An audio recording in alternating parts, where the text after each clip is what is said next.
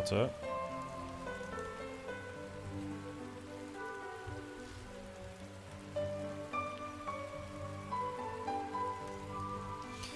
Yeah. Starting a little later today.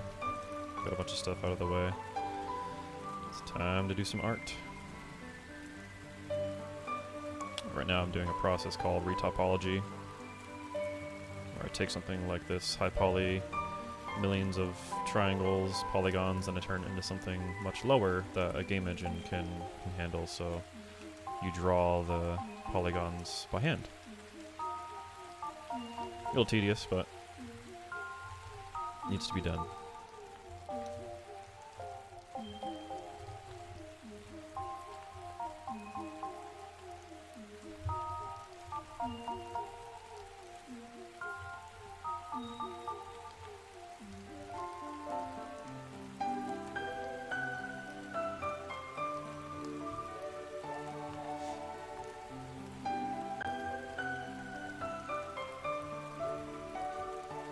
How are you doing?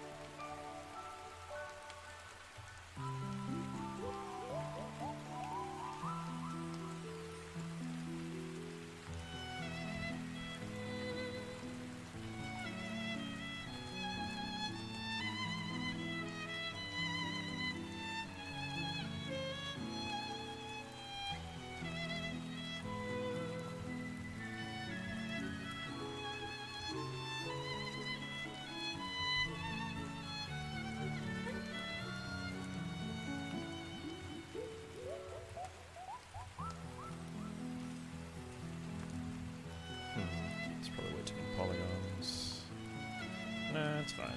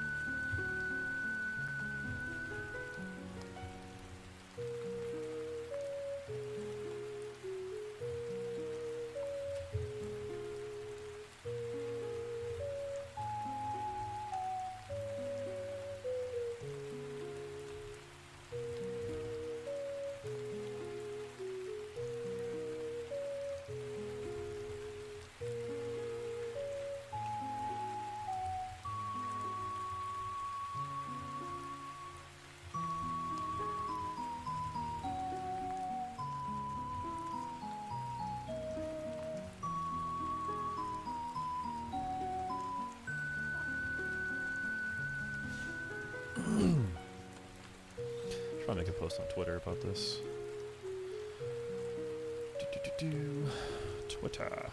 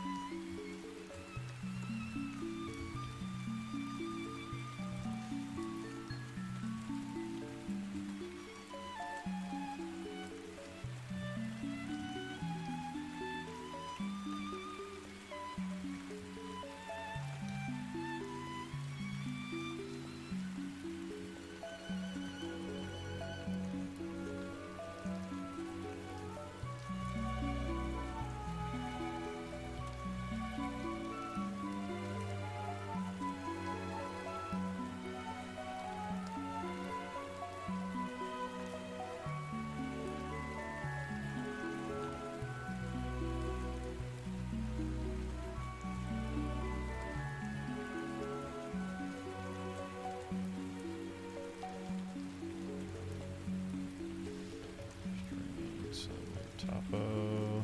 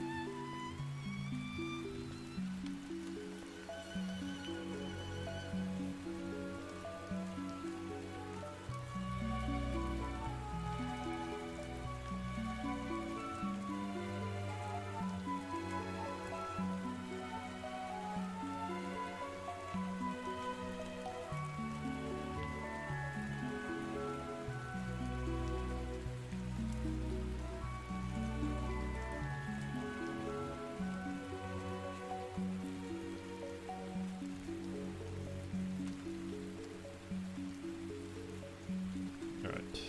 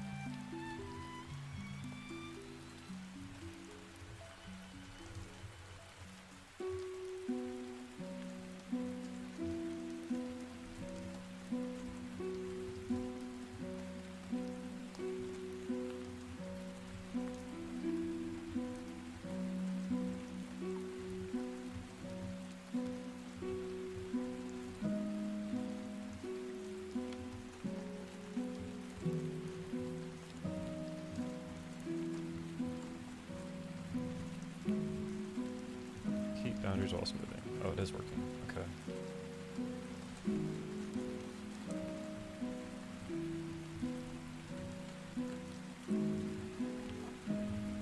Ew.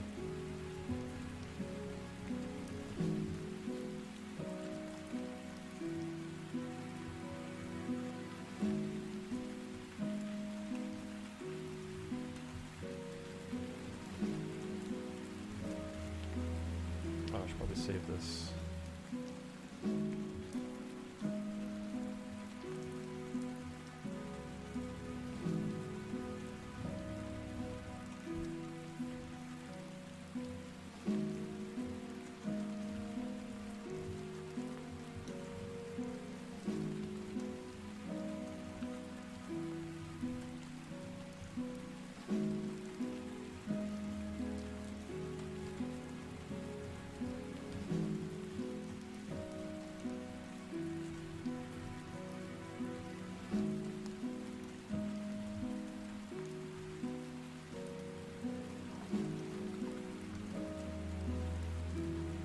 It's way down there.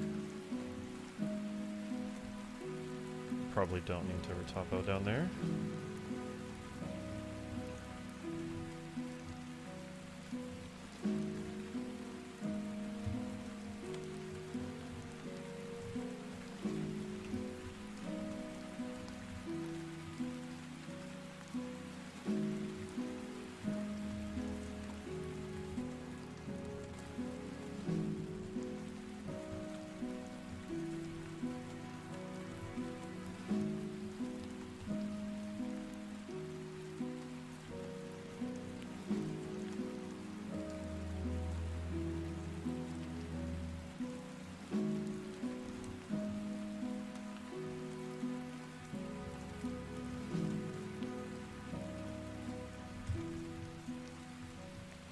Let's see here.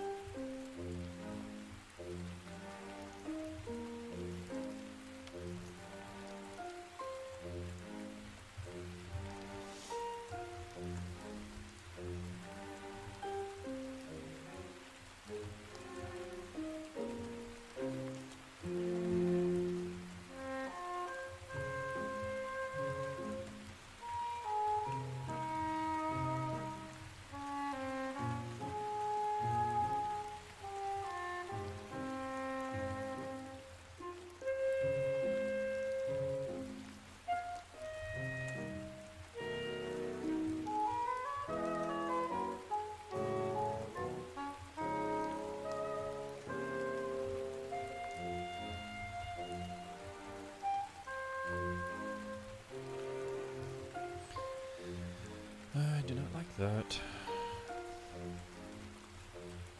Okay, better.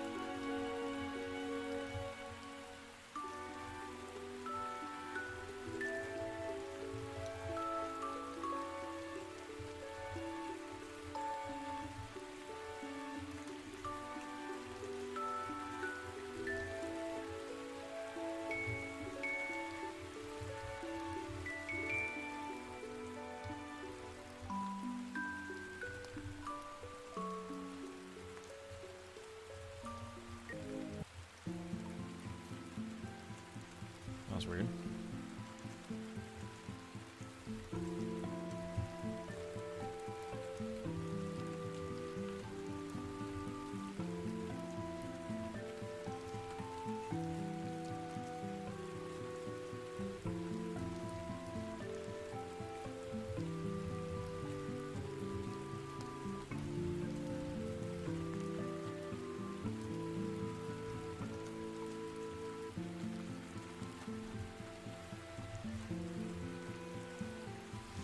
This hair is gonna kick my ass.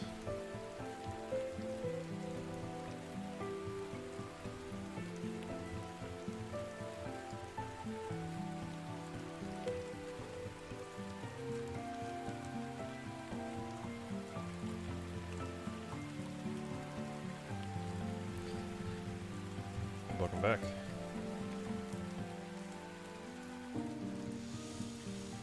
How are you doing?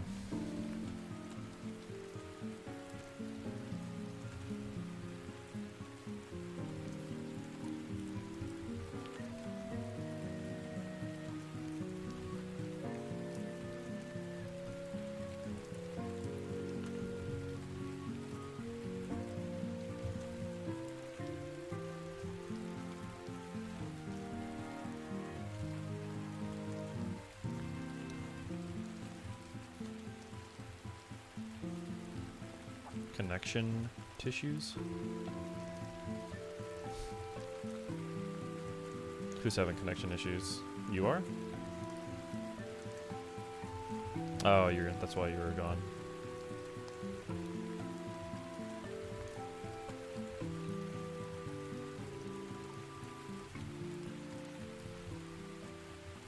I hate connection tissues.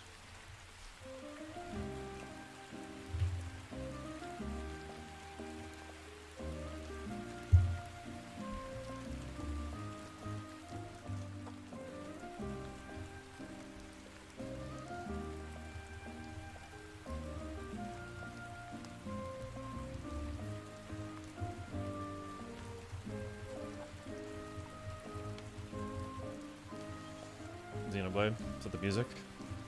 A lot of this music, I don't know where it's from. It's just like Nintendo playlist kind of thing. It's nice.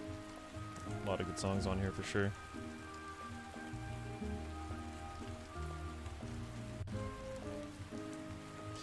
Never played Xenoblade, although it looks cool. Is Pyra and Mithra from that, I think? In Smash Ultimate?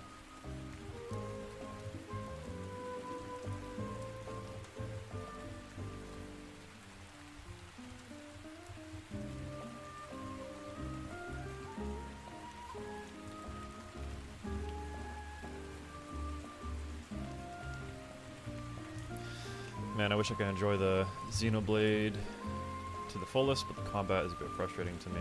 Yeah, that sucks. It sucks when a game has that. Like, the game, you expect it to, like, be one way, but it's just, like, it's just not. I had that with, I was playing Snacko. That's because I love, like, farm sim games. Like Stardew Valley is like one of my favorite games, but I was playing this new one called Snacko. I just wasn't feeling it. The game wasn't like what I thought it would be, so it was definitely like frustrating to play. So I ended up just refunding it because it wasn't like my style of farm sim kind of game. Stardew Valley is like the perfect game, so.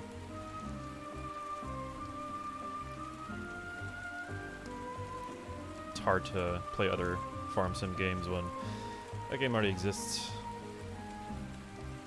Like Harvest Moon too. UI is confusing to me and I can't balance moving and picking the right moves. Yeah, that'd be super frustrating, jeez.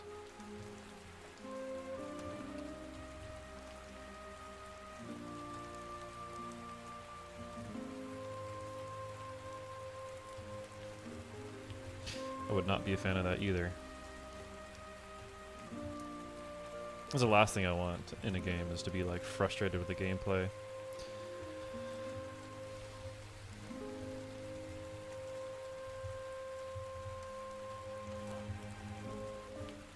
Like, Dark Souls was a lot of fun, but that game is just frustrating in general to play. It's kind of like doing homework. You like sit there and like you play against a new enemy, and you're like, okay, like what does this enemy do? And like you kind of bait his attacks, and you see like what they can do, and then it's like, okay, I died enough to this. I know what the animations are. I know like how to perfect block things or how to roll.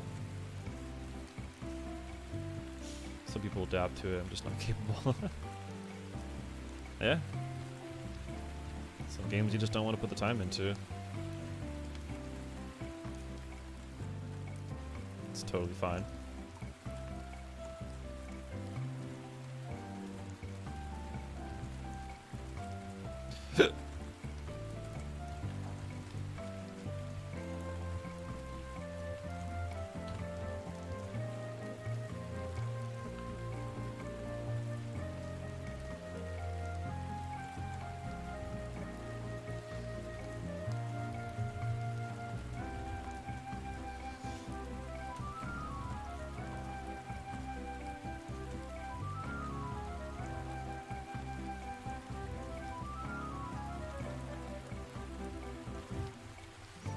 But at least I can find the story summaries on YouTube.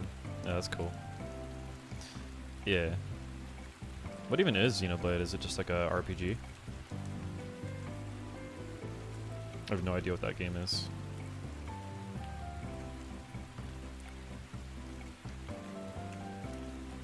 All I know is Pyra and Mithra are popular for obvious reasons.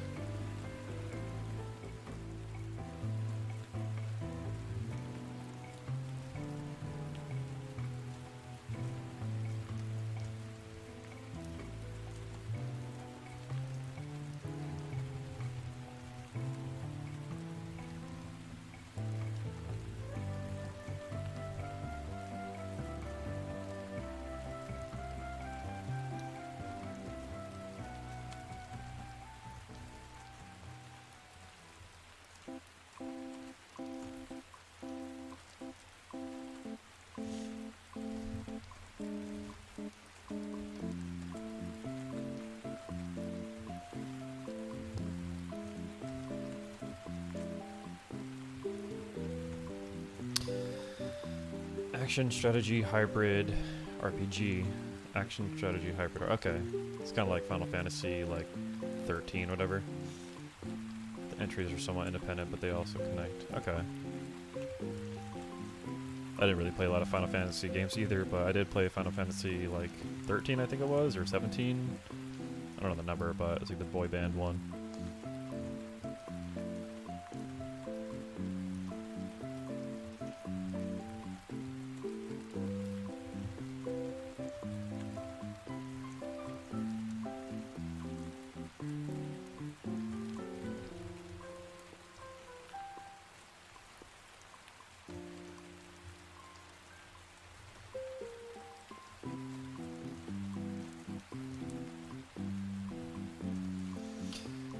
Entries? What do you mean the entries are somewhat independent?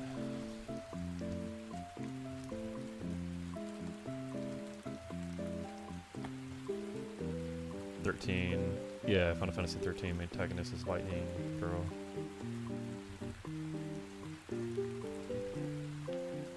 Oh, okay.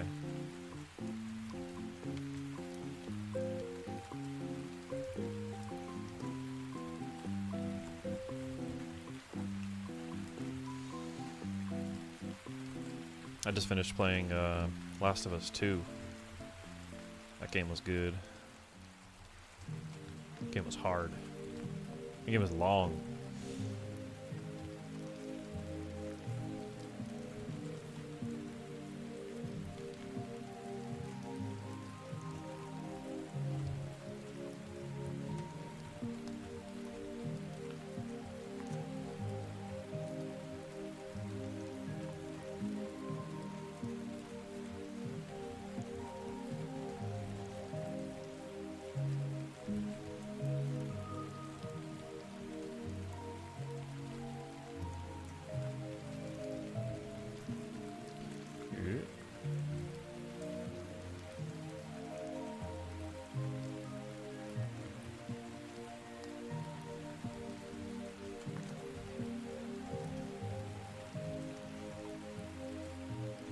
these sides.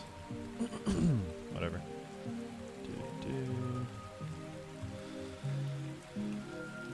Like Last of Us, and see why people love it, but I can't put myself to playing it. I don't know. Yeah, not for everybody, that's for sure. The game's tough.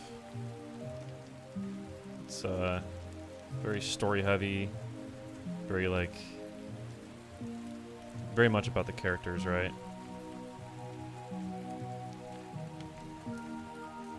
It's cool, but I mean, at least they're making a show, so like you could at least like watch the show, and the show is like just as good as the game, I think. Really good adaptation.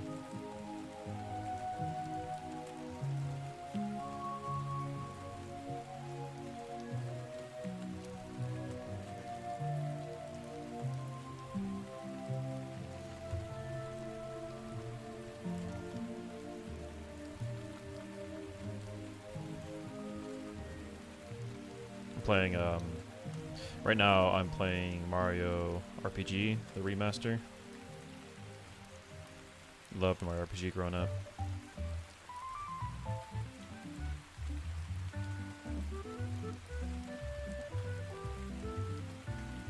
The remaster's like way easier. Why is this? What is this that I'm doing? I'm doing something called retopology. So I'm creating this like lower polygon mesh of this thing. See why? Because I kind of see what you're doing. Kind of see what I'm doing. Yeah. So it's called retopology, because like this thing is like millions of triangles, right? So these are all like polygons and triangles and all that stuff. So game engines, like this is 115,000 triangles total. So game engines don't like this because this takes a lot to like render for a game. So we make something called a low poly, which is like a similar shape to what you're doing, but you know, this is 400 triangles at the moment. And the game engines like this a lot more. That's why like Nintendo 64 games were like super low poly, because back then the consoles couldn't really render polygons too well. So now that like games are getting better and better, we can afford to have more triangles and polygons. Like this is called a quad because it has 4 vertices. You know, 1, 2, 3, 4, and then this is a triangle because it's 1, 2, 3 triangles. So I just draw on by hand the triangles and the quads to the desired amount.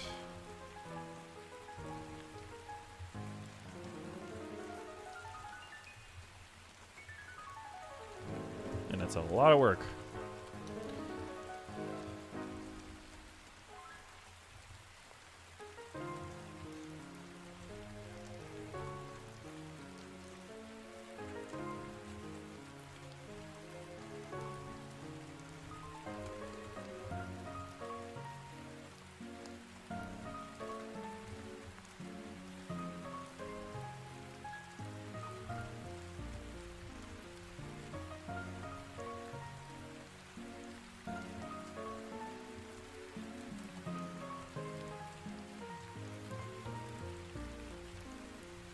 Yeah, this is one of the most tedious parts of making a character.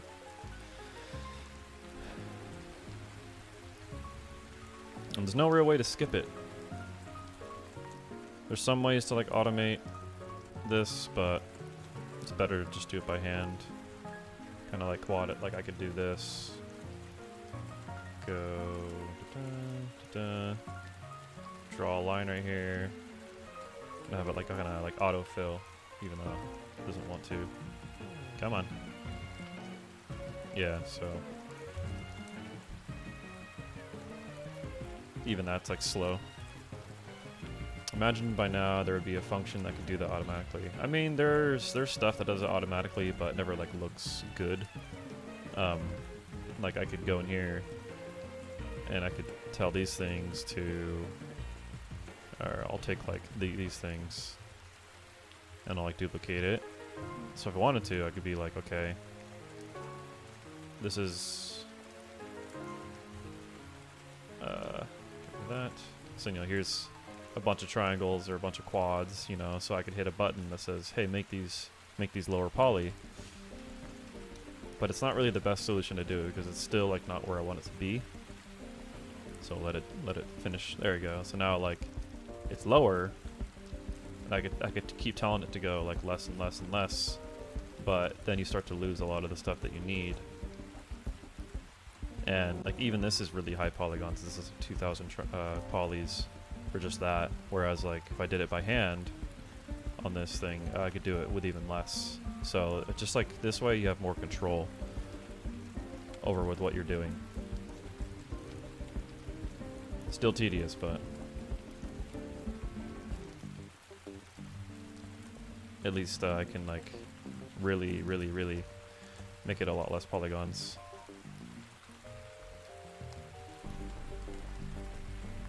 And luckily I already did it on like the rest of the character, you know, like I did it on all these things. This is all done by hand, every single triangle and polygon here,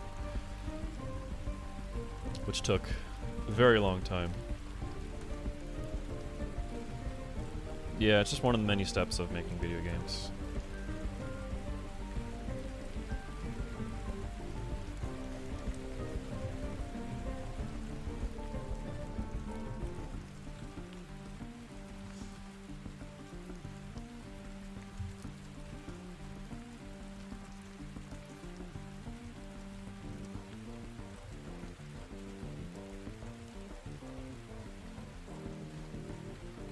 Where do you live, Nathan? Where are you from? I think you said you're from EU, right?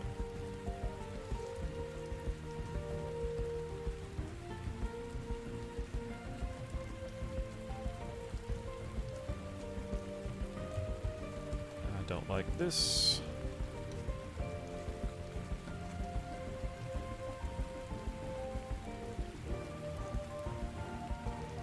Oh yeah, Germany. Okay. Oh, right. It was the German dude, right. I remember now.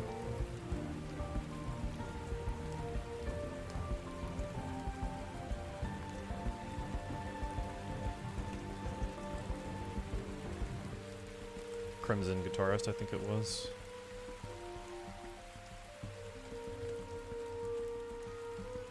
Whoa, that is not where I wanted that. Thank you very much. Let's split this.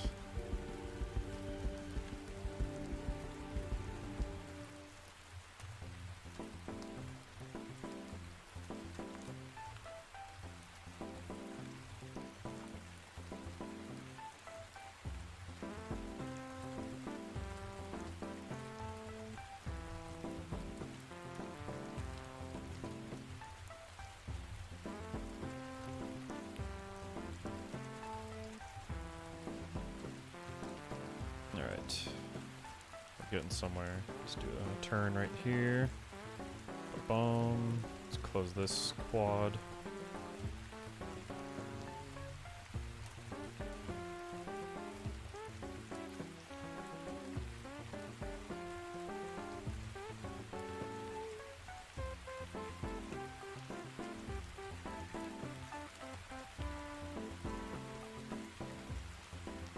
Here, I'm just guessing how many polygons I need around this.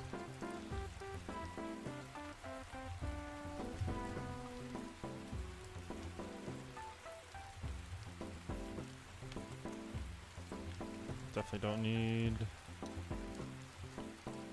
that big of a triangle there.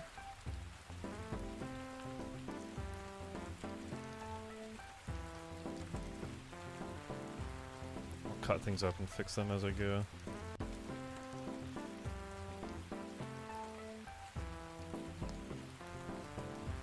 And Brazil is interesting because I have a friend that he makes games, and he like puts games out at like a super discount for Brazil because like the income isn't as much as like in the States or like other parts of the world.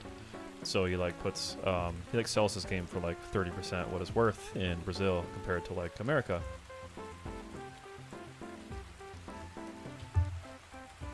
Because apparently people are just gonna like pirate your game anyway, so why not just sell it for a discount, make it more accessible to people. So I think that's like a fair thing to do. Kind of sucks that a lot of countries are like barred out of games because they're just too expensive. Like, games are really expensive now, and certain countries just don't have that kind of like economy. So hopefully with Combo Devils we can sell the game for a decent price in places that can't really afford it, like Brazil.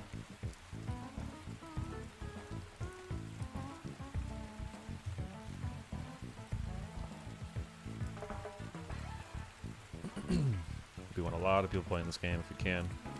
That'd be cool. I forgot how long retouple takes. Yeah, 70 US in here is months worth of lunch. Oh yeah, since you're saving up lunch.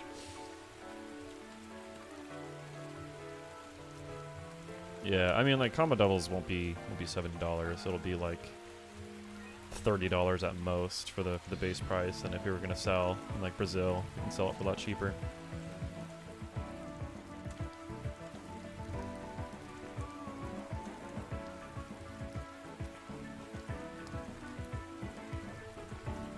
We do like prizes and like giveaways and stuff too, so people like you can instead of like saving up lunch money to get it, maybe you'll just like get a free copy just for like being here early, you know. I'll give like Twitch drops or something, give people that watch the stream free keys. That could be cool.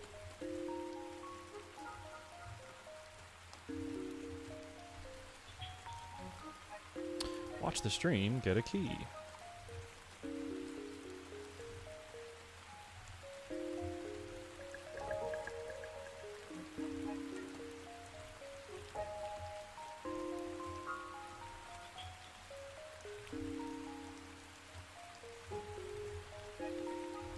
I think there was Twitch drops during Genesis during our exhibition, I think. We're giving away free copies of Entropoly since Shmoo, one of the devs on the team, he made that game.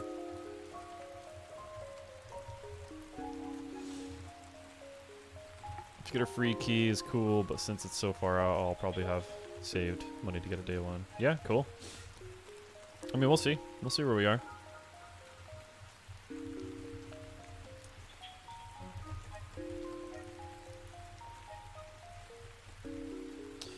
We'll see where we are and where the community is when the time comes to release the game, I guess.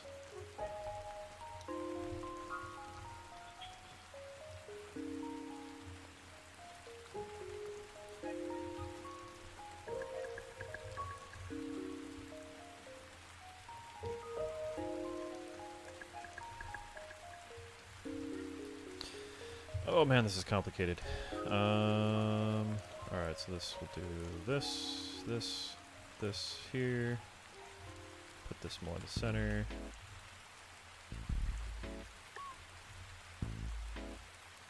This is becoming higher polygon count than I wanted to, but it needs it. He's got cool hair.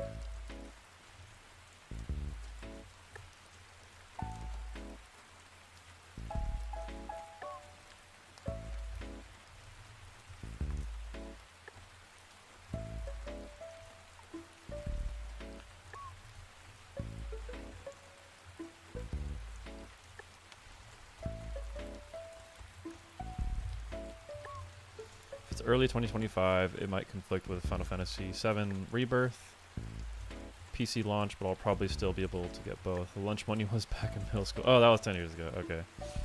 Now you're a working man or person.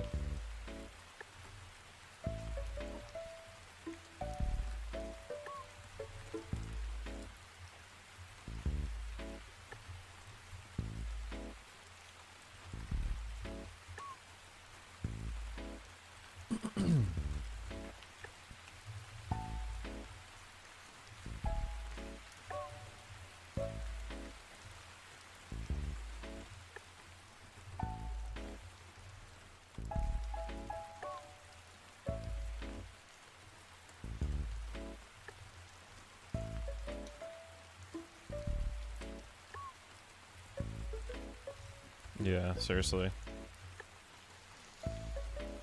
Yeah, I'm in my early 30s now. crazy where time has gone.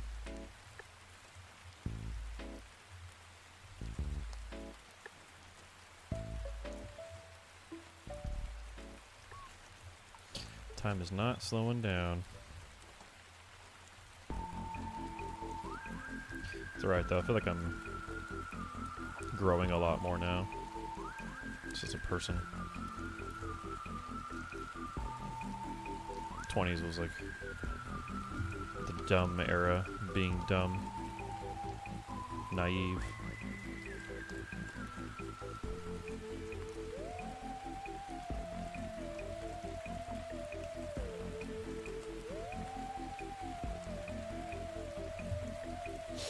'20s is the time to make your mistakes.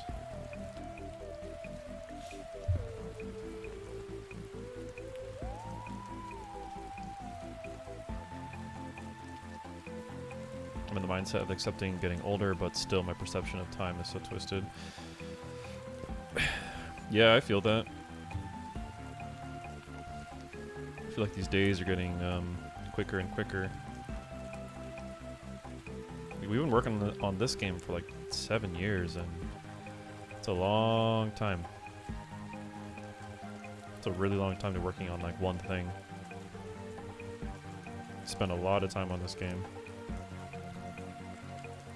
I was like thinking about it like every single day too.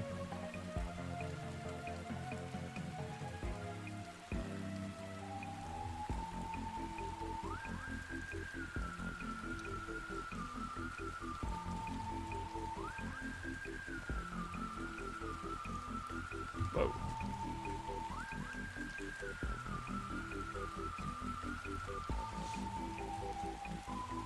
It's scary to like work on something for this long, and like, you know, when we release it, if it doesn't do too well, then that blows.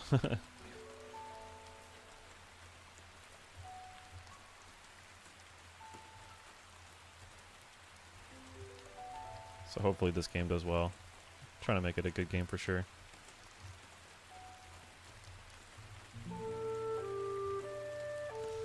Yeah, it looks like very awesome. The people I've seen that have tested it liked it very much. Yeah. Yeah, that's definitely puts me at ease. Like, I'm not worried about the game. I think the game will do okay. I don't think like we're gonna make $1 million bajillion on it, but I think that game will do enough to kind of just continue and like make the rest of the content.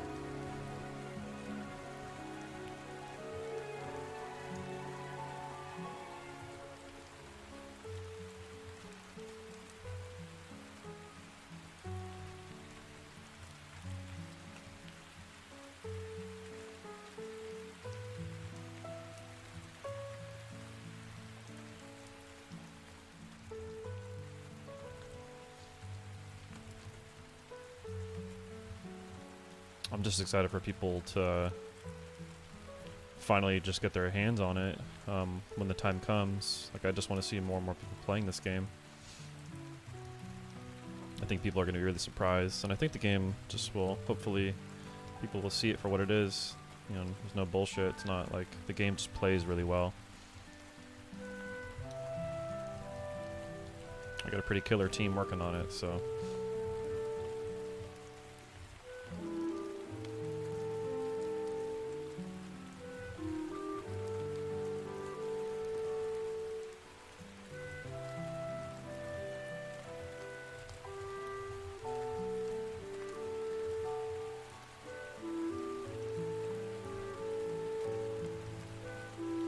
How much hair have I done so far? Alright. We're 1/3 of the way through, maybe? This is so tedious. That is not looking great.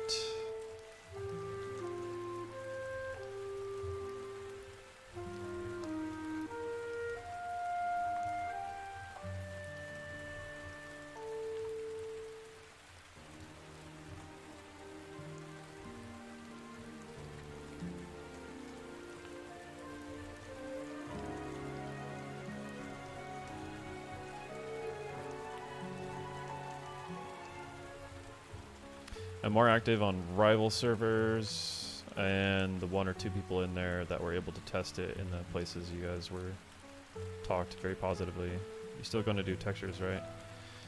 Yeah, textures. Still got to do textures.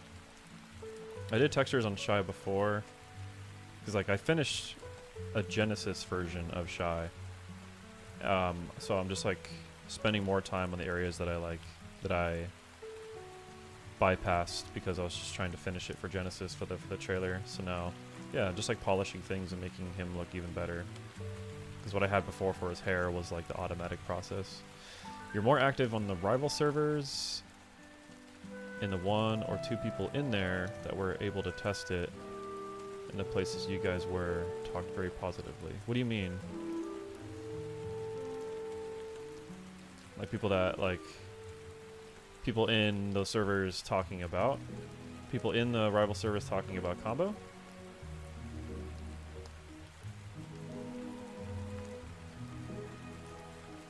Tested combo doubles. Oh, okay.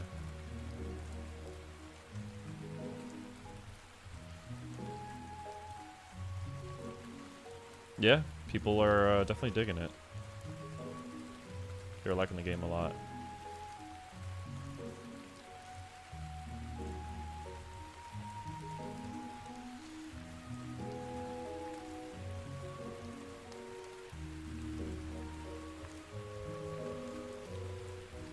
Love to like have a thing in Europe. Traveling Europe right now. I'm actually going to England in like 2 months. Just bring combo with me.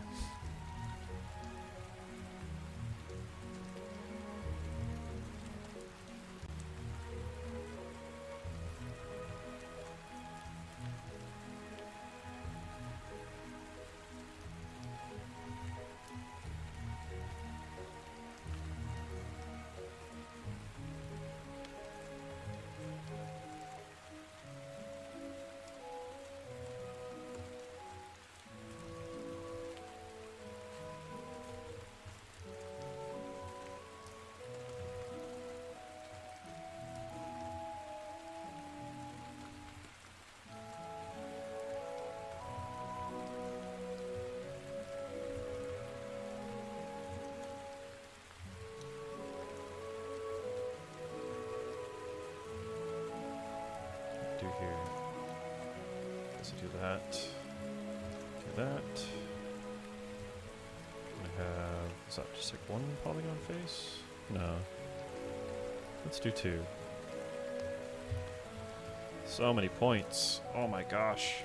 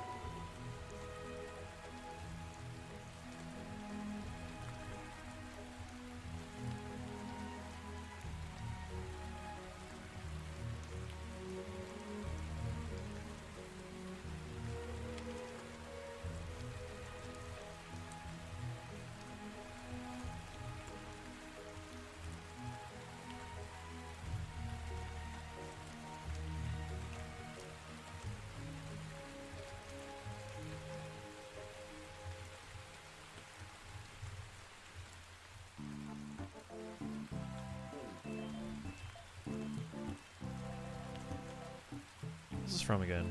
Yoshi's story? Yeah.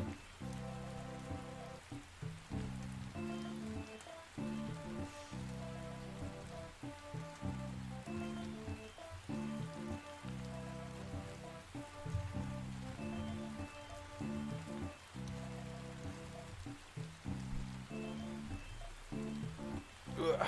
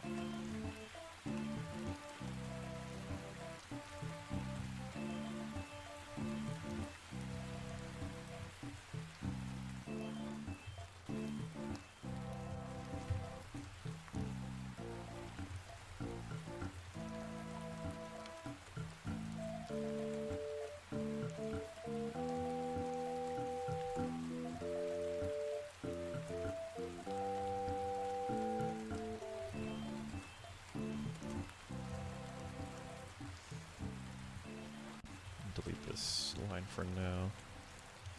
Simplify this process. Oh. What are you doing there?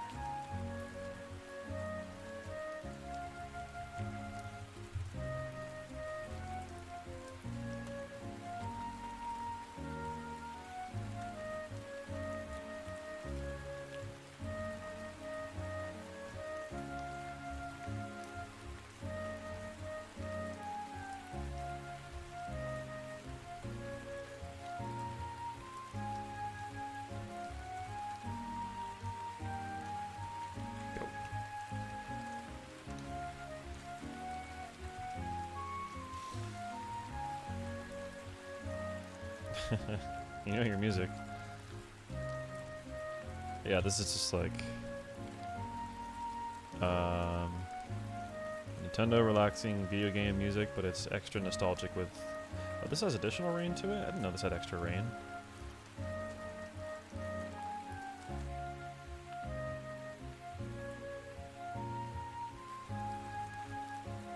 That's kind of nice actually, with the double rain.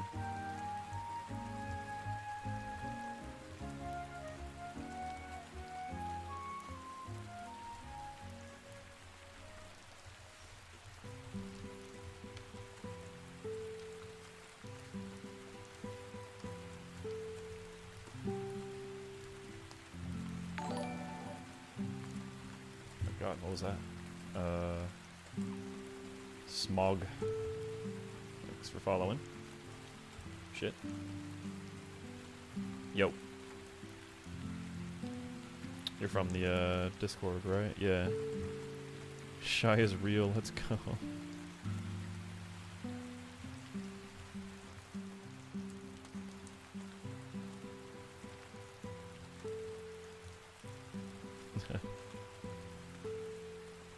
Yeah, I love to listen to like just like rain, even if it's like a nice and sunny day. And this kind of music too. I don't too often listen to like other music. Something simple, something that's like easy to work to. This, you know, who doesn't like a chill stream with a good mic? This mic's not even that good. Shy of Schrodinger. What does Schrodinger mean? Shy's only real if you look at him. Yeah, Shy's hair is definitely real. Okay, this needs another one of those. Need one of these.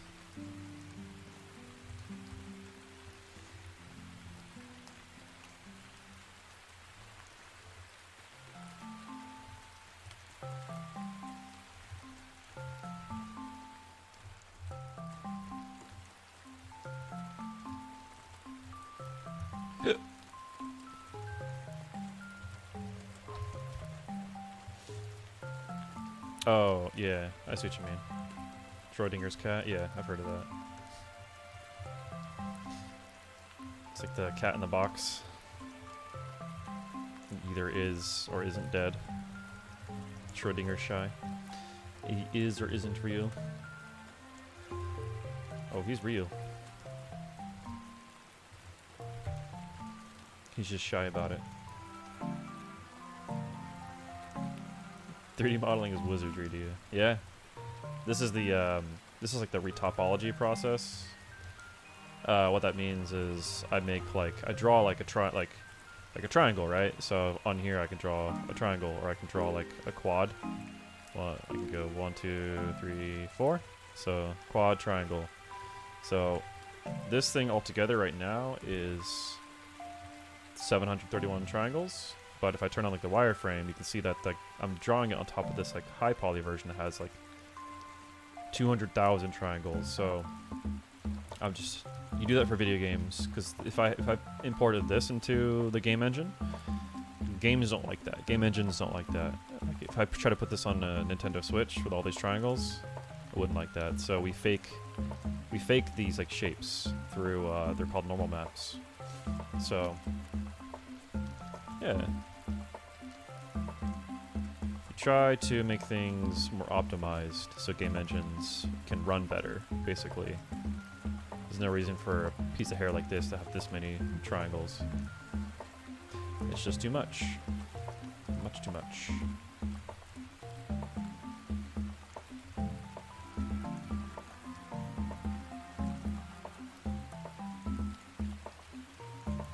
I feel like coding is more wizardry, and I say this as a coder myself. Yeah.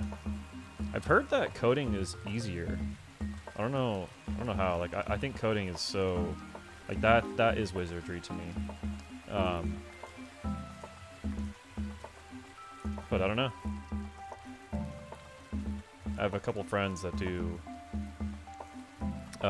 modeling, 3D modeling, and they also do coding, and they say that the art is like much harder. I think that's just because like art is more subjective and like how things can look good and look bad. So when you put that in the process, it's like it just becomes different. Like coding is coding. You can code in many different ways. You can skin the cat in a sense in many different ways with coding, but with art, you know, if it looks bad, it looks bad. And in order to make it look good, it's a bit harder to make things look good. So that's why we practice and all that stuff. You can practice coding, but usually you learn solutions to things, and you just kind of have to be like really good at problem solving. With art, you have to be good at problem solving and just making things look pretty.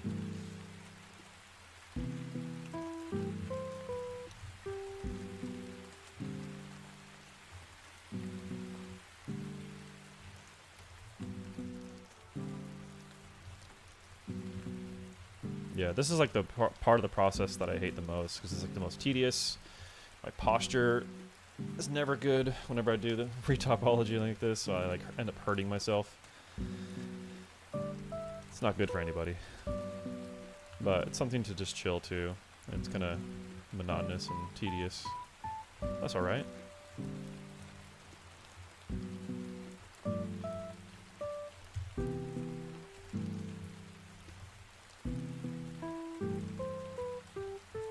Process after this is probably one of my favorites, where you just you do the baking, and the baking part is fun because it takes all that hard work that you did on like this sculpt here.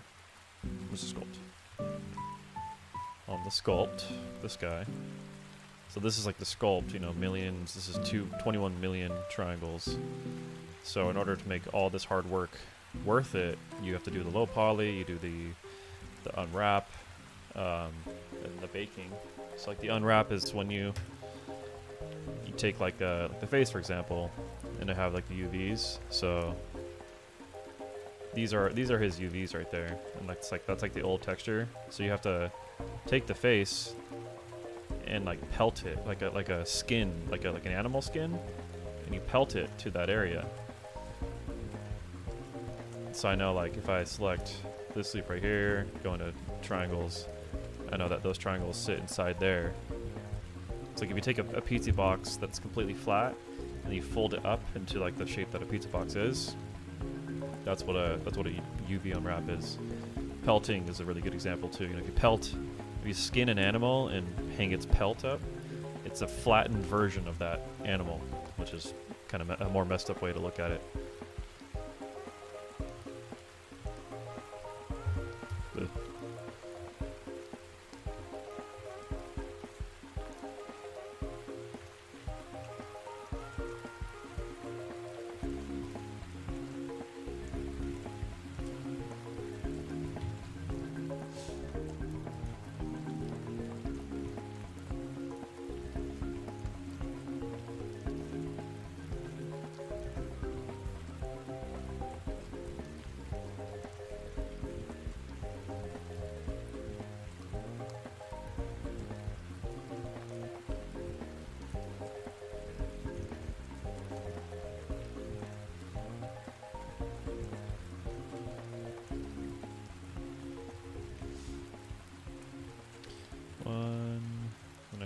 Two. Oh jeez. So that one triangle is going to cover a lot. Where's this even pointing to? Oh, okay.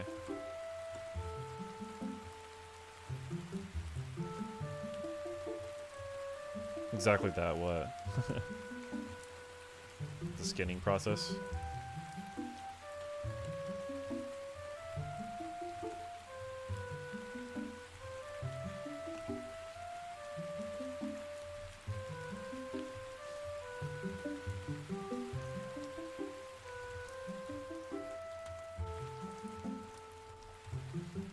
I had a few coding classes in college. Those were hard. Did not like them at all.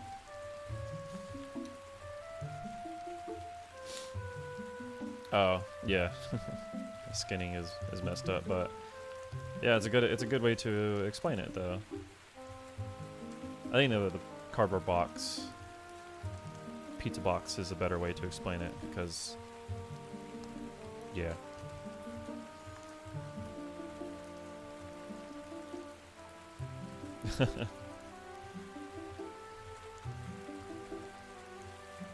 People say that too for like for problem solving. Like, there's the term, you know, a million ways to skin a cat. Basically, that's a term used for problem solving.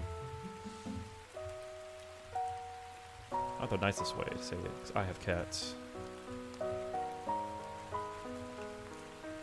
But as long as no one's doing harm to cats, then we're good. Just wanted to learn coding, but I always ended up struggling with learning commands. Yeah. There's so many languages too. God, like, how do you even pick one? A lot of people just say, just pick it up and go.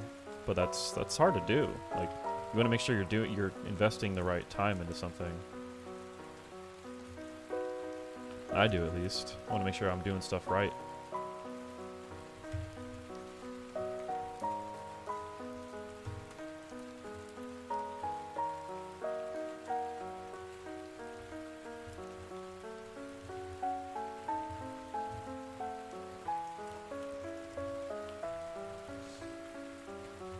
You gotta learn the logic before learning the language. Yeah. You gotta learn how to talk to a damn computer.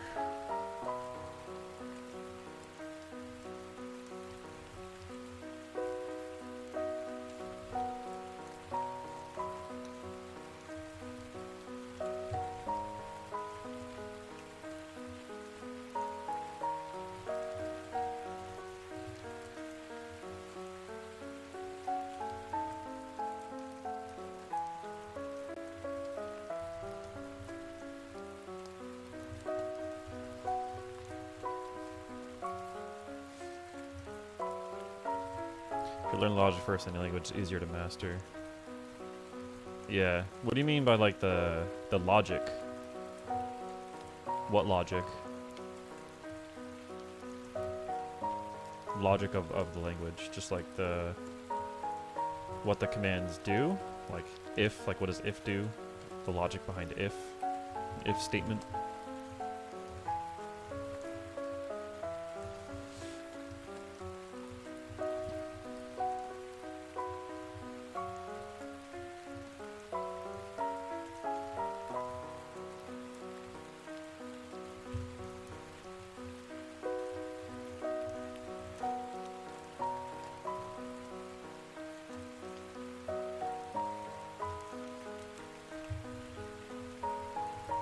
Here, probably do, let's see here, do this, one of these,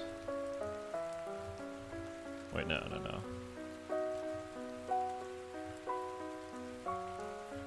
What am I doing here?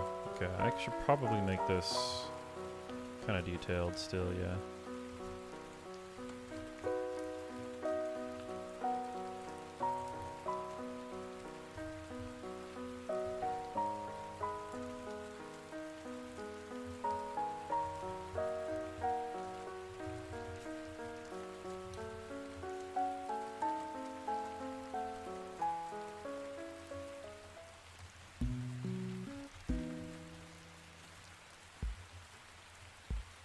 Some of these songs are so sleepy.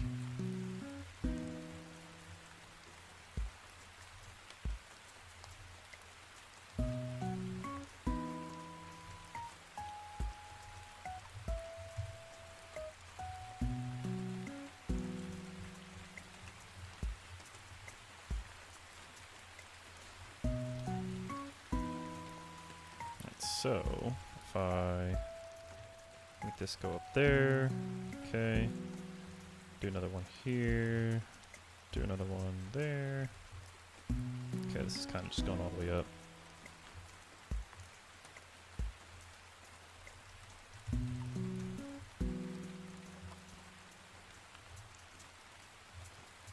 And now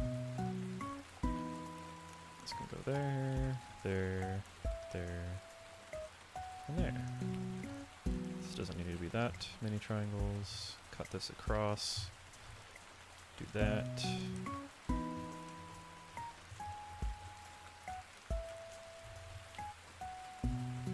Like if I tell you, leave your room, you understand the implicated actions, while if I were to tell a computer to do the same thing, you have to make sure it does every step, making sure every step is on the desired state. Right. Yeah, because in order to speak to a computer, you need to tell it what things are. You need to help it understand what the hell you're trying to say. And there's probably like a million commands just to even do that itself.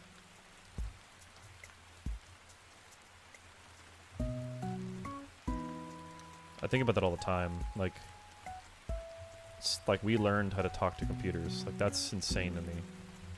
We know how to, we created computers. Mankind was smart enough to make computers.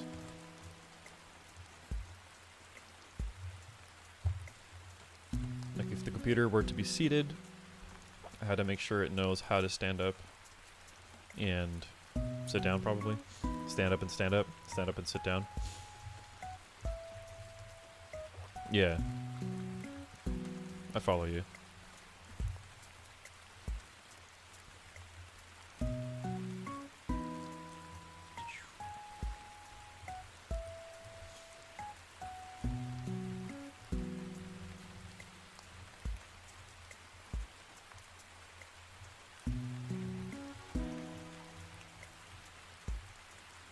I don't like something here. Do that? Is that better? Triangulate this differently, maybe? Yeah. No? No. Not do that. Do this. Okay. Too many triangles there. Too many just big open faces.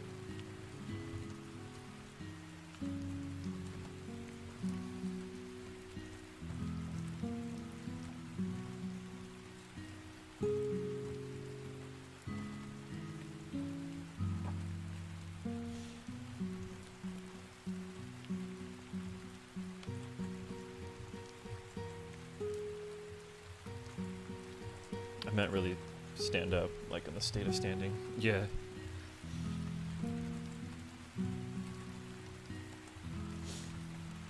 I need to finish these spikes.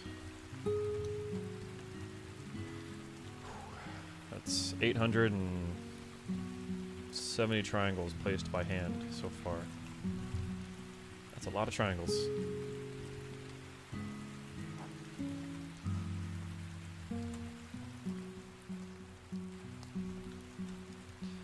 More to go.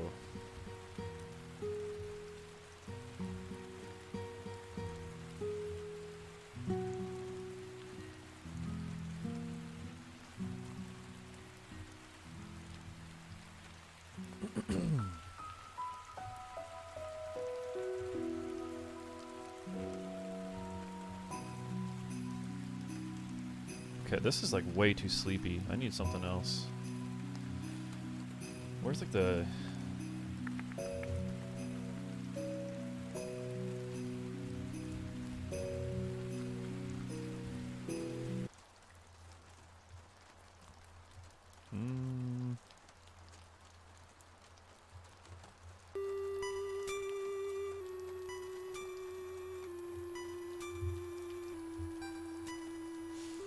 Some Earthbound.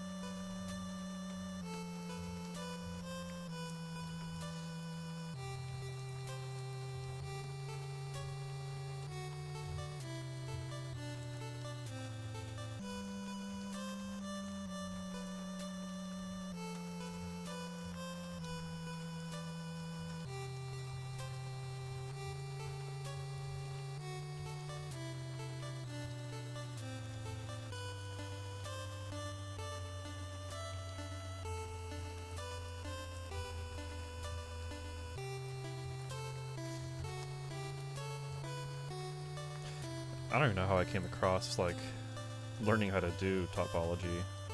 I never like took a class in it. I just kind of just knew how to based off of all the years of doing this. I understand the feeling. You remember the Baudra, Rivals Workshop, Shiba. Oh, that guy. GIF I shared on the Common Devils Discord. I made it by taking a screenshot of every frame of his moves. Wait, really? Yeah, that's... You can just use screen to GIF for stuff like that. Screen to GIF is a lot easier to use. Screen to GIF, you can like record like a little section. Say if you play a video or if you're working on something, I could just hit like, look, I could just hit record. And then now like, you know, I can move and hit stop. And then now this is like the little like GIF recorder and I can hit spacebar and it'll play the thing I just recorded. And I can hit like file, save as, and it'll save it and I can tell it all the presets and optimizations here. And yeah, it's really cool. And you can go in here and scrub frames like that. You can delete frames and all that stuff. So yeah, screen to GIF is really cool. It was hella boring, but the result was awesome. Yeah. Do you think you could have just done it in screen to GIF as well, instead of doing it frame by frame, taking a picture every single time? I mean, you're a coder, so maybe you know about stuff like that already. You're a smart person.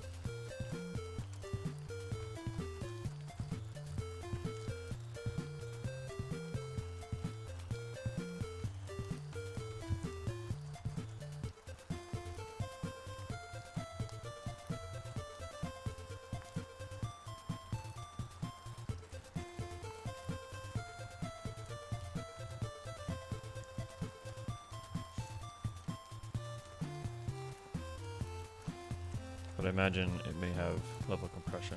Yeah, I mean, on the screen to GIF thing, you can tell it what compression you want. But like, yeah, with what you did, if you took it at like a really high resolution, I remember it like glitching out because maybe it was just like too many megabytes. Like, usually you want a GIF to be compressed, right? That way it can look decent, or I can like go on. It's like GIFs are like meant for like web optimization or something like that. So I don't know. I don't even know what the hell I'm talking about.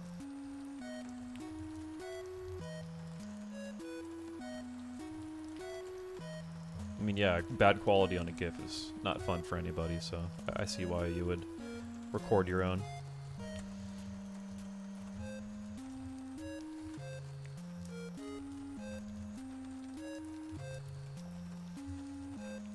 Those workshop characters must be a lot of fun to mess around with.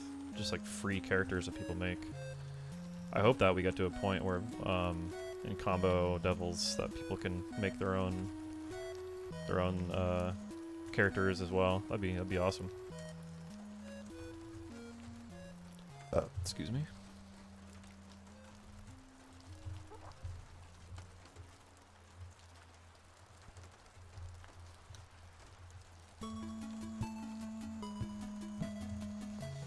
Yeah, that was more of a Discord thing. Oh, yeah.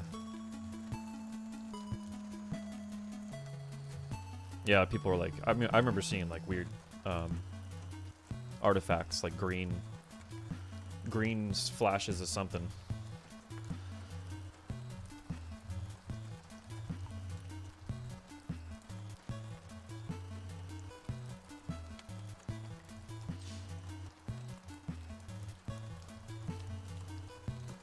Alright, we're making some progress on this hair.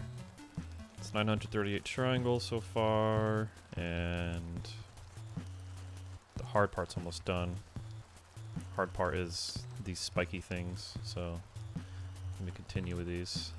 Why is that like that? That's probably fine. Okay, so then this is, let's bring this up here. Modding community says it's the last final character pack update in Rivals. Yeah. And Rivals 2 is coming out. When? God, I can't wait for that. I mean, I'm a backer, so I'll be able to play the beta. Spent $50 on Rivals 2.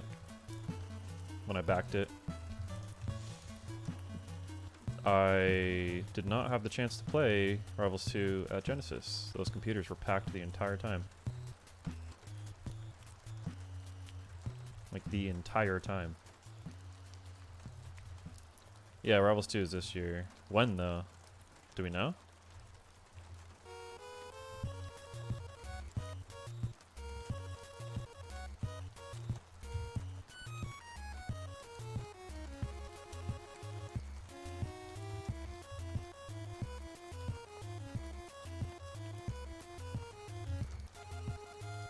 Q4. Yeah. Ugh.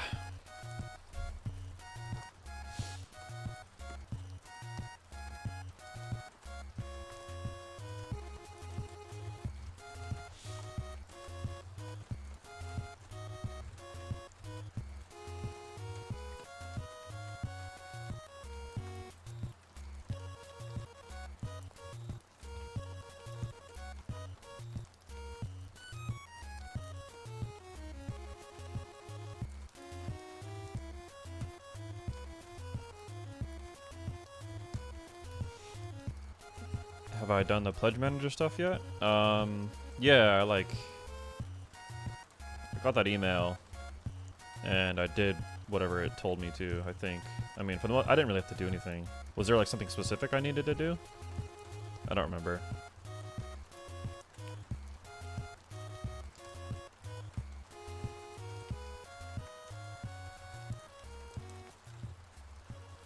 If there was something specific I needed to do, then I don't know.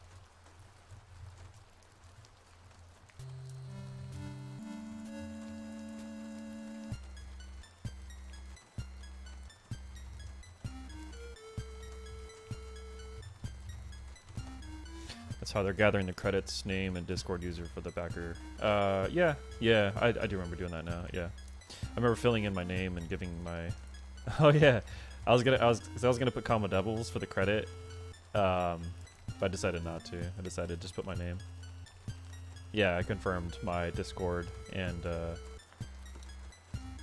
credit.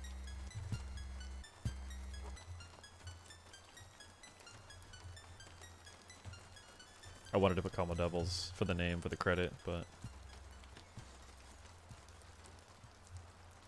maybe another time.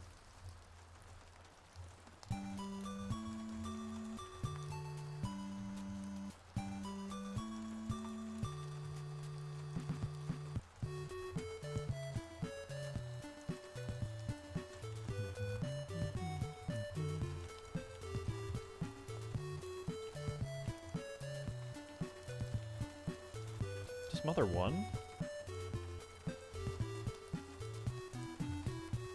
It is.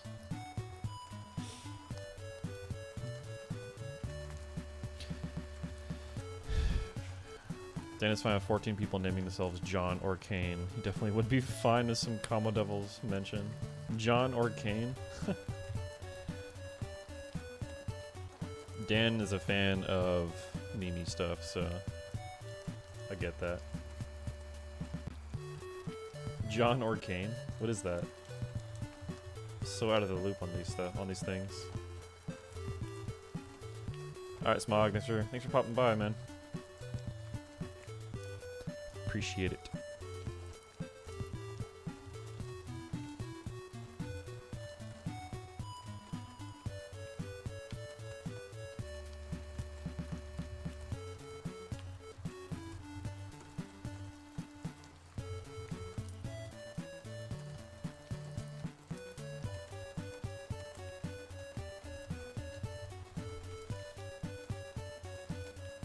Someone made our rivals CA. I sent that in chat again. Okay. Your English is good for being in Brazil, man. I see like you mess up sometimes, but like you're doing good.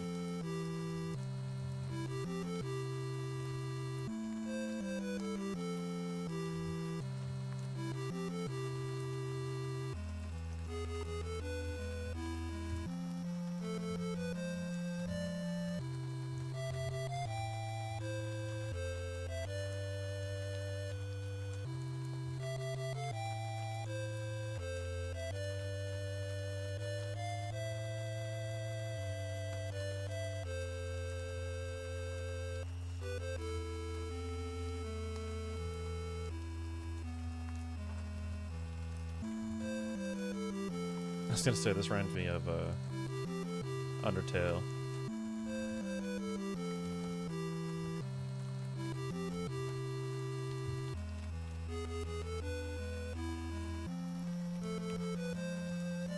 Because it is Undertale. Well, inspired by.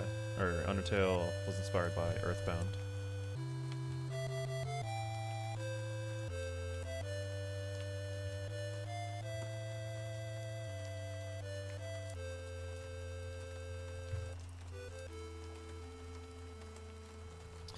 So someone made a Rivals cart concept with stolen assets from leaked Genesis X build. Yeah, I saw that. That someone posted on Twitter on an account named John Orcane. Oh, okay. That's funny.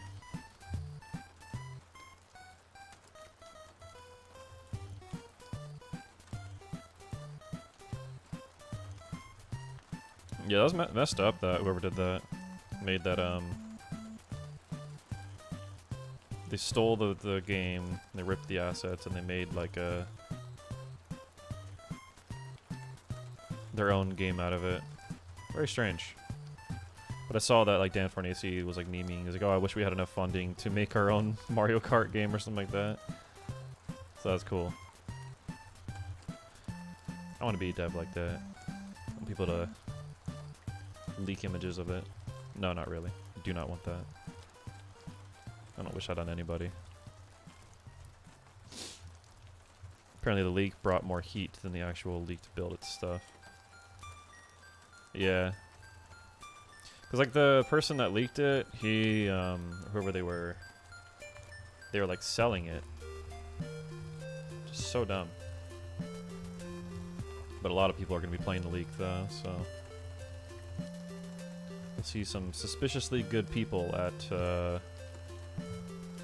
whatever the next Rivals 2 event is.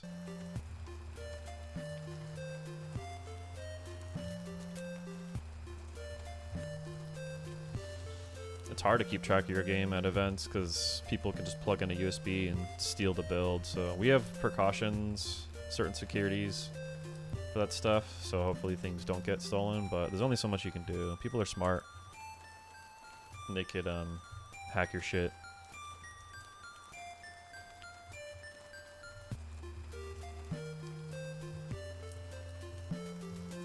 I don't like that this is... I guess I have to. No, don't do that. There you go. Fruit.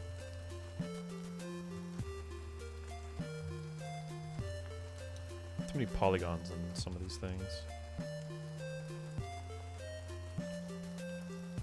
I think. Is that fine? That's probably fine. According to Wisely, his guide to Rivals 2 for Smashers got a spike on views after that. Wisely's guide to Rivals 2 for Smashers. Oh, okay. Yeah, I mean, people want to play. People want to see that game. They want to see more and more of it, so.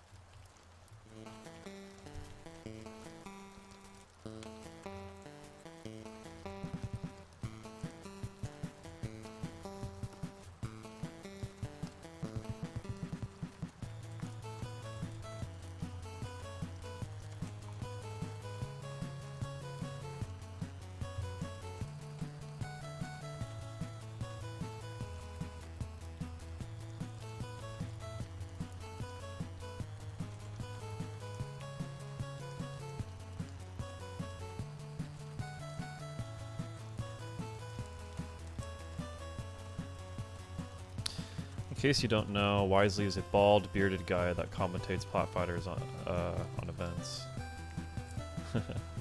Oh, okay, I didn't know that. I only like recognize like melee commentators like Toe for Scar, or like Ludwig, or like Slime. You know, those guys. That's really all I know. More of an old head when it comes to like melee stuff.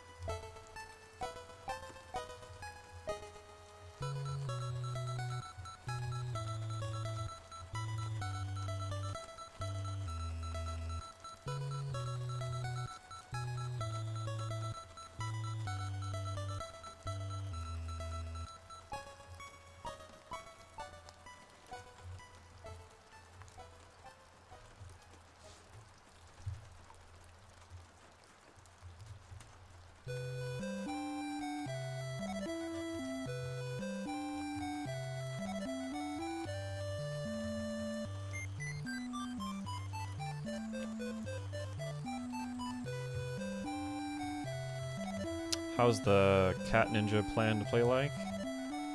I don't know yet. We haven't really like designed her moveset yet. But she'll have like poison claws, and maybe she'll play. I mean, she's gonna be like a Jingo clone, you know, kind of like how there's Fox and Falco, and even like Wolf. So we're gonna kind of take like their movesets and alter them a little bit. Just popping in to say hi. Can't stay on for too long, but I wanted to say keep the good work. Thanks, Crimson. Also, what's up? Yeah, Mimi the cat. She'll play similar to Jingo, but just like kind of different moveset, definitely. And we'll change her as much as we need to make it feel like its own kind of character. But we're gonna use like Jingo's rig and like animations to start off with. Clone character. It'll take a little less time to get a character like that up and running because we already have the rig and like a million animations to go through. Like we'll still do custom animations for that character, just but we'll start it off with like Jingo animations and change things as we need to. But I'm assuming she'll have some like poison attacks, so maybe like a little bit of like Aki from like Street Fighter, slow projectiles and all that. Could be cool.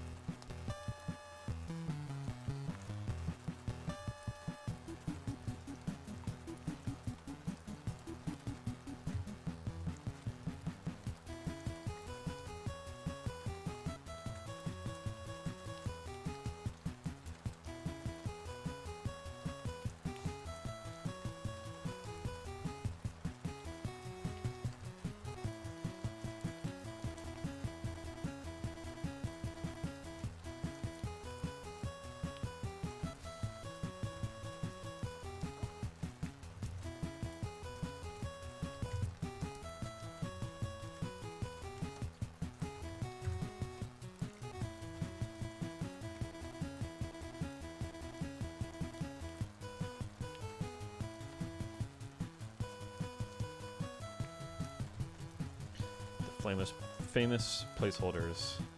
Yeah. I'm excited to get to those characters because we don't have to like do as much work. Jingo, Achilles, and Akane, they were a lot of work. Took us a long time to get those characters to where they are now.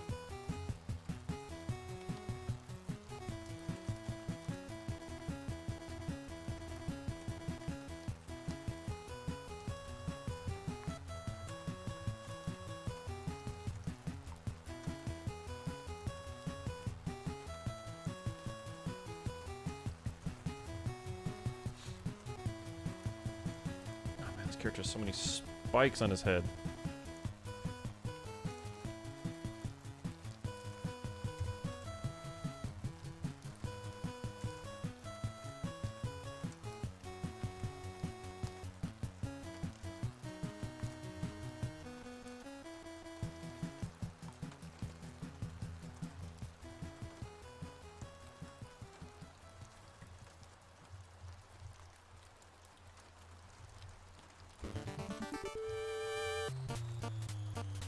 Are all the possible extra 7 clones echoes? Are all the possible extra 7? I mean, we'll have clones for like certain characters. We're not gonna do like a clone for every character. We'd like to in the future. We'll at least like put like a boss on top of like each character. Like right now, like in the trailer, the Shrike, like the blue icy character, he's a clone using Achilles' like rig and animations. So we were able to get him up like fairly quickly.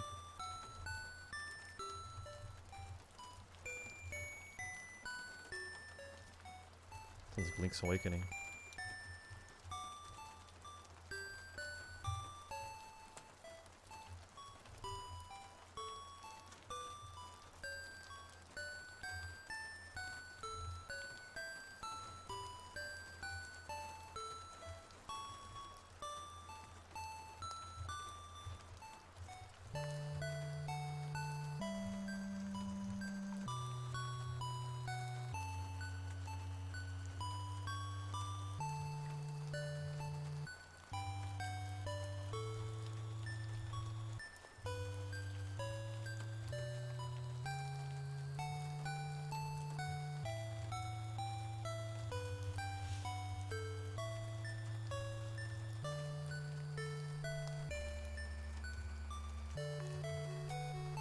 is this?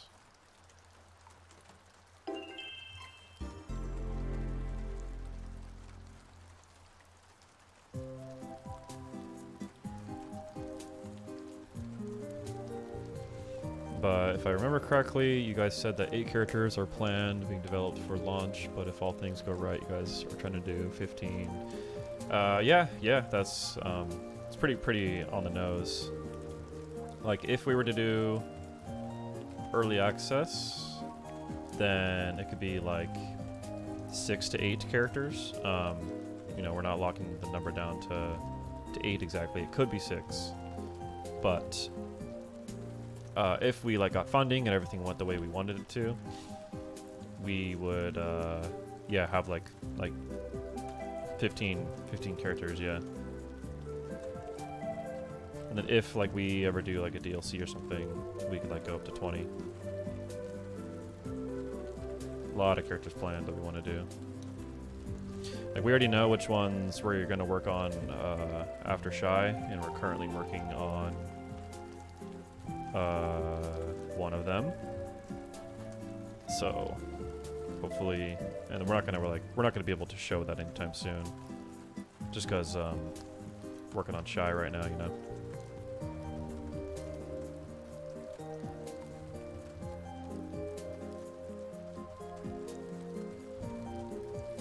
Shy's gonna be a tricky character to get up and running. He's gonna play very different.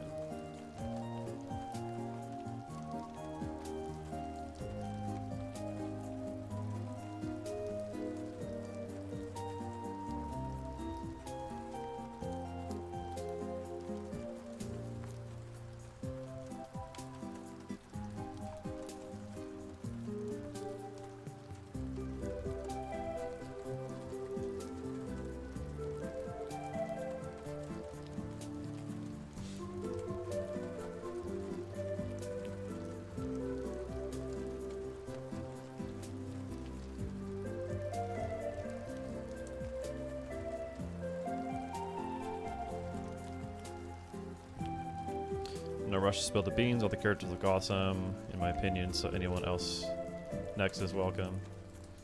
Yeah, I mean, I know people are definitely gonna like the next character that we'll announce. It'll be rad. I'm very excited. Just I'm so impatient because I want them all. You know, just as much as you guys. I want to be able to play these characters and also because I thoroughly enjoy playing this game too. Yeah. Some of the characters we've shown, like, we don't even know if we're gonna actually make too. Like, there's some of them, like, in exhibitions where people are playing the game, there's like a couple characters on there that people have like highlighted, like, ooh, what's this character? What's this character? Well, it's like, I mean, that was just like an idea. We may not even like make that character, so a lot of the time it's just like, well, we'll see. We will see.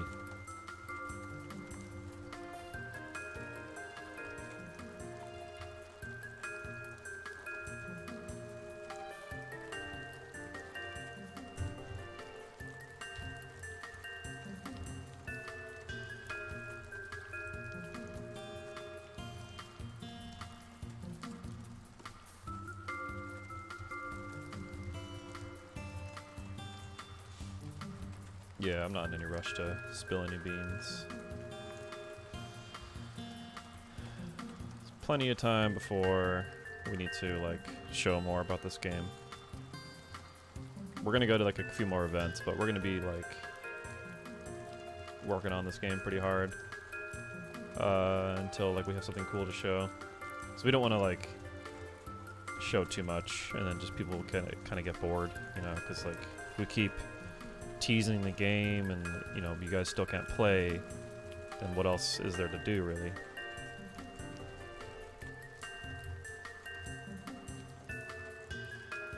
The ones that were on the art on the character select screen? Yeah, like some of those, like we don't even know if we're gonna actually make. Like some of those were just like an idea.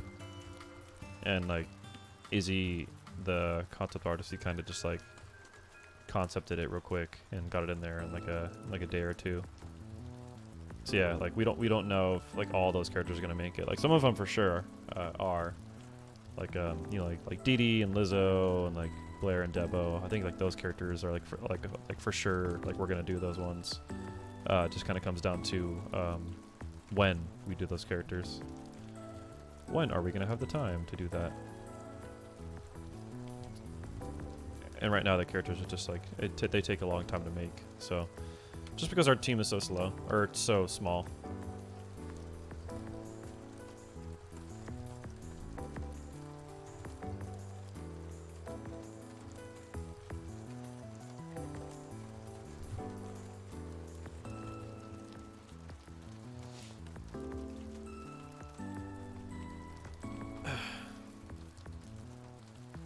That one spike take that long? Jeez.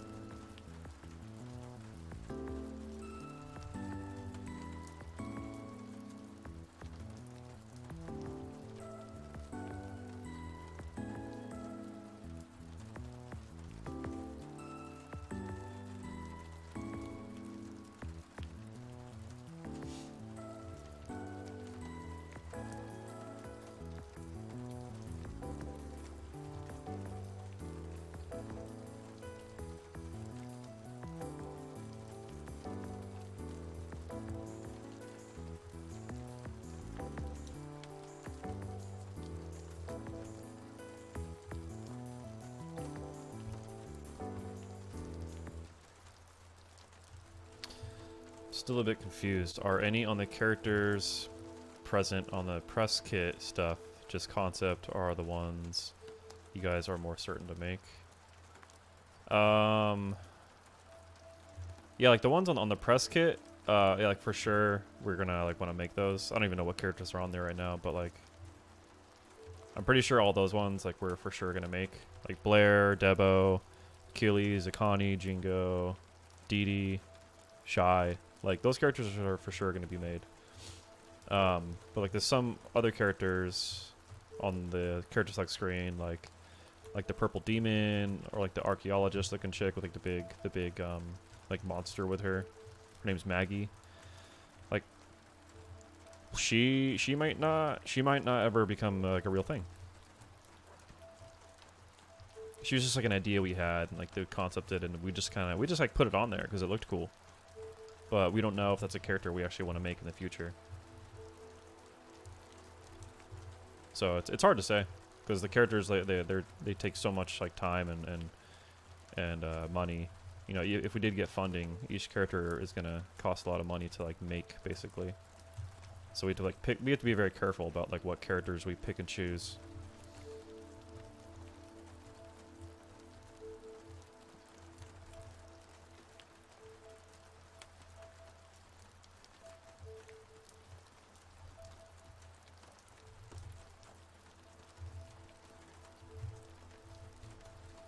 We've got to be careful.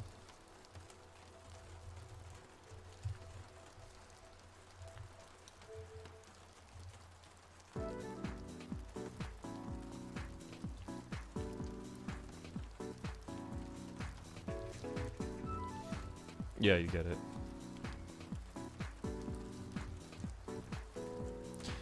I mean, I'd love to make all of them. Trust me, but yeah. Money, time, team size, funding. There's all these different factors in order to make these characters. If we got funding, it would be easier to, I guess, answer that. Easier to make more characters. Refine the concept, turn the concept into a model, make the model move, make the moves and stuff in the game. Yeah, exactly.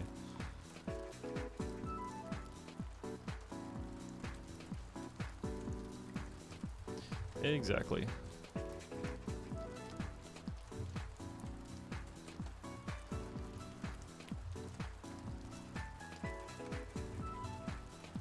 We're at 1,200 triangles now. Not bad, not bad.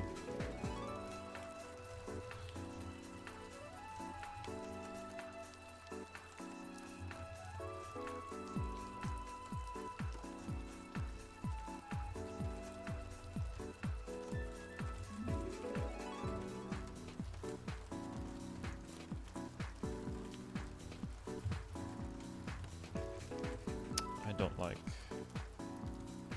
this. How many sides is that? Okay, so I'm going to cut into here. Bam. Bam. Okay, cool.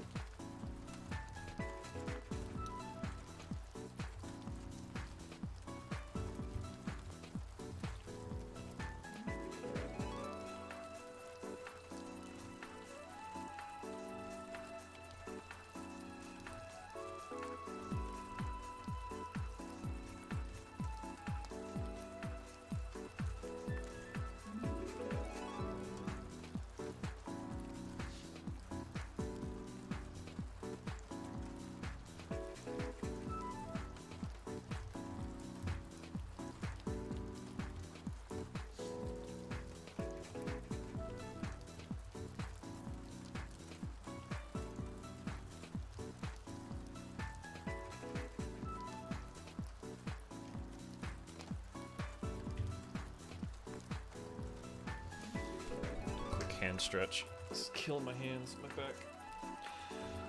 Whew.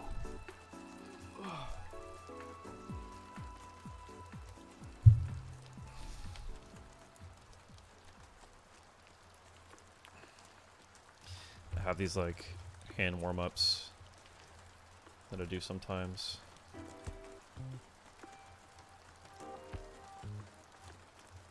Where are they? Hand exercise.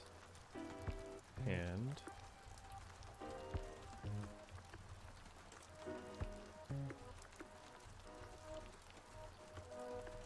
Hello?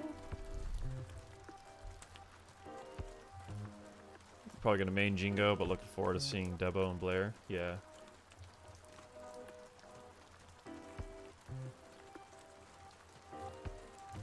Oh, here we go. Wrist exercise.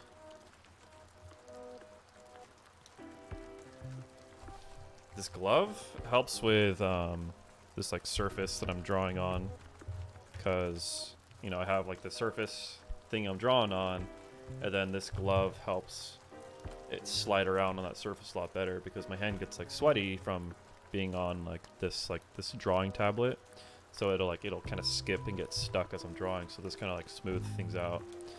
That's really all it does. So it's just like a little glove thing. But let me do some of these stretches. So wrist extension, pull this back.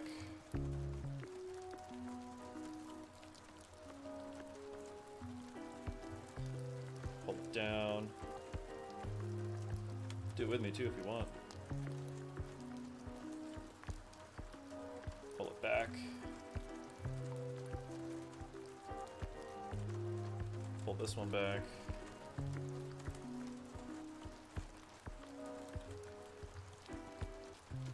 Pull it down.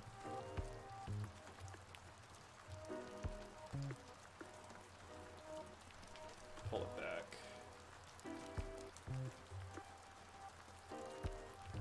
And then make a fist. Do this. Push it down. Pull back.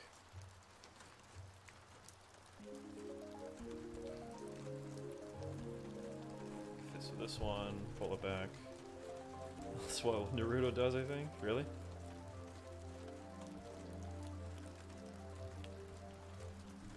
And then push your palms together and slowly lower your hands.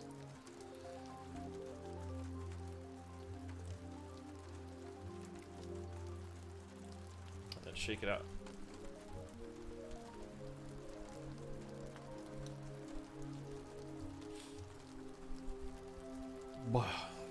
Okay. Let me go get some water real quick too, I think. Yeah. And I can try this something for the first time. have a be right back screen, I think. So I'll let this play. Yeah, it'll play the trailer. It'll keep playing the quick trailer. So let me be right back. I'm gonna get a snack and a drink.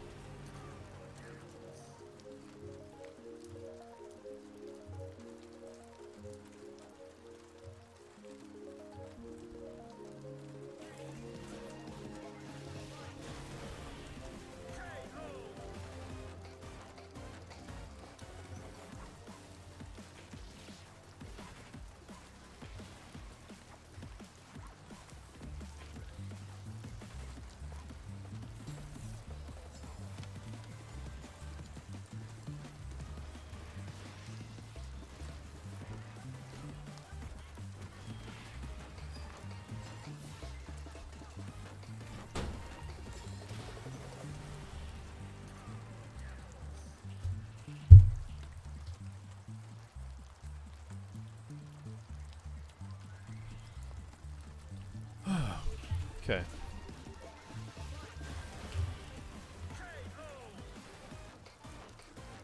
What time is it where you're at?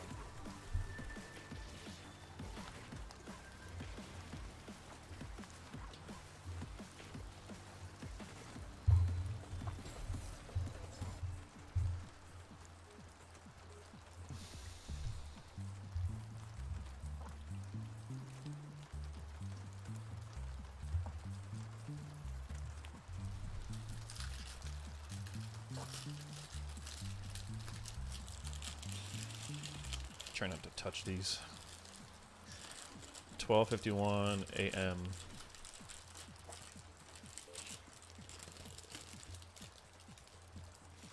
So you're 4 hours ahead of me?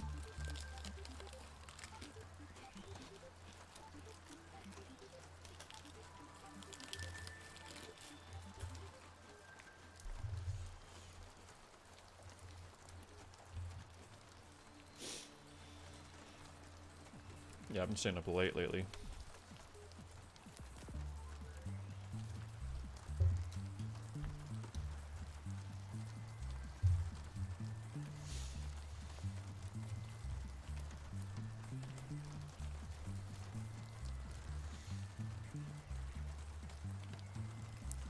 Yeah.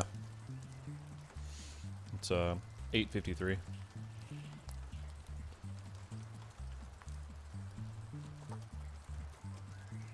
At night.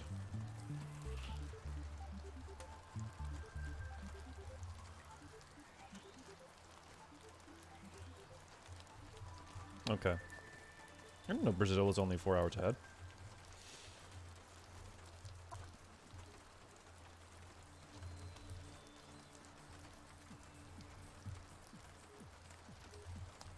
I think this could be cut one more time. There you go.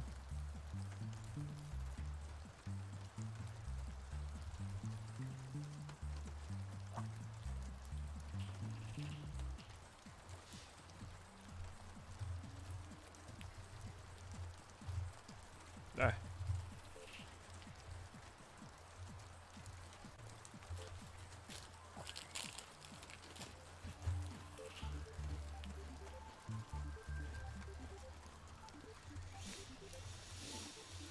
In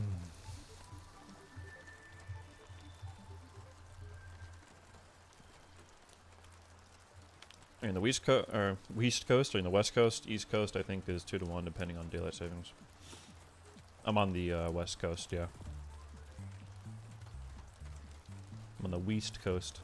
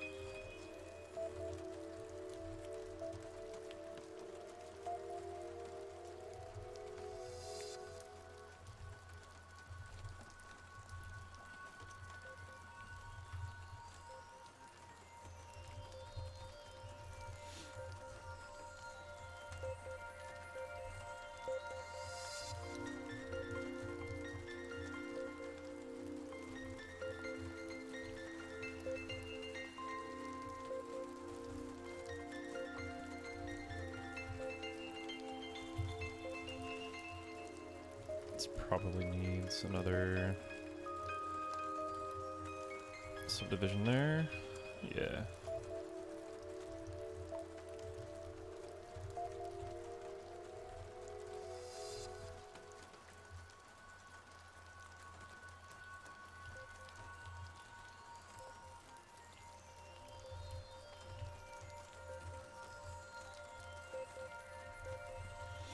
Welcome back.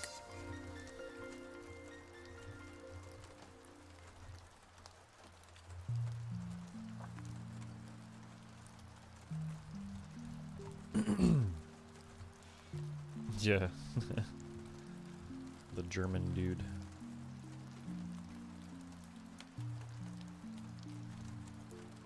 You're a dub to the German dude from now on.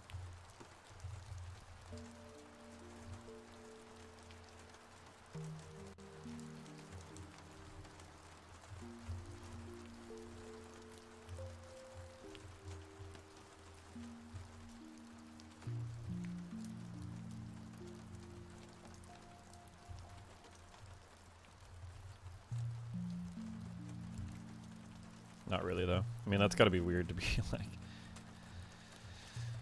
dubbed the German guy. Be like, I'm the American guy. It's like, what?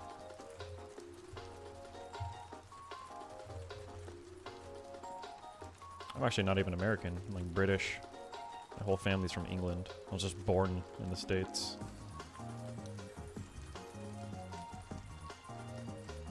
I'm American because I was born here.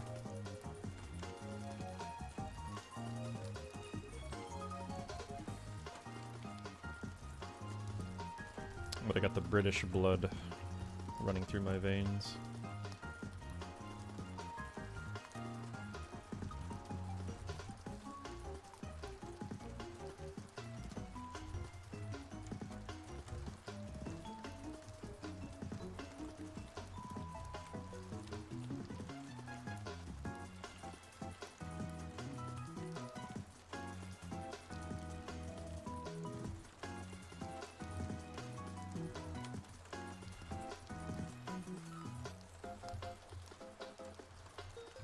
You're the Brazil gringo.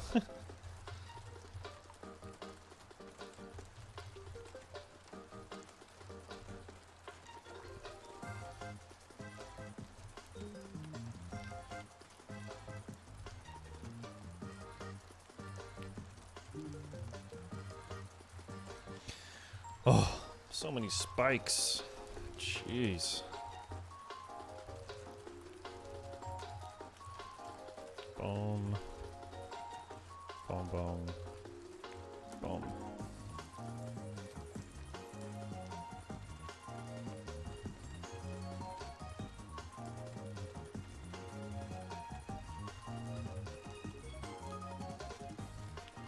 The worst part of software engineering job is that you're too tired to code after work since you did it for 8 hours straight. Oh, like, so you're doing engineering for your, like, full-time job, and now you want to, like, do some coding on your personal stuff when you get home?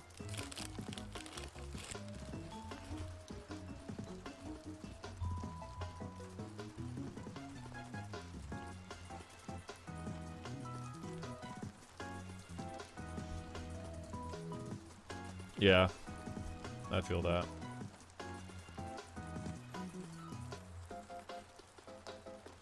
I've been doing that for like years. The grind of having a full-time job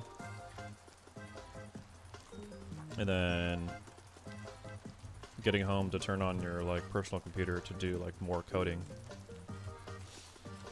Yeah, I mean, it just depends what you're working on. I mean, you're working on your like pop provider as well too, so it's all about just motivation. At least you're doing it. I know it's hard, but you know, some days are just like harder than others, but sometimes when you're like motivated enough, it's really fun to start new projects. It's really hard to stay on them. Everyone has that problem. So don't beat yourself up too much about it. Yeah. It's good to like try and do other stuff too. Like if you're coding all day and you go home and code more, yeah, it's hard. That's why I like to like hop between different things too. Like right now I'm doing a character where normally I don't do characters. So I do like the environments or design stuff, think about characters, stories and all that. There's a lot of stuff to do there, basically.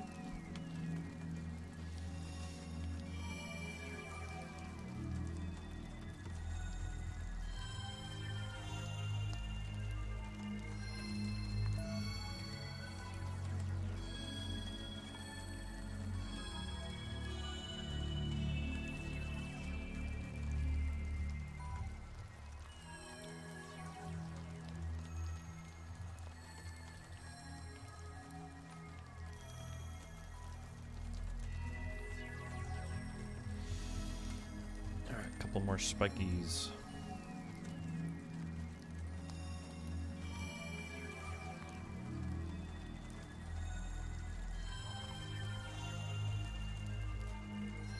Sounds like the ice cavern from Ocarina of Time.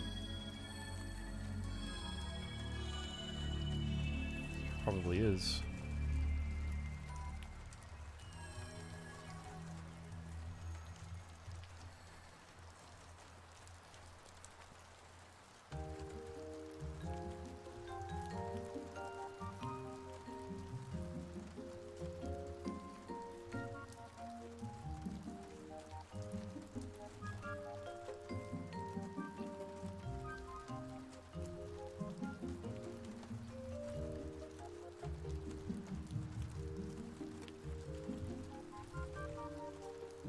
Oh, something's fucky here.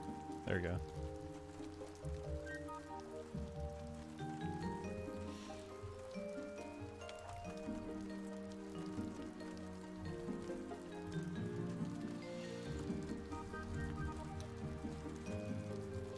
Yeah, it's really hard to stay motivated after like a full day of work.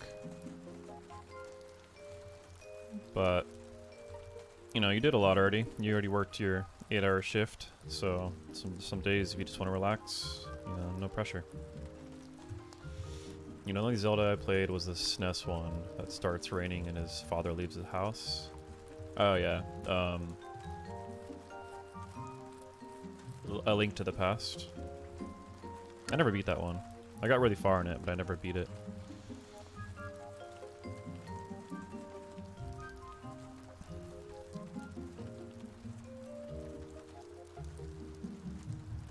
That game was really cool. It's just hard. I remember just getting lost all the time as a kid. I beat, if I like go to the old ones, Link's Awakening, I beat that both on the Game Boy, and I beat it on the Switch when they remastered it. Then I went and beat Ocarina of Time. And then I beat Majora's Mask as a kid, of course. 100% agree, game dev is already tough though. I'm not gonna add extra stress to perform to an audience of one. Yeah. Just, you know, slowly chip away at it over time. You'll get there. It's not a race.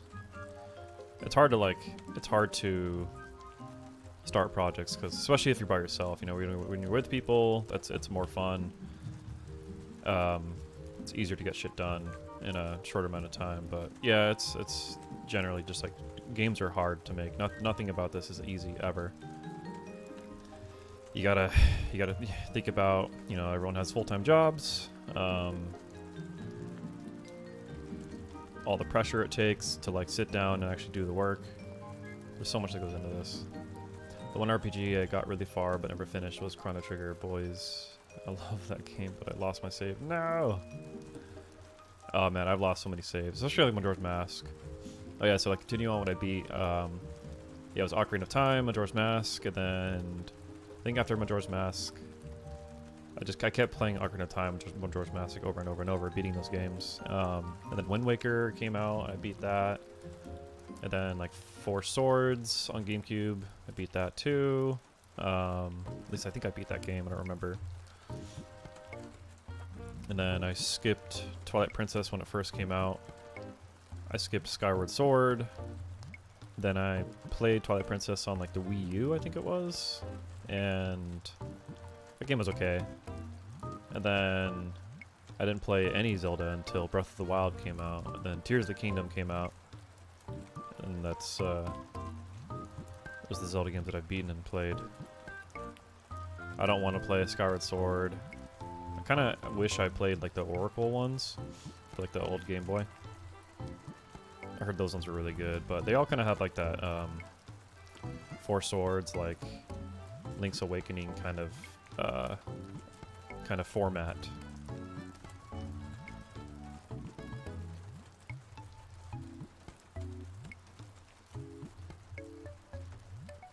Link's Awakening. Yeah, that was one for the Game Boy.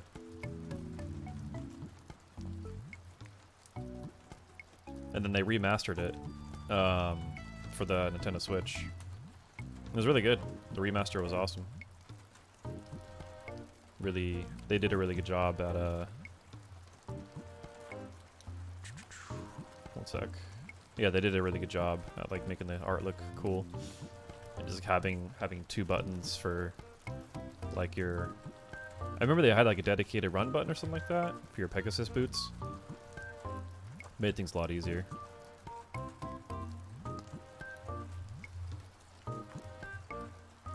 Ooh, that came out nice. Should I not? Yeah, I'll do this. Do that. Scoot that a little bit. Scoot that. I'll need those triangles. I need the topology. Okay.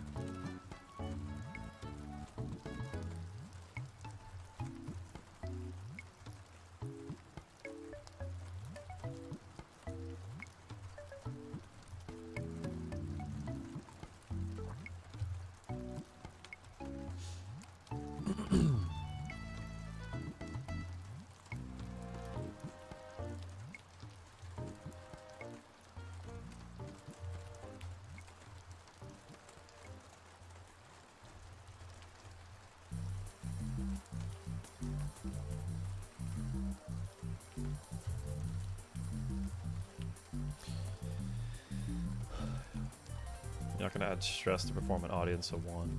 What do you mean by that?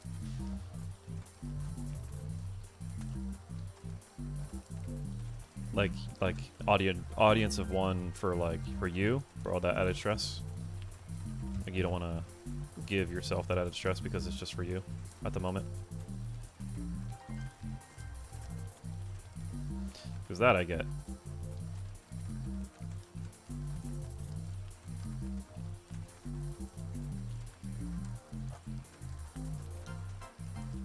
Yeah.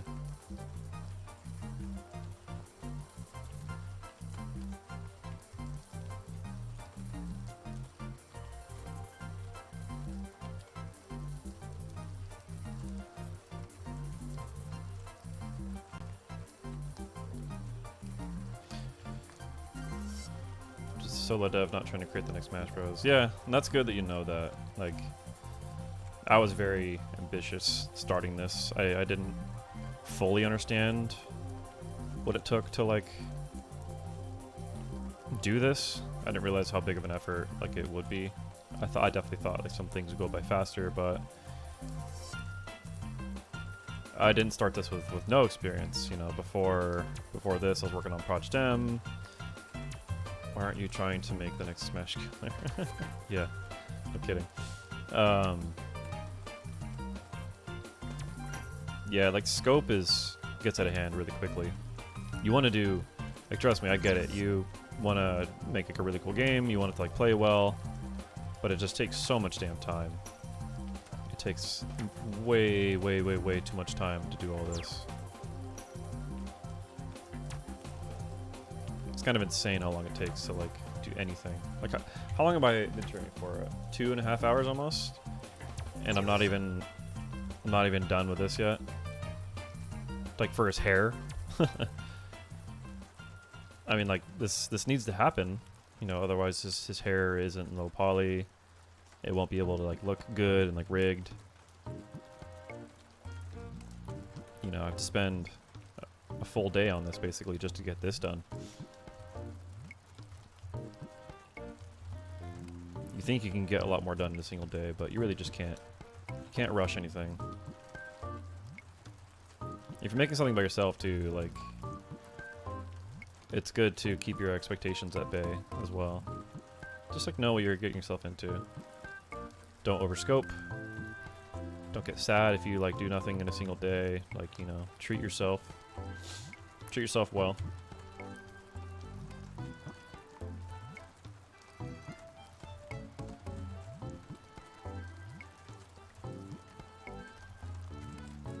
Don't beat yourself up if you get home and you're too tired to work on it.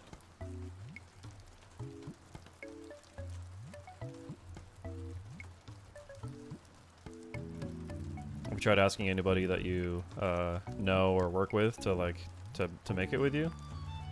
Because like if you're like doing it as a solo dev, that means you're doing everything. You're doing like the art, you're doing the level design. Tell me about it. I spent like 3 hours straight trying to get my rollback solution to detect a double tap input, which I eventually got, but it was a lot of trial and error. Yeah, gosh.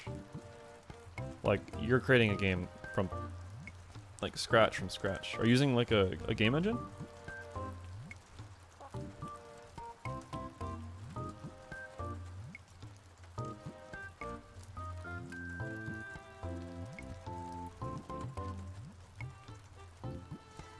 Using, oh yeah, Godot, I remember you talking about that. Yeah, that's good. At least you're using a game engine instead of like making your own. I know a lot of like engineers or programmers that are like, I'm gonna make my own game engine. It's like, why? Just use something else. Use one that exists. Like, many of my dead projects came from Godot. Yeah. It's more fun to like start a project because it's new, it's fresh. It's like, ooh, new shiny thing. And then you start to work on it, and then like the hard stuff happens, and like, oh, I gotta spend time doing this now. Like, I gotta do this and this and that.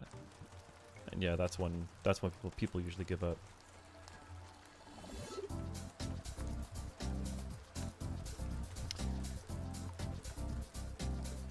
There's two libraries I'm using: the Godot rollback netcode plugin and the SG Physics 2D extension made by Snowpeck Games, which are doing a bunch of the heavy lifting. Yeah, that's good that they have stuff like that now.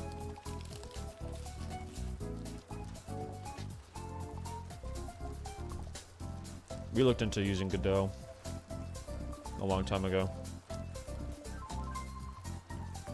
but they barely had like FBX importing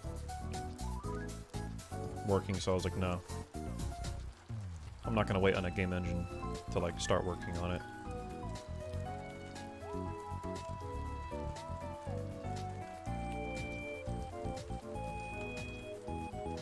I have some programmer friends that are like making their own engine for this game idea they have, so they're spending all this time to make the game engine, and like, you know, they need to make tools for importing OBJs and FBXs and all that stuff, so they're spending all this time not making the game, whereas they could have just used like Godot or Unity or whatever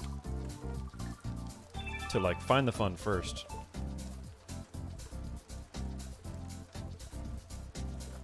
It's usually what I tell people: try to find the fun first before you do anything crazy.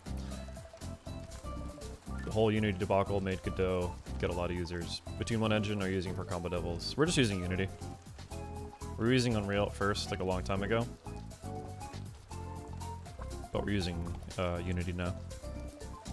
Mostly because the two programmers that are working on it, Tim and Will, they're like proficient in was it C#, so that's pretty much the reason why we're using it.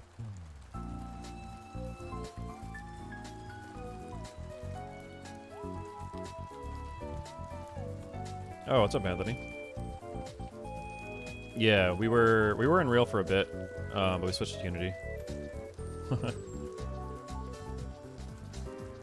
Yeah, like I know Unreal for my like other jobs, or like especially when I worked at Epic, you know. Hey, Ben, Anthony. Anthony Llama Juice, he worked on Project M too. He's the other environment guy. I thought for sure you'd beat in a real holdout. Nah. I mean, literally the only reason we're using Unity is because the programmers don't know C++. Yeah, so like learning Unity was a pain in the ass for combo.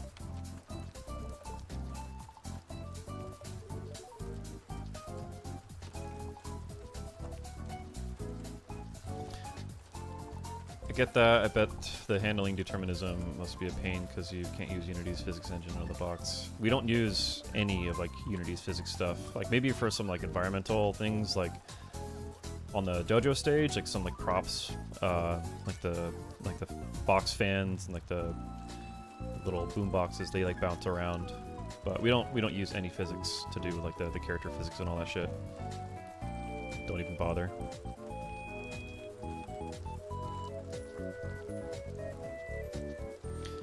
We didn't use any of Unity's physics either for icons. Yeah, you like, what are you gonna use, right? Like ragdoll or something? Like there's really nothing to use.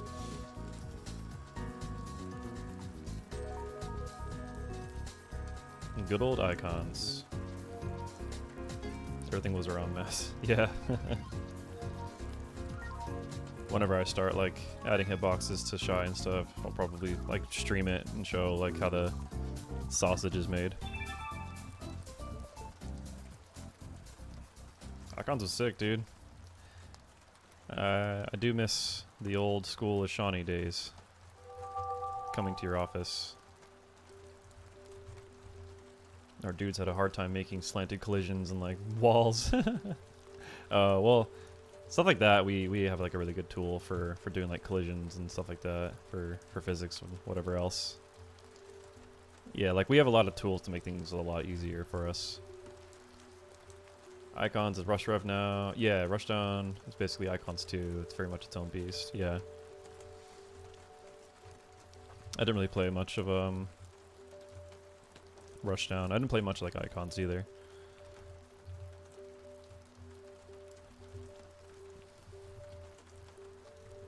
Oh, I didn't know you continued to work on Rush Rev. I had no idea, actually. Shit. When did you stop?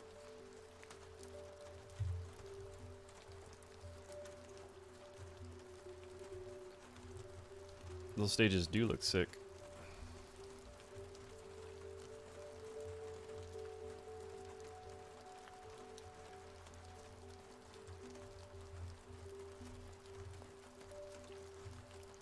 Is this the Wii menu music? That's cool. Just listening to like a random playlist.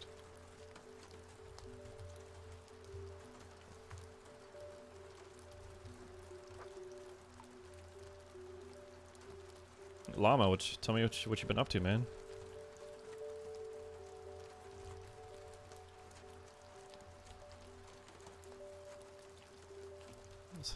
It was on and off with them. It was a weird work situation for me. Were you paid?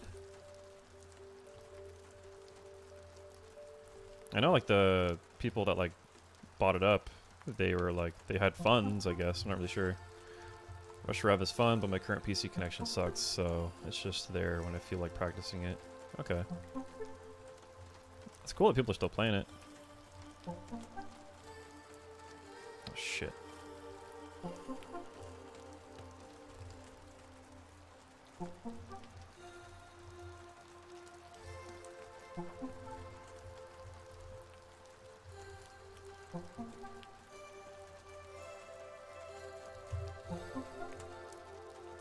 How do I want to do this?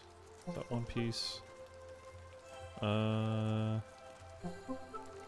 probably give this some depth. Why not? Boom, boom. Boom, boom. Shit.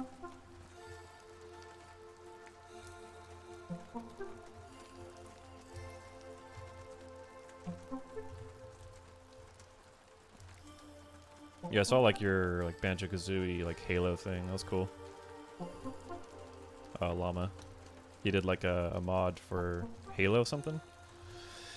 You're paid, yeah. It was something where I was working with them directly for a while, and then things kind of fell off. And a year or so later, one of my business partners asked if I wanted to work on a platform fighter.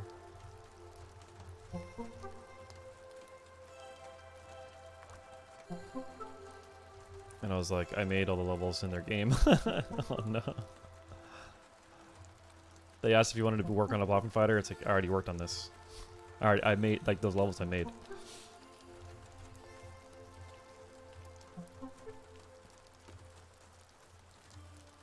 Must have been really fun to work on, like, icons when it was, like, around, you know, when it was, like, a thing. That must have been a lot of fun.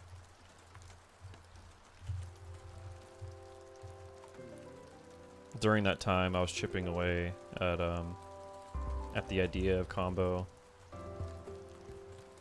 like what it was gonna be and all that stuff. So, because after PM,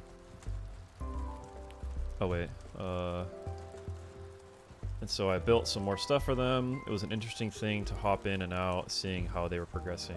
Yeah, it's weird when like they switched over to Rush Rev, and I guess they like forced you to do the backgrounds as like images instead of 3D, which I think, you know, didn't look as cool as the 3D ones, especially for like the Afi Galu stage. I think that looked way better when you had the 3D elements in the background, but I feel like whoever picked it up after icons kind of like happened, and I think they saw like Slayers for Hire or something, or they saw like another platform fighter game. Maybe it was Multiverses, maybe it was something else, but they were like, oh, that game has 2D backgrounds, let's just do 2D backgrounds because it's cheaper.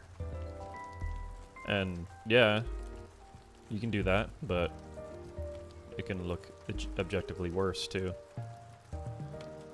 So to each their own, I guess. I hate this little piece right here. Yeah, that was a weird situation. That meeting was basically them paying me to delete all my art. Yeah, that's kind of, I remember actually thinking that too. I was like, oh my god, like all that time you spent putting on those backgrounds, and I didn't even know that you were working on Rush at the time. So yeah, that's very strange for them to be like, actually, JK, we're going to delete all this work back there. I think the only stage you didn't delete work on was like the sci-fi one, like Ashani's like training ground or something, I think.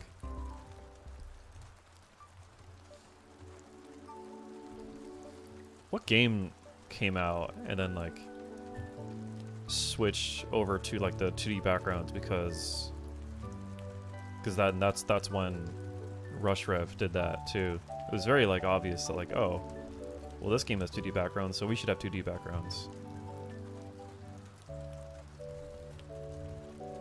That guy, the guy that bought up Icons, Kakavelik, he like reached out to me on Discord to inquire stuff. I'm just like, I didn't answer back, but I didn't want to have anything to like do with that. Not trying to like work with anybody that worked on like Rush Rev. I don't want to have that like that stigma of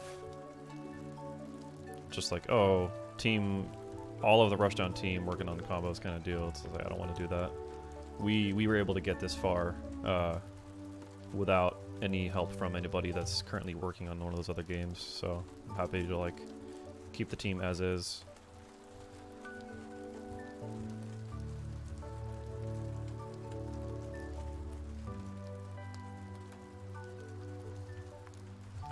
Slayers for Hire was one that did the 2D backgrounds, but like we were doing a favor of that for some ultra min spec version of the stages. Oh yeah. Was the game that like unoptimized? What did you do for optimization on the environments? I mean, I know like you guys are using Unity too, and I'm using Unity, and I'm optimizing in my own way. Because I'm doing all the 3D work, of course, and then everything else too. Well, like not everything else. I'm not doing animation and programming, but anything like artistic and also the game direction as well. Unity has come a really long way since then. Yeah, especially for like optimizations too. Like I was barely using Unity back when like Icons was out because I was like fucking around for combo in it, and like yeah, I had to learn Unity pretty damn well because I sucked at it, and I only knew like Unreal Engine. So, and then I mean I went to go work for Epic Games for however long too. So it's more so I just wanted to get Unity to look as good as I can get it to look like in Unreal. And that was a big effort, for sure. That was a huge effort to do. It was really hard.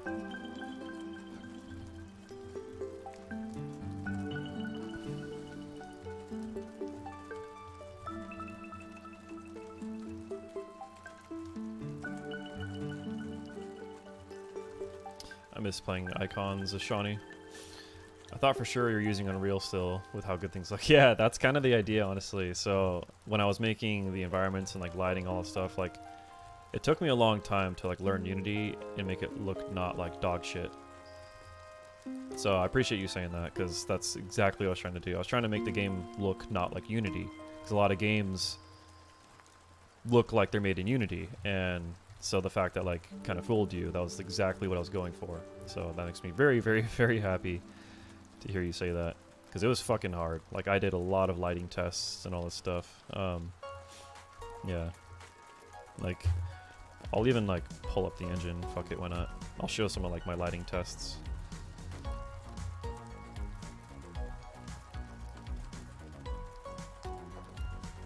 Let me pull latest. It's gonna take some time. I haven't opened the engine in a little bit. I've been working strictly on characters. So every time I open the engine, I've been pulling latest, I gotta like wait forever.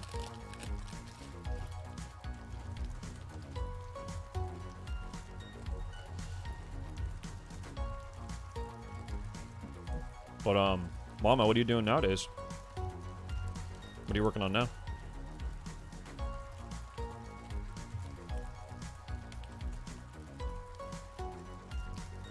Unity Hub.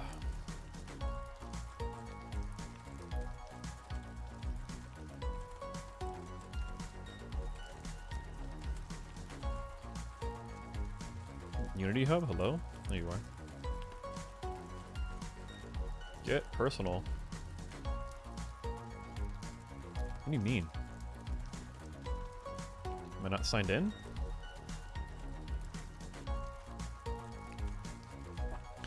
Right now I'm building Fortnite maps. They're bouncing between a ton of freelance stuff. Oh shit. Like UEFN shit? Yeah, that's cool actually. You check this out. So when I was at Epic, I was making, like, I was starting to work on UEFN stuff, and I was trying to, like, prove out some systems with them. So, like, I was trying to build some of my own content in UEFN. So I was trying to make, like, a jump scare kind of spooky thing. And I made this in, like, a single night. Where is it? Art projects.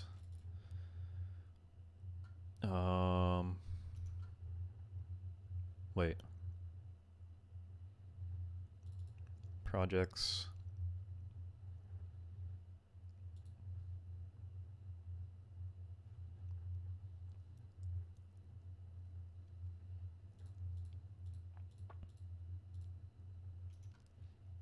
Oh, Fortnite Creative. Yeah, so I made this in like a single night.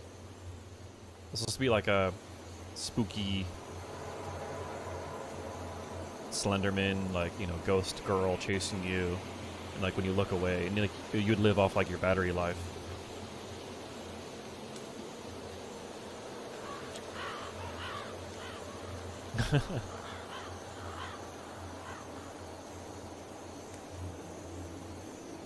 This is in Fortnite, you know, like the Fortnite engine, UEFN, using like a couple assets from like Mega Scans and whatever else.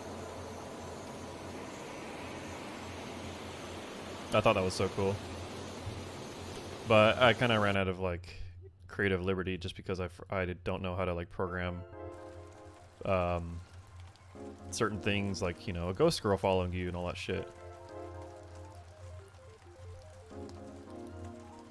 Do an emote, yeah. Instead of getting jump scared, you're gonna get the grittied on by a little demon ghost girl.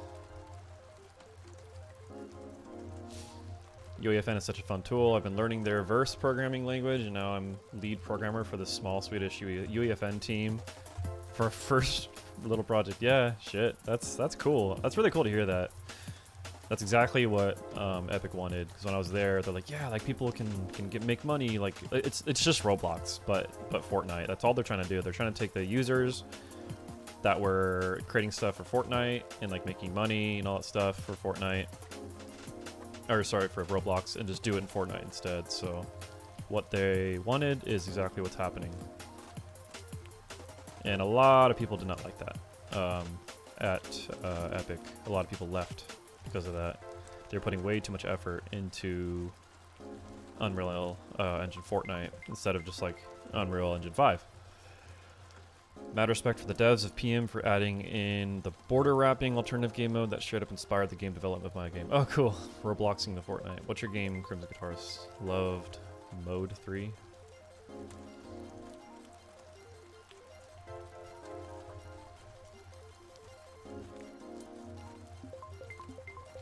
Yeah, that wrapping mode was cool in PM.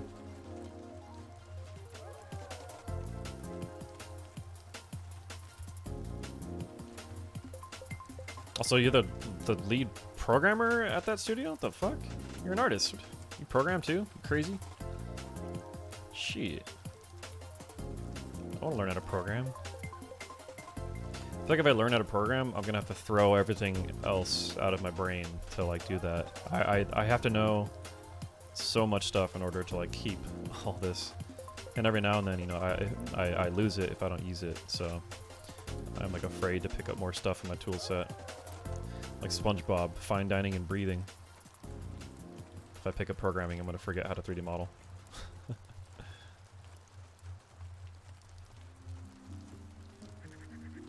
Oh man, this tiny little piece.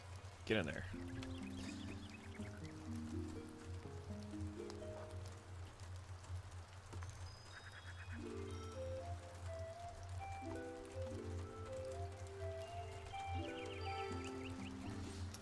After Icons, I did a lot of tech work, built a few Unity projects for Nokia, did some small indie environment art projects for a few studios.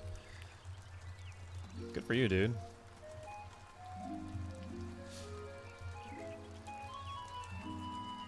It's tough out there right now. I'm actually trying to land a job at the moment just because this year is fucked when it comes to like trying to get funding or even a job. So yeah, I gotta get another job again for a little bit while we continue to look for funding. Because believe it or not, fighting games are a gigantic risk to publishers, investors, and all those people for some reason. Let's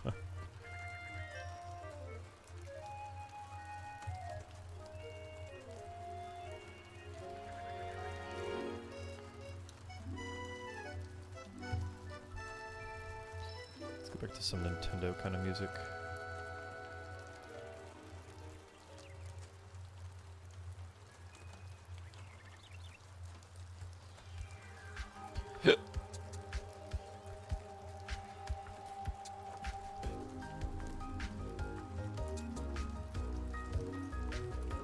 I mean, I feel like UE5 is very intimidating for people starting out.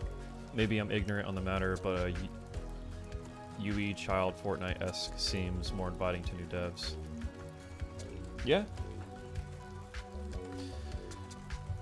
Then my business partner asked if I could build a small proof of concept baseball game for MLB, and I was like, well, I don't know how to program, and learned enough to pitch a mobile game to them, and it got picked up. So that was right. What? And then I made a bunch of buildings on Apple Maps for their new fancy. Dude, what the hell? You're doing all kinds of shit. That's crazy. You're staying alive. How are you even finding like contract work right now? Because, like I said, it's hard out there, and a lot of people looking for jobs. Yeah.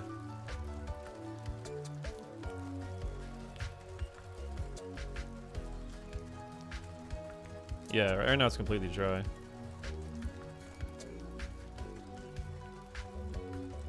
I have a couple, like I have an interview tomorrow at a place, and then an interview on Thursday as well too. So like even I'm having a hard time getting a job right now, which is like I never thought would really happen. I didn't really start like actually applying until like recently, but that's how bad it is right now, because all these big companies had huge layoffs, like Riot and whatever else. You know, they had gigantic layoffs with their people, and so I mean everyone else, like I think we're already beating last year in terms of like layoffs, and it's not even the we're barely 3 months into the year. So all these people out of these really good companies, they were all laid off, you know, like some top talent too. So the fact that they're out there also looking for jobs, it makes it harder for any of us to get a job, because they're gonna outperform, you know, us casuals basically when it comes to trying to get a job. So yeah. I even got like a couple of rejections, and I don't even know why. They didn't even like tell me. I just said like people on their team need to wear a lot of hats or something like that. I'm like, I mean, that's what I do. I wear a million hats. During the, yeah, you're right now, you're applying wherever you can. Yeah. I didn't really start applying everywhere yet, but maybe I will. During the pandemic, I was getting emails constantly from random studios asking for stuff, and now, yeah. But you have something right now, right? Like, do you have a job? Or are you just still, like, is it like free work? I don't know. Are you doing free work stuff?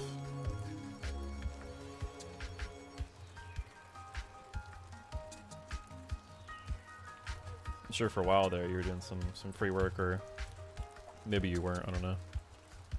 Did you work at all for free on RushRev or Icons?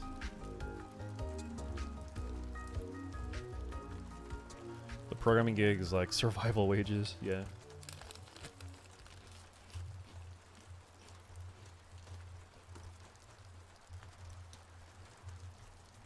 How'd you learn how to program?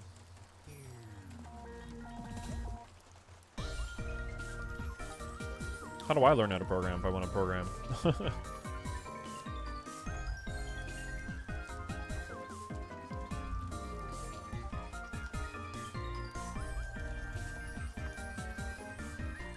I would love to learn how to program. I just so intimidated by it. It's like the one thing I'm the most intimidated by is programming. Fuck this song.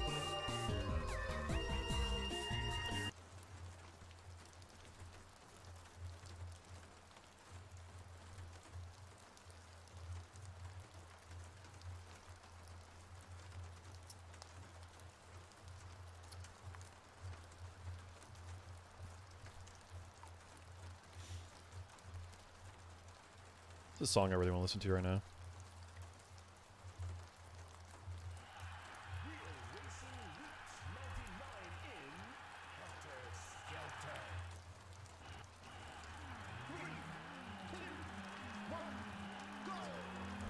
It's like this racing game. The programmer on my team, he showed me this. I was like, oh my god.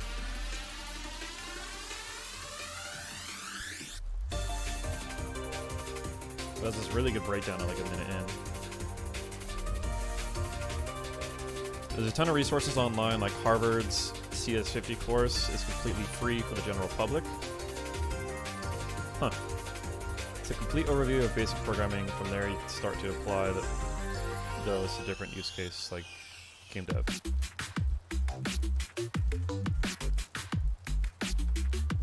This song is so good.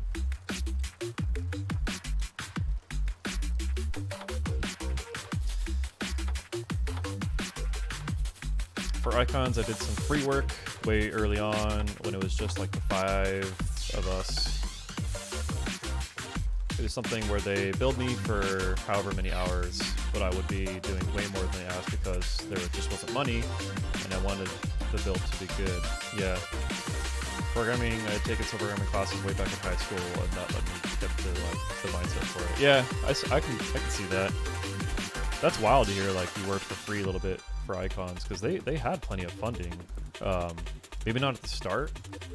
I mean, this is what I heard. You know, I heard they got like $10 million in funding, so like hearing that you worked for free on a lot of things is wild. But also I get the mentality of like, this is like fresh after PM. You know, this is like, you guys were creating the next thing, like the new home essentially for the PM community, because we sunset Project M because we were getting quote C&D'd. But yeah, I mean I never saw the C&D, so I don't know why the hell we shut down. We weren't making money off of it. I'd like to use you guys.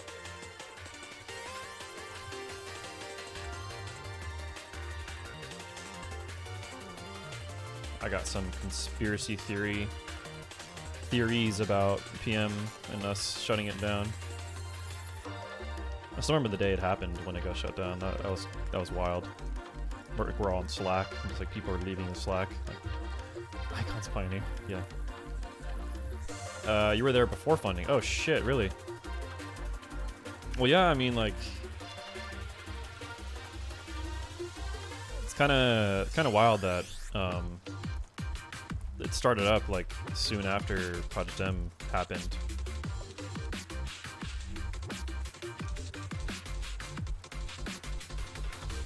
Like I say this like with no truth at all to it, but it is a little weird how PM shut down and Icon spun up very soon after. The truth of the C&D was that we had a handful of contacts inside of Nintendo that were threatening to hit us with a life-ruining lawsuit. Yeah, I mean, I just don't really believe that. I don't know. Nintendo was going to be skipping the C&D entirely and just fully ruining lives. I mean, yeah, but we also weren't like Jedis. We don't know the truth of the matter. And also, I don't know. I think it's like a little coincidental that like Icons was spinning up around the same time too, so it could be seen as like, you know, we shut down PM in order for like Icons to live. But that's just like one thing that it could be a truth, you know, but I'm not saying it is by any sort of means. I fully believe that like Nintendo could have gone after us. Like, yeah, like they do for other things too. Like they've gone after like that kid's birthday that had like Pikachu in it or something. I remember. So yeah, Nintendo's pretty ruthless, but all in all, like I'm glad PM got shut down because it led us to like where we are now. Seeing what they did to the big house, I can 100% see that being a part of why PM went down. Yeah, I mean like Paragon 2013, 2015. Oh yeah, we got death threats for those conspiracy theories. We were getting doxxed constantly from those people. We get death threats for those conspiracy theories. We were getting doxxed constantly. Wait, really? Wait, that was... Oh, other people thought that. I didn't know that. Shit. I was just kind of in my head because, like, you know, I was working in the game industry for a while. And, I mean, I was still naive back then, too, because this is, like, 2013, 2015, and all that stuff. But yeah, that does suck. I'm sorry, like, that I said that. I don't actually believe that like happened, but I do believe it could be a thing, you know, like there is a universe where PM was like canceled on purpose in order for icons to live. Sure, but Nintendo's ruthless, as we all know. That's why it's safer to make your own damn game. And like the conspiracy theories were way more interesting than the truth, so people don't believe the truth. There was a subreddit about it, and they'd weaponize 4chan to review bomb. Oh my fucking god. Jesus. I mean, I was like, I kind of knew it was happening when icons was like was popping off too, and like yeah, I remember when it was getting like review bombed and all that shit too, and I was like, what are you guys doing? This game is cool. Like why is this happening? But yeah, I guess a lot of people, like, the internet sucks. There's so much negativity on the internet. Like, going on Twitter is, like, it's sucky sometimes, so it's good to just take the internet in bite-size chews, I don't know.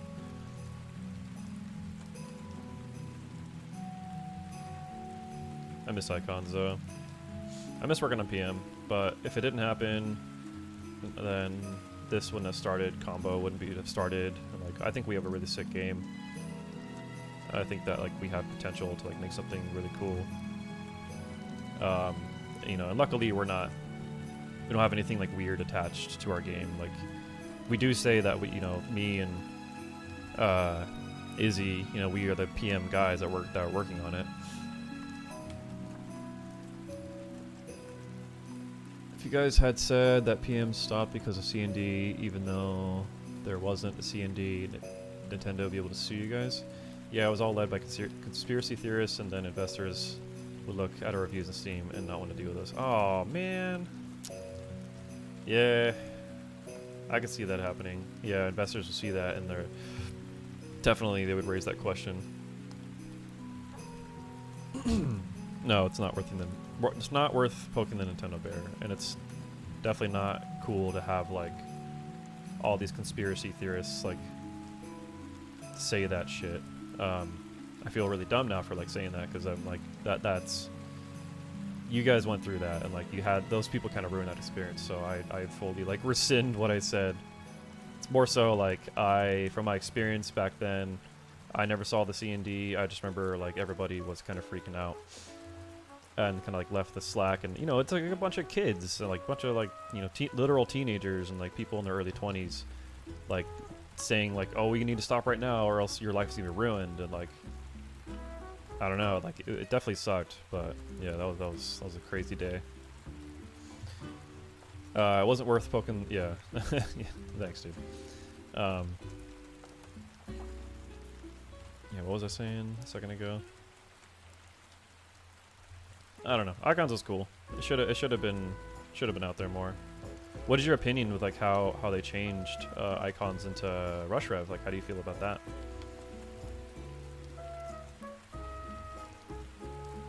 I haven't actually like done my homework on Rush Rev. Like, I don't know much about the game. I have not that. I mean, I'll open Steam right now and show you. I don't have any like experience in that game. I'll show my hours. Like, it wasn't for me when I played Rush Rev, but Icons, that game was tight. You never played Wishlist? Oh man. I guess that kind of says a lot.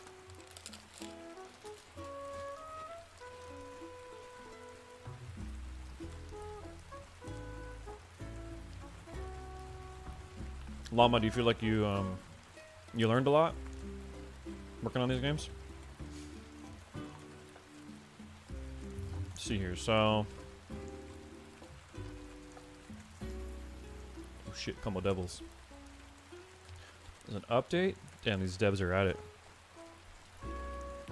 Let's see here. I have 4 hours, and a lot of that is probably like menus, just like sitting AFK in a menu.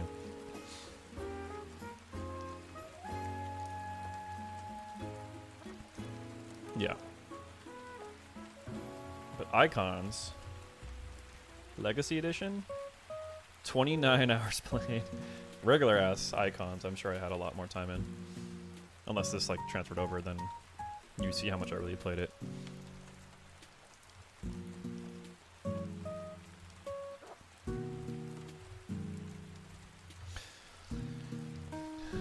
Changed a lot between icons and Rush Rev. For one, they made a new central mechanic called spark canceling, where after landing any hit, you get the ability to do roam and cancel to change moves together. Yeah, it's like L canceling your moves, like on hit. Doing that grounded is crazy. It felt like their entire plan was to distance themselves from icons, and yeah, I've learned a lot too. It's been such an incredible experience. I'm sure, dude. They also reworked every character to fit what Spark Cancel does to balance the game. The loading of assets for me took a long time to rush up. Yeah. Yeah, so like on the whole Spark Canceling thing, that's definitely like a lot for people to pick up, especially like being able to, cause like, you know, we have a similar thing. It's just called it's an air dash cancel. We don't have it on the ground, but like Spark Canceling jabs and shit, like that makes your game into a crazy ass like TAS kind of game, where like it's hard for people to pick up, because if you have this community, this grassroots community in Rush Rev, and you're a new player and you try to come to it, like you're gonna get your ass fucking tossed, handed to you, because it's all these like Rush Rev server people like waiting for a new match. And so like the barrier to entry is just non-existent, because there's all these pros that have thousands of hours in trying to play. And yeah, if you're a new player, like you're not gonna have anyone new to play against unless it's like your friend. So that's an issue with that game. Like a purely, like your game only lives if it's online. That's when it gets into to a tough territory, because like your game won't survive if it's like your game can only be played if it's against other people. Basically, you need to have like PvE content in order for your game to survive outside of that. So you know, those are reasons why that game didn't survive. Also, they gave every character some sort of gimmick, like Ashani's battery, Kid's jetpack, Zerong's feathers, etc. Also, they renamed Zana to Urda. Oh yeah, yeah. But yeah, Anthony, that's cool. I'm glad that you've been learning a lot. I haven't really seen like most of your new stuff. Actually, you want to send put your portfolio in here if it's updated, or if you wanna share it. I'd love to see like what you've been up to, man. Cause I saw like your Halo thing and whatever else.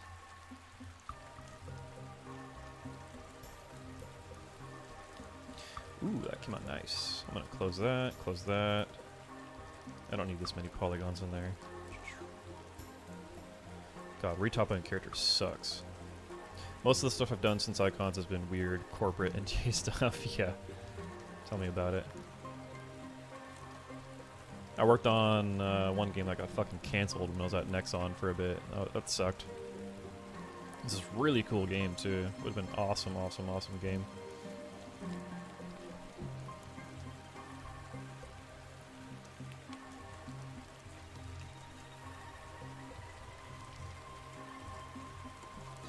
Polygons. Triangle. 1800. Wait, 1800 triangles. Really?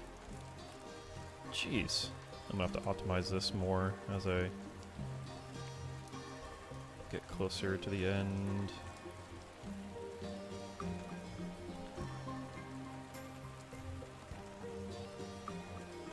It's gonna work on was for the GMTK Game Jam. Oh shit, Game Jam. Game Jams are sick.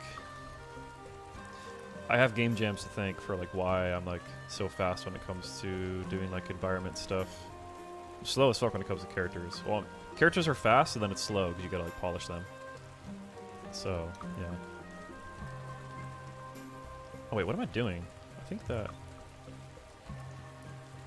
I don't think I need to. Let me look at my 3D model. Why is ZBrush up there? Who knows?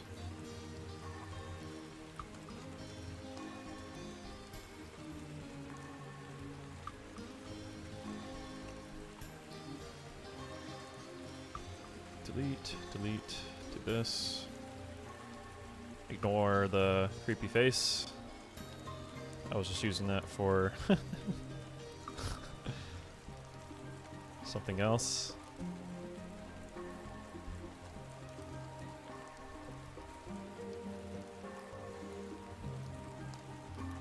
When are you able to say you worked? When are you able to say you worked on a game under NDA? When is it announced or when it was released? I don't know. It usually depends on the contract. Actually, I need to check if how much of this underside I need to model. So that's that piece under there. Okay.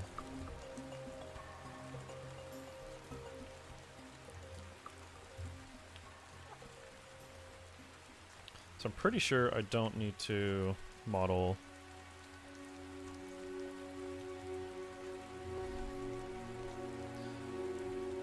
Let's see here. So there's that piece. Yeah, okay, cool. I'm just trying to see where the fuck I need to model this up to. So this has a line right there. Right there. So I go to there. Wait, no. I'll pull this up. I don't need to model anything beyond this.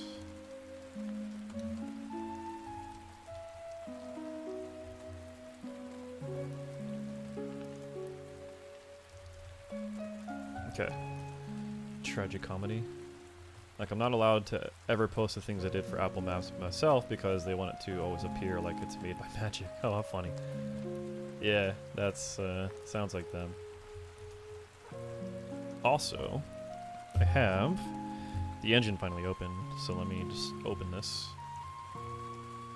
Oh god. Ugh. Here's our main menu map. So I did like, oh no, I hate when it does this. Unity is so stupid. Oh, it's a laggy.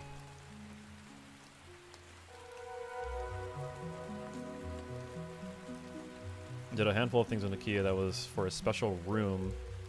What is happening? Why is Unity being like this? Okay, I need to restart Unity apparently. It is being a jackass.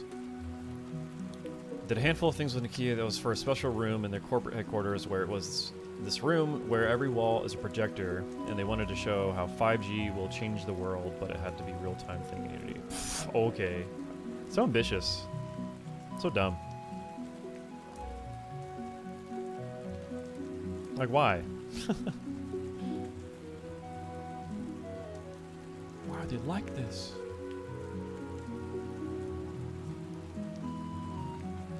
Okay, so I don't even need this. I don't need... Probably pull this back to like there. Pull this up to there, this to there, this to there. I think that this is just where the head is.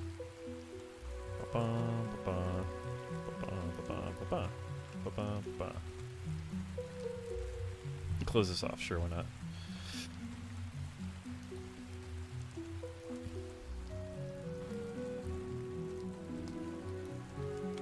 Oh man, retopology takes forever.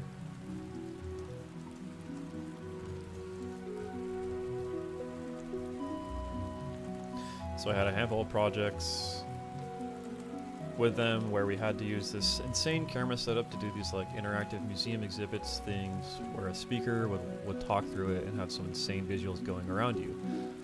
Yeah, slightly less awesome than that, but yeah. Retopo is why I don't touch characters. Yeah, like, I'm used to just like decimating. Just decimate the damn thing, call it a day, right?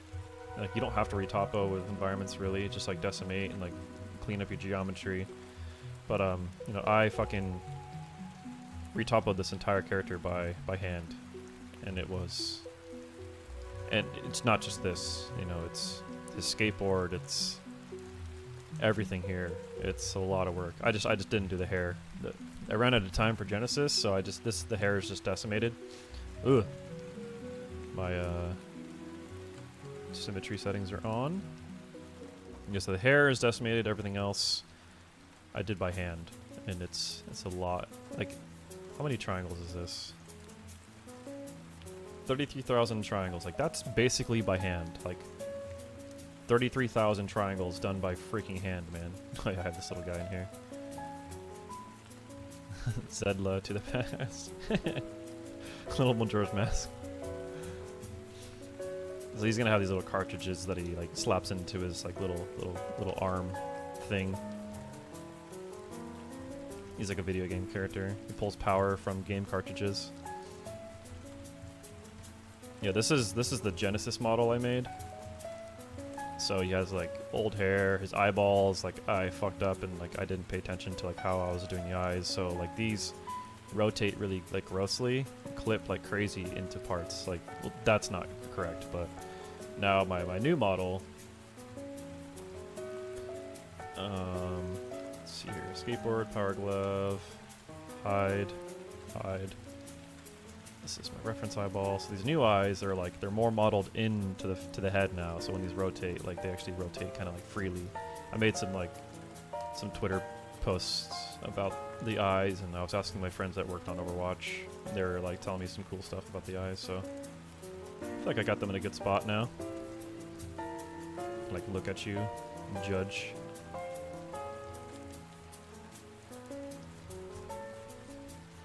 There's like a trick too with like how Overwatch does their eyes. They do like a flat plane on the front. Saw the eyeshadow post. Yeah, thanks. I know the eyeshadow, I mean, it looks a lot better like with, you know, that's without and that's with, so it gives it a little bit of eyeshadow on top there. I did have on the bottom too, but my friend that works on Overwatch, or he was the old lead character artist of Overwatch, he doesn't do the bottom one anymore. He just does the top for the shadow, and the bottom there's like a wetness plane. So like, you know, when eyes have like tear build up on the bottom, helps it look a little bit more realistic. Okay, so with Unity, I get my little items now. When I was testing shit, some of these things are like non-existent. Like, yeah, Battle Royale I tried making like a BR map, like 2022. Like, we can't do BR map, like, you know how many players you need for a BR? I had a cool idea for a BR though.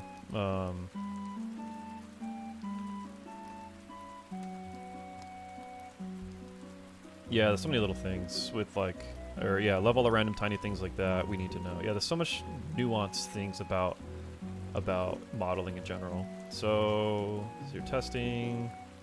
There's like my lighting tests.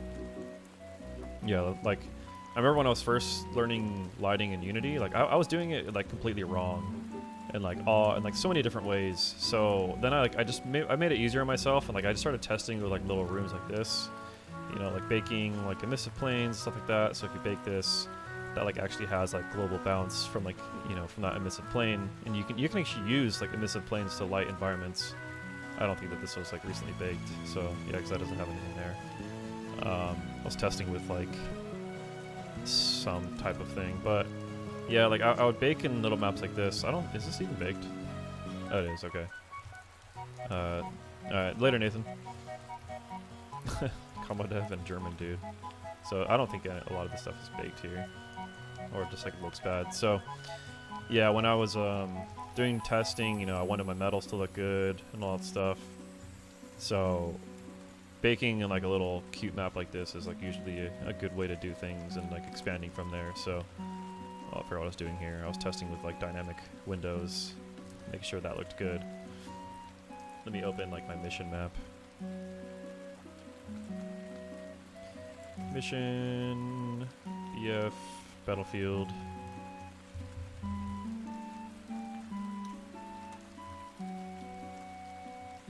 I still have a lot more I need to learn with lighting too on these maps. Like there's... Unity sucks. Unity just flat out fucking blows.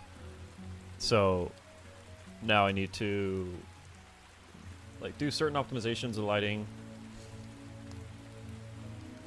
Hide this.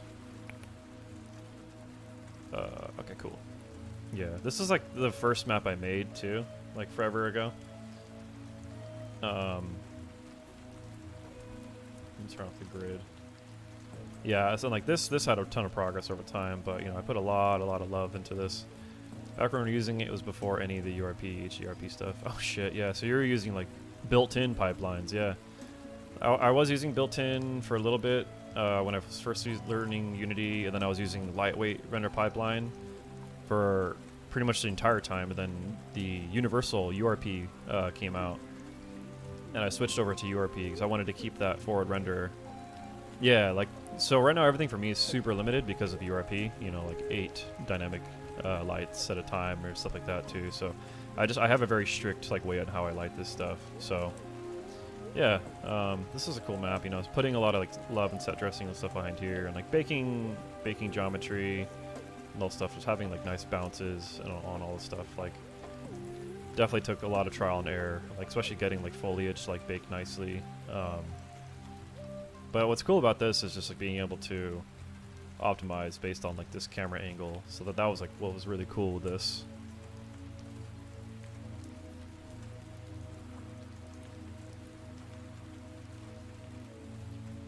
Should be able to just hit play.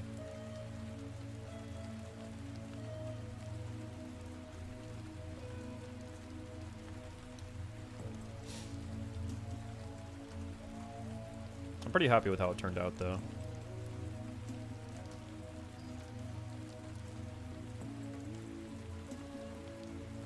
Why does it take it so long? I'll let it spin while I continue to work on this. What is that little blue thing? Get out of there. Oh.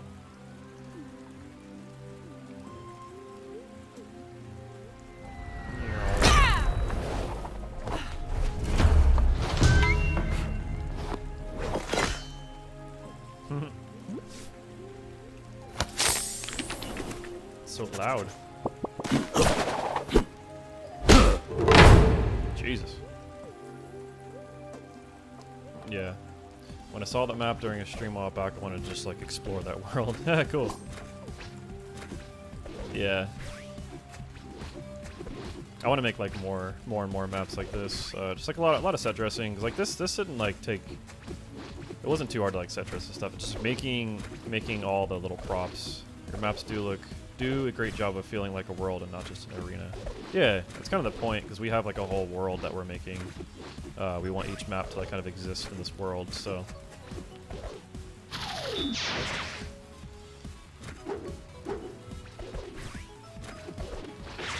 Oh shit. I'm not used to playing with keyboard. It's also like super laggy on. Playing in Unity is like garbage, usually. All these things. All these things. Especially like the VFX, god.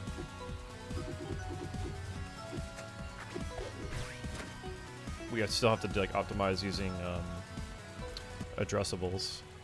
I'm gonna close this because it's using a lot of shit. I guess I'll open like the dojo map too when you're here. You're an environment guy.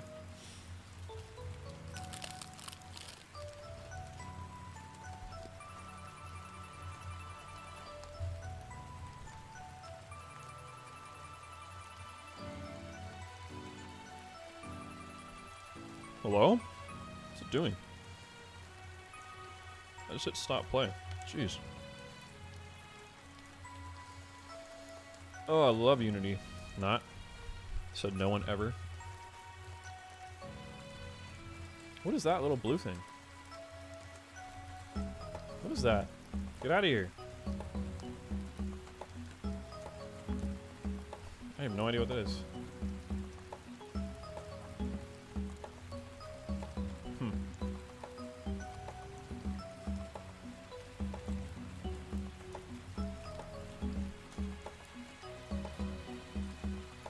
mind me just absorbing this extra dev info.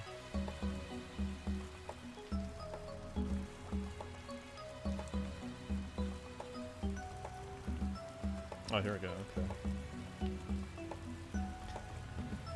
Maps, dojo.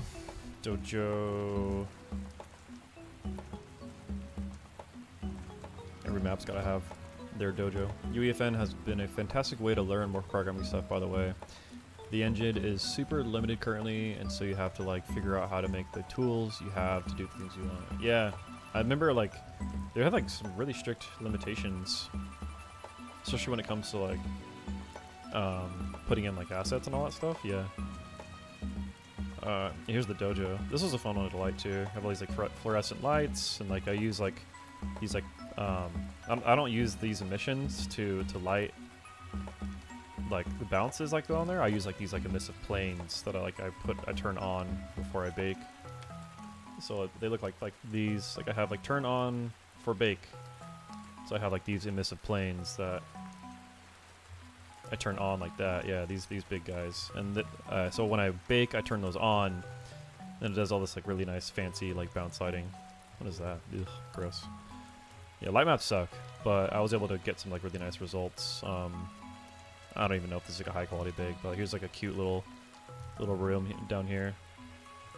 There's like a little Easter egg that plays on that TV when you play this match or play this map.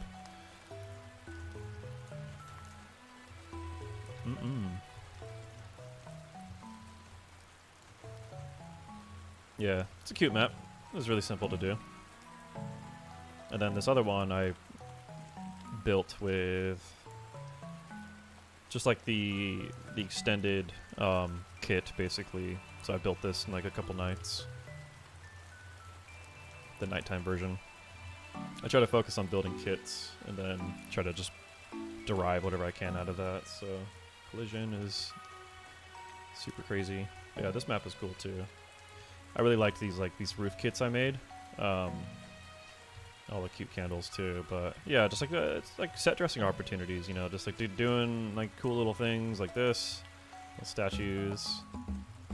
I mean, candles go hard on this kind of stuff, especially with these kind of lightings too. So, you know, all this lighting, like that's placing like a static solid.ggpo file there. Yeah, I mean, our rollback solution is we've always talked about how we're like we already are rollback, like our engine is like set up to have that stuff already. So there's like little cute like Easter egg like radios that has, this one has like stickers on it. I had my nephew draw me some stickers, so I made a radio for him. These are all just like fun little textures. Like this is like Shmoo, like Will's like cassette tape, like you'd see that says like Shmoo edition, and like it says Shmoo on there. So I made like little radios, one for each person on the team. Here's like the Zhang edition. So I asked him to, like, it says Izzy on it right there. I think the Punkzilla one. Yeah, set dressing goes a long way. Never skip out on your set dressing. It makes your stuff look really good. And this is like where Jingo takes his like disciples to like train them. What does it say? Vibe check mix. Yeah, I mean each of these has like a little high poly that goes with them too. So I put a lot of love into these little props. I like these little ninja stars like in the posts and stuff and on the wall behind it because the disciples suck at throwing ninja stars at targets. But yeah, building this roof kit took a little bit of time. That's a modular roof kit. It's cool though. I wish I had more time to build more maps. Like I'm working on this this skateboard map next. Skate park. Yeah, I'm working on this map. Is one of Jingo's disciples going to be playable? I don't know. Maybe. I'm not going to say yes. I'm not going to say no. Collision is being like if I turn on and off post-processing. Post-processing does a lot. But it makes the collision go apeshit. Yeah, so this map is cool. Has like a little train that goes by. I really want to make this map because like, it's gonna have a lot of really cool like graffiti and stuff like that, like train cars going down, you know. So this is all just a block out. I went a little ham on the block out on some of these things, but you know, it's fun. A train.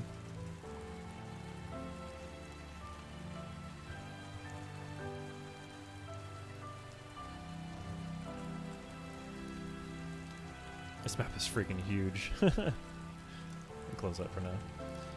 Back to the hair. I'm gonna ignore that blue dot.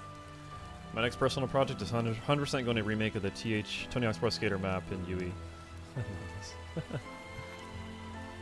Yeah, that'd be cool. Ah, what'd I press?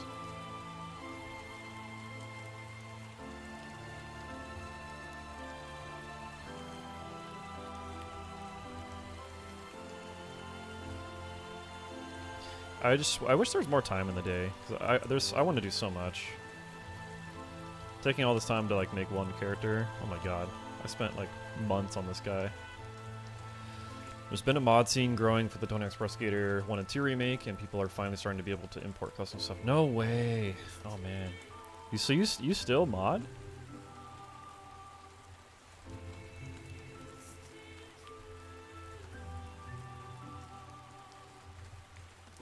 That's cool.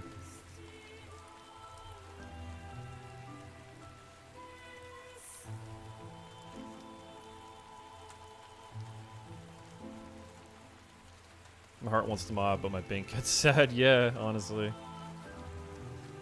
Just make some NFTs, bro. Make some AI art with NFTs. You can generate infinite NFTs with AI art. You could be a billionaire tomorrow. What's holding you back?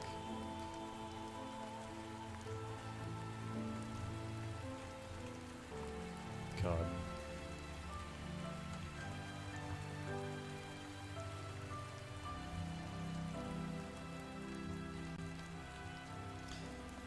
Yeah, I'd love the mod too. It would be fun. But now that like I'm making my own game, you know, with my friends, it fulfills that 10 times over. It's more fun to work on a mod because it's like an established IP, you know. That's why PM was so damn fun, because it's like it's fucking Mario and Link and Sonic. Like I remember making like content for that game, and I was just like, God, this is so cool because people like love this stuff. Now that we're making this game that's our own IP, it's a lot scarier. It's a lot scarier. Publishers don't like that. Publishers are like, what if you put Pikachu in your game? We're like, how about no? We want to stand on our own 2 feet. Yeah, some publishers have asked us, like, to... one publisher was like, hey, you guys should stop working on your game and work on our fighting game with us. And we're like, how about no? How about we don't do that? It's like, I just quit Epic Games. And I was like, why would I quit Epic Games to go work for you when I have my own fighting game to like work on? It's kind of disrespectful, honestly. My heart wants a mod, but I think it's sad. Yeah, I feel like that's half of why this Fortnite stuff works for me, is that it feels like modding, but like there's money. Yeah, I get that. The Fortnite stuff is cool. I mean, like, what are your restrictions there? Are you allowed to, like, use... Are you allowed to use, like, DBZ shit? Since, like, there's, like, DBZ, like, stuff? Dabbled a bit in Brawl Box. Can never figure that stuff out. Yeah, oh my god, that shit was hard to figure out. So anyone that... Modding Smash was, like... It was crazy hard. I mean, Llama here did way more map shit than I did in PM. I mean, he made like fucking all the maps basically.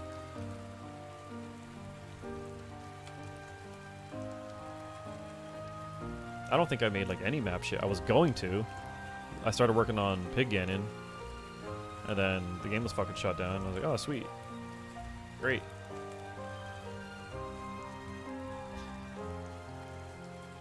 I'm turning the music down a little bit. Might be a little too loud for you guys. There you go. All of their various collab stuff is off limits. Oh. Well, okay.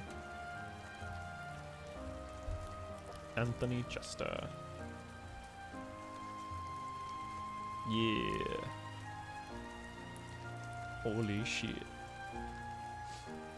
Yeah, this is crazy. This is all like you made all these assets here? The house. That's so funny. Yo, he made the Bowser's Castle stage? Yeah. Yeah, he made that with he made this with Izzy, so this original concept, where is it? I think you have the original concept here, right? Oh, you don't. Where's the original concept? Oh, here we go. So this guy, Izzy, oh my god. Anyway, the guy that concepted this map, he's working on combo. His name's Izzy. But yeah, this map is sick. What is boat? Oh shit. Are you baking normal maps and stuff now? Like this might be using tileables. No, that's normal map. Concept is in the time lapse video. Oh, okay, yeah. Is it time lapse video? Wait. Time lapse video.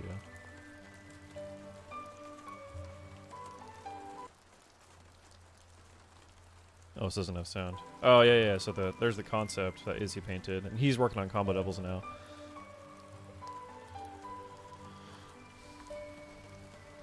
Is this all in Maya right here?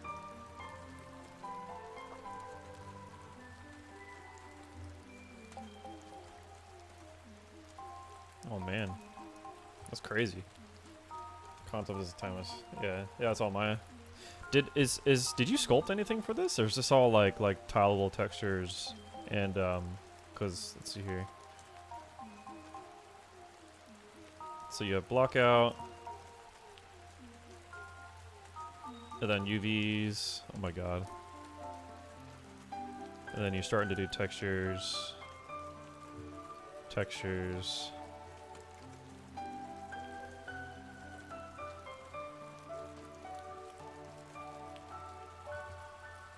Lighting, more textures, decals. God. I'd render out a scene whenever I was done for the day. Oh, that's cool. That's smart, actually. Good old icons. It's pretty much all tileables aside from like the Womp and the fireballs and such. Yeah, okay, cool. See, interesting. I remember I wanted to do like sculpting on Project M. Oh, look at that fucking high poly. You high poly modeled that first? Oh shit. It's a dope high poly. Oh man. The big ass like world in the background. I think is cool. Was Kaylin the main like environment artist that did all this stuff with you guys?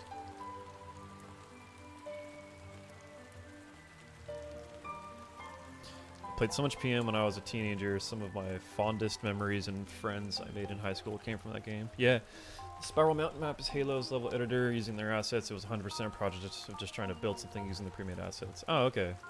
I have y'all to thank so much for that. Oh, thanks, dude. I mean, you have more to thank for Llama because he worked a lot longer on that than I did. That map's Michael Marino. Concept art. Oh, okay. So this is all pre-made assets. That's hilarious because you made her face with like pre-made rocks and stuff. That's cool. Oh, that's clever. Oh my god, when they were on this map, when they changed the backgrounds to be concept art, I'm like, no way. Because the background's so crazy, man. I think I remember correctly, like, you didn't work on this map as much, but yeah, like, built out the early versions of Arena to help concept out. Then I handled the extremely talented hands of Cody Black. Black and Worth for most of the asset creation, then went back and did a bunch of set extensions so that the game camera wouldn't see out of the environment. Making the stage optimized, concept art. Oh man.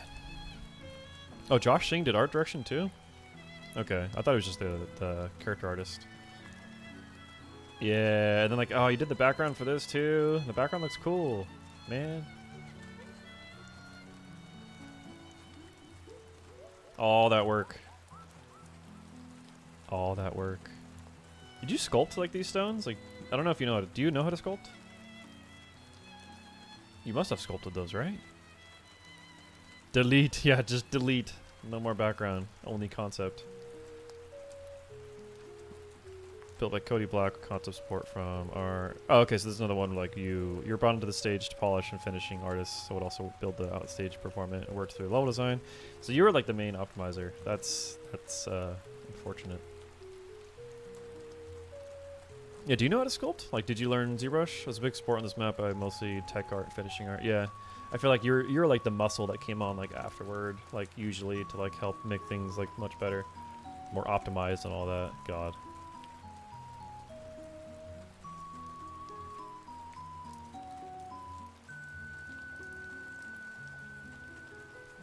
Is this the time lapse? Oh shit. Man, that moss is crazy looking. Holy shit. What a map. That's insane. You know your way around ZBrush? Yeah. I've always liked using ZBrush. Like, it's definitely a spooky thing to use, but once you know it, right? Like, I'm very surprised, like, I got this character, like, as far as it did. My first time, like, really doing... Well, I did Pig Ganon. Well, that was different, though. This is, like, more of, like, a AA quality, kind of AAA quality character. Putting a lot of love into him.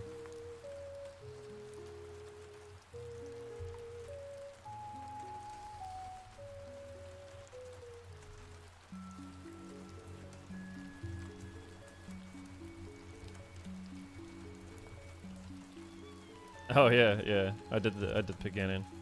I even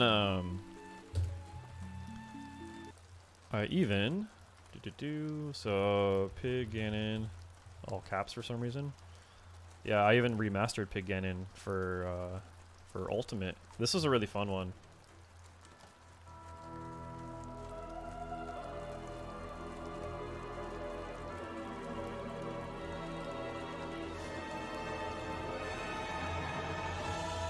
Heart wants up this designer, but ZBrush is so much more like real. Yeah. I love this because I wanted to... This is actually an accident how like the video like started small and started zooming in. I thought that was an accident that I did in Premiere, and I was like, wait, that's kind of cool. It's like a nod back to the old PM video. Then it gave me the whole idea for the video. Because this was the first video I made for Pig Ganon reveal. We had custom animations for that get up there. The actual reveal PM Pig Ganon.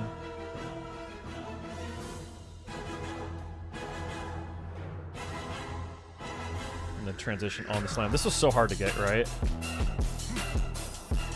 The zoom-ins. Even finding the song, I had to like find the song well, or from a guy and had him custom make it. I had to install HDR and all that stuff. Oh my god. I had to work with HDR guys to custom remove certain maps. I had Nano do all the renders. Some moonwalks. I did all the combos too. Most of them at least. HDR is super cool. Yeah, I wanted to like go extra hard for this mod, you know. I re-sculpted like everything. I low poly modeled the entire thing, a new model. I rebaked all the maps. I retextured him in Substance Painter. Like he was a full. I redid his sculpting on his beard. Oh my god. I went ham. Yeah, I did these combos too. None of this is like TAS. I did always by like hand on like computers. This was done by someone else. This one. I made the Yuga Ganon skin.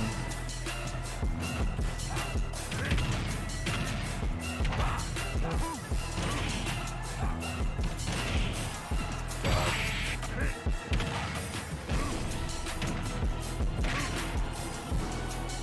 Yeah, that was a good one. I could pull up his model real quick too. Should I? Yeah, I guess I could. Won't kill my computer too much. Piggy Ultimate. ZBrush. ZBrush. ZBrush. ZBrush. No, doesn't exist. Okay. Art. Projects. I think.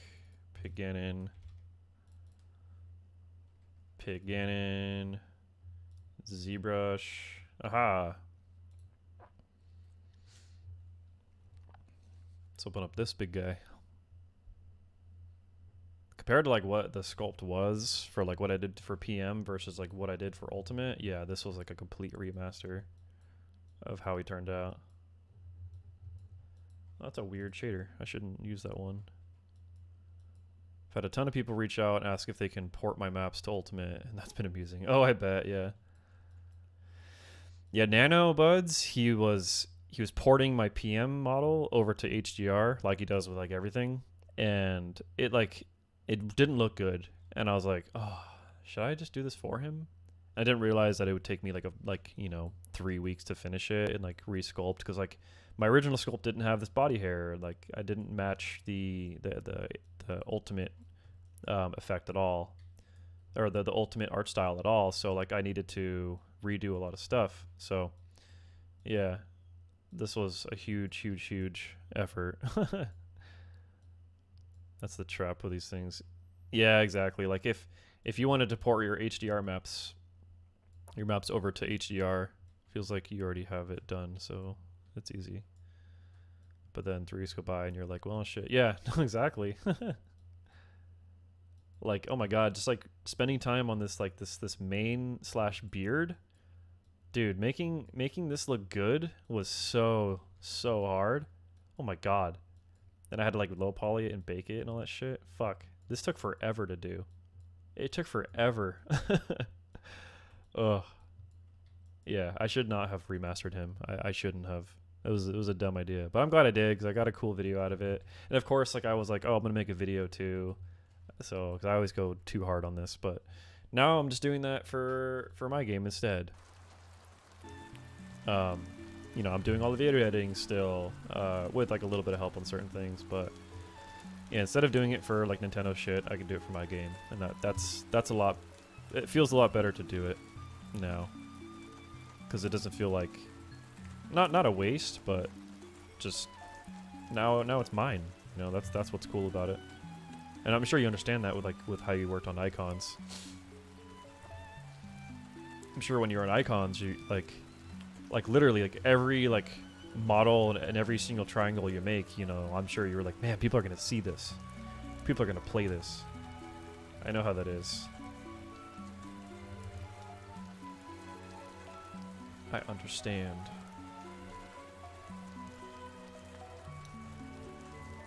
Must have been so exciting to like reveal that you worked on icons.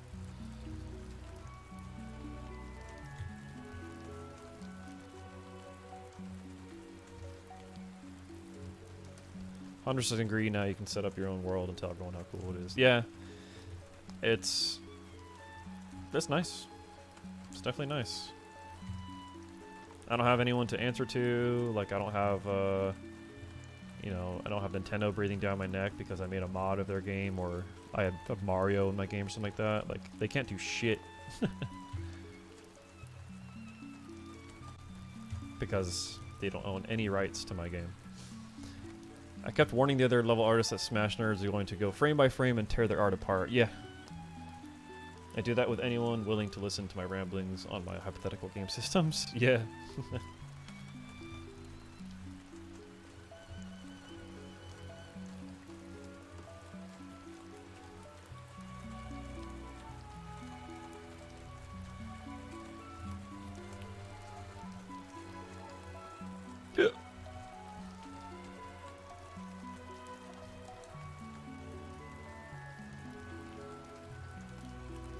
That back there.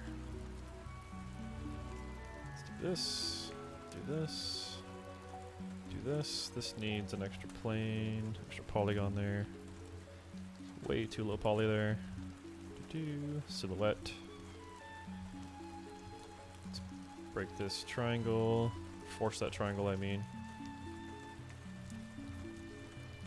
On that note, I gotta drop. Stayed up too late and I gotta got work to go to. No problem, dude. I do that with anyone willing to listen to my ramblings, yeah. Yeah, dude, of course. I'm having a lot of fun streaming, so I'm probably gonna stream just whenever I work on stuff, because why not? It's easy to talk and do art and all that stuff, and I like to share shit. And if people have questions about what I'm doing, like, I'm happy to answer, so I like teaching. I went through a while back and collected all the different versions of things where people ported my Wario Land map to other engines, and that's one that's been one of the more, like, rewarding things for me. Yeah, that's really cool. Did they port any of your maps to HDR, like, completely? Man, because, like, Smash Ultimate looks good. Like, Smash Ultimate looks incredible. Like, you look at their art and by itself, it's like, oh shit. Like, when I was remastering Pig Ganon, I was like, oh, like, I gotta, like, really make this look good because Ultimate looks incredible. Like, they didn't skip on the details at all when they made it Ultimate.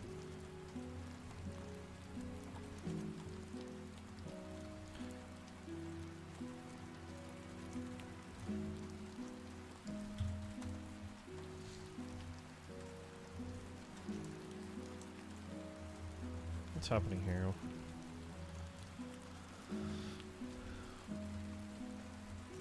I went through a while back and collected all the different versions of things. Oh yeah, I read that already.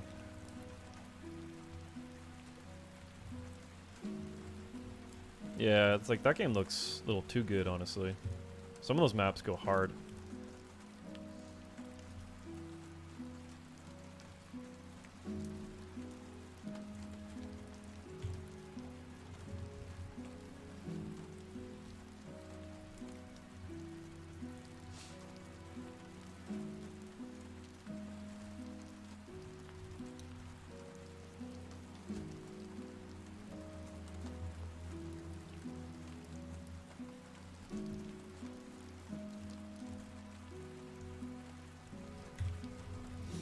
Yeah, Ultimate looks rad. They did so good. I don't know if it's been ported to HDR yet. This was a list of all the random things it got ported to.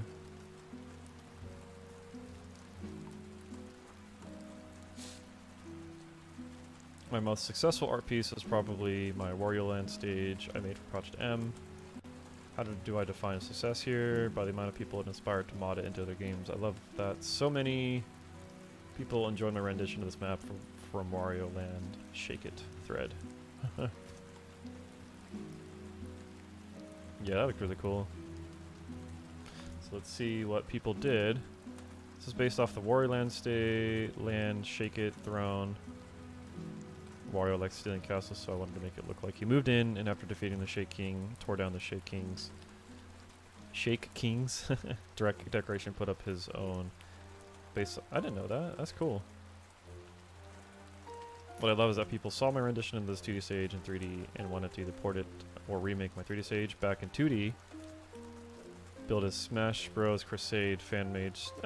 No way. Oh, that's awesome. Smash Flash looks rad. Those guys are making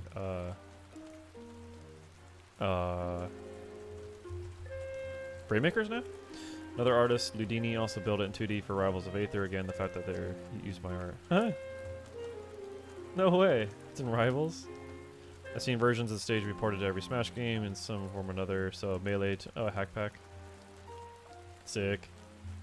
Oh yeah, so that's your actual models and textures. That's cool. Is there like baked in AO?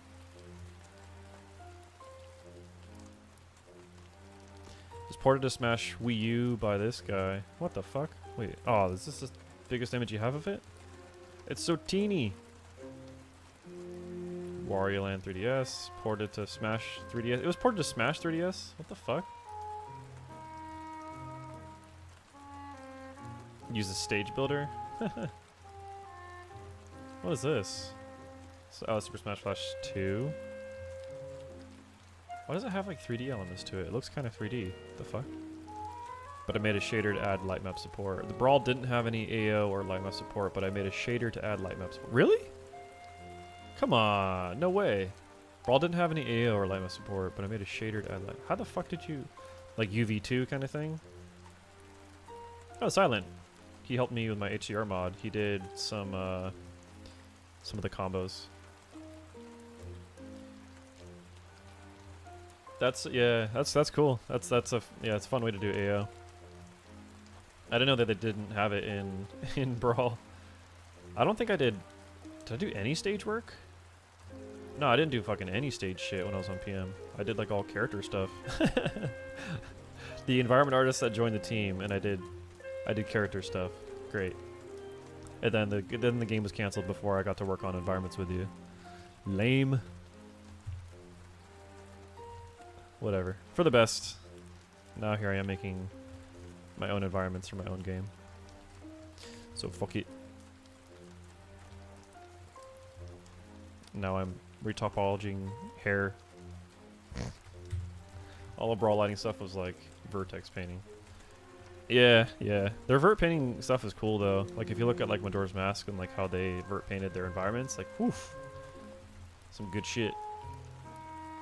It's all like faked, yeah. What am I doing here? Okay, this is probably fine. Yeah, this is cool. Alright, fine. It's not too high poly. I need to drink some water. I have not drinking water in like forever.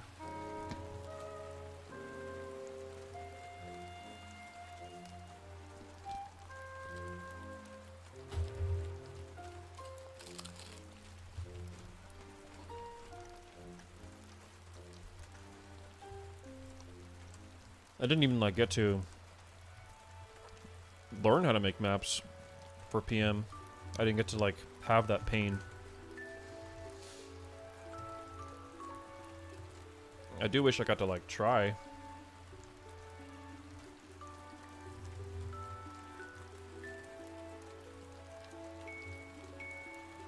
So on Metal Cavern and Peach's Castle I tried vert lighting, and on Bowser's and Wario Land I did light maps baked in Maya.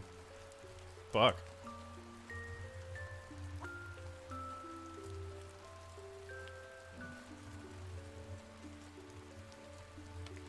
Was it like one giant light map for the entire thing?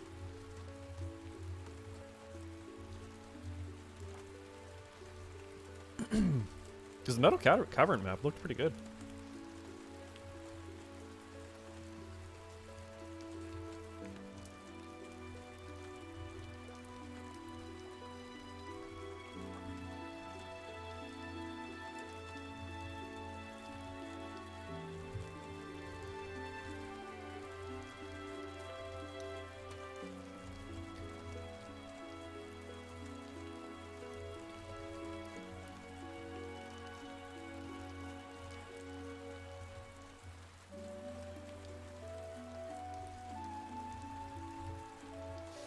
Yeah, one giant light map for the whole thing on a 512 texture? Oh my god. That must have sucked for like the little things. Yeah, 512 is not big. The limitations on those engines, dude. God, we had to deal with some shit. I spent a lot of my time doing the Nintendo 64 models. I'm still proud of like the Nintendo 64 like Falco I made. That was a beast. Better than like the... I want to give that Nintendo 64 model to the guys that do the Smash 64 mod. What's that called again? Yeah, oh my god. I wish like, because we got canceled shortly after that, because it was fake. Like we were the whole April Fool's thing, but like it was going to be real. We were going to make it real.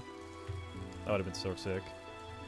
Smash Remix, yeah. I want to give my Falco model to those guys because like my Falco model went way harder than the one they have.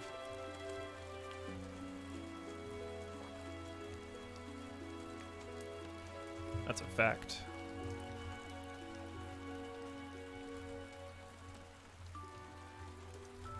Yeah.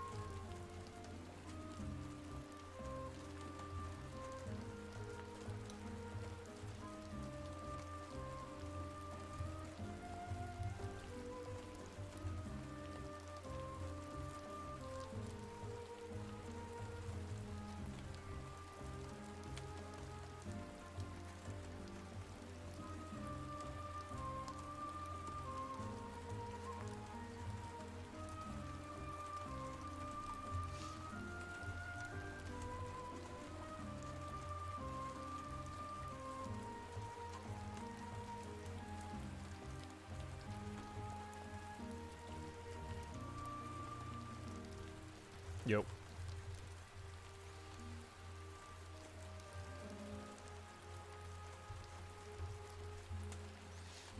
You seen that guy that's doing the rollback for PM? Like, I would 1000% come back to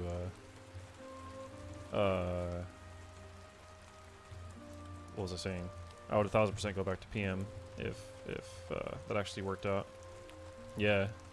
So I miss playing PM. Like I haven't had I haven't not wanted to play PM because of like Dolphin and all that stuff. I just don't want to deal with it. So, but yeah. Are you working on Combat Doubles full time now? Yeah, I've been working full time on it since I quit Epic. So I quit Epic Games March of last year. The existing netcode is honestly not terrible. Yeah, I mean like whatever I like was there with like Dolphin like was fine. Yeah, I do miss Project M. But yeah, I've been full time working on combo for a bit now. I was juggling it like while working at other companies for like a long time. You know, I'd work my 8-hour shift or 8 to 10 hours and like crunch and all stuff, and I would just work on combo after. So yeah, I was doing that for a very, very long time, up until I needed to quit Epic because Epic, you know, had a non-compete. They didn't want me to work on my own games, so I had to like stop working on combo for a bit because of Epic Games. So I knew as soon as it happened, like I was like, well, I have to quit Epic Games at some point, but I needed to get some experience. I wanted to work at Epic for a bit because like I always wanted to work there. It was my dream company. Like literally, Epic Games was my dream company to work at, and I had to quit because this is my new dream. You know, this became my new dream because once COVID happened, this game became fun. We were playing it and like designing it, and we were doing play sessions and like they were whatever for a long time, and then all of a sudden, like because it was called Project Combo at the time, so I always call it game. I just always call it Combo. So like the game became fun, like actually fun. Like we were playing matches and we're like laughing and like having a good time. Like, oh fuck, this is real. I remember like kind of sitting back and being like, oh my god, like we did it. It became something like overnight almost. So I knew like since then I was like, okay, this is my new passion, basically. It's been hard because we've been secret this whole time, you know. I didn't let anybody know. Nobody knew except for people in person knew about this game, or like certain people I worked with, like you know, in person. I'd show them like work in progress, like people that were outside of like the Smash community, because if anybody got a whiff of this game, you know, years ago, we probably wouldn't have had such as positive like reception when we like released in what, December I guess is when we released, because yeah, like our video popped off, our trailer, you know, we've been doing events and all that stuff. The game's been doing really well, like tens of thousands of wish lists right now. I'm pretty happy. I'm a little sad that we don't have, like, nobody can like play it. Yeah, showing icons as early as we did was dumb. I mean, that was like fucking 10 years ago. Oh, like that was almost 10 years ago now. Fuck. Wait, was it almost? When did icons come out? Jesus.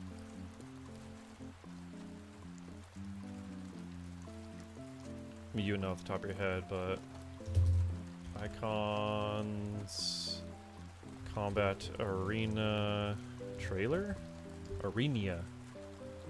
6 years ago. Okay. Yeah. Yeah, because that was around, like I started combo like late 2017, and I did it with like people that were not part of like the team that it is now. Like, cause I was like fucking around with the idea, and I was trying to get like a prototype done with a couple of friends that aren't working on it now, and yeah, like that's when I started Project Combo or Combo Devils.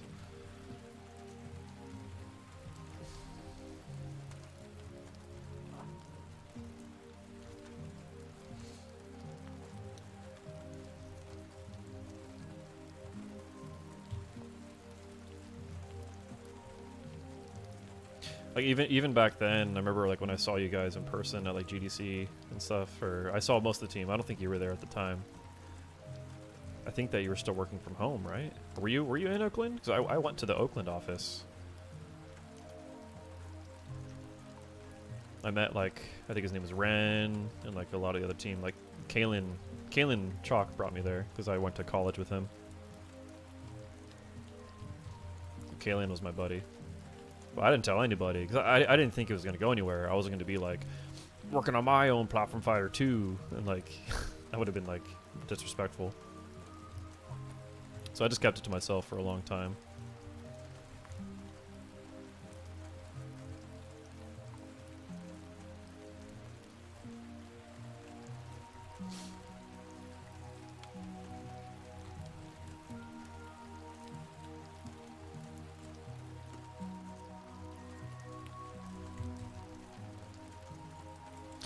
I have a random funny question. Yes. What is your random funny question? Silly, but you might find it entertaining. LOL. Oh no, is this a bot?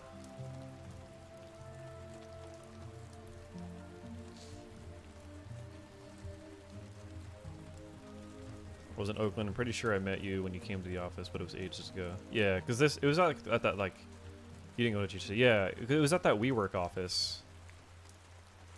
Not a bot. Okay. Say llama llama if you're not a bot.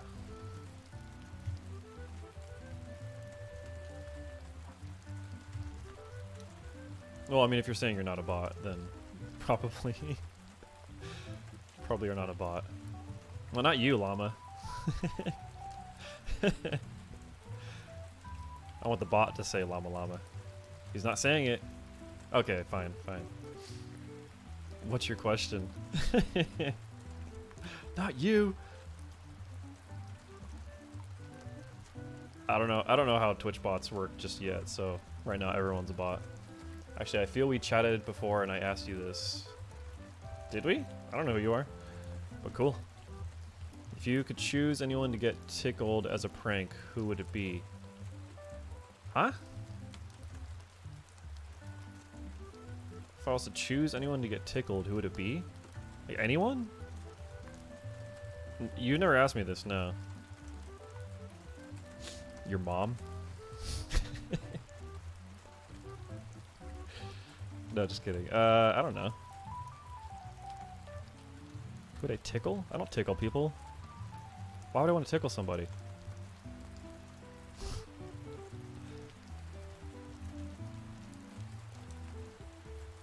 To be cheeky.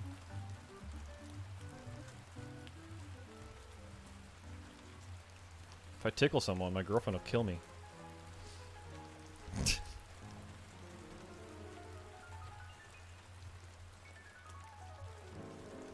No, it's just not you personally tickling necessarily.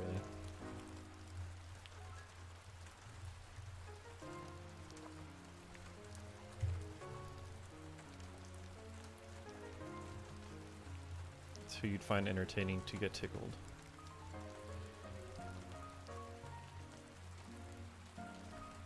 Oh no. I feel like this is getting weird. Why are you talking about tickling people? I don't like it. I think Justin Bieber would be a funny choice. What? I'm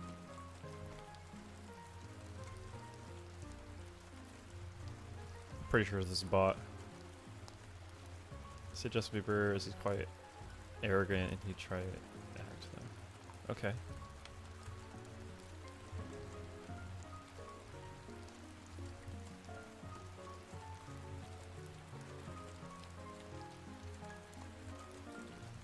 Got weird real quick.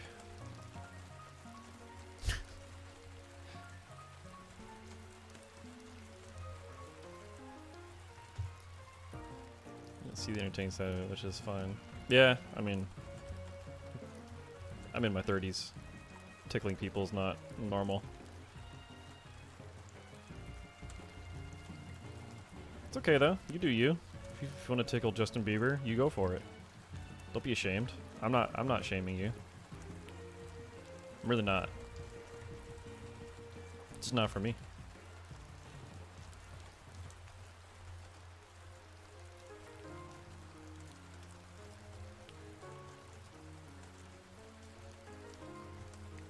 how's your day going? How did you find me? Was I just a random on Twitch that you saw? I have no idea how like Twitch algorithm works or any of that stuff.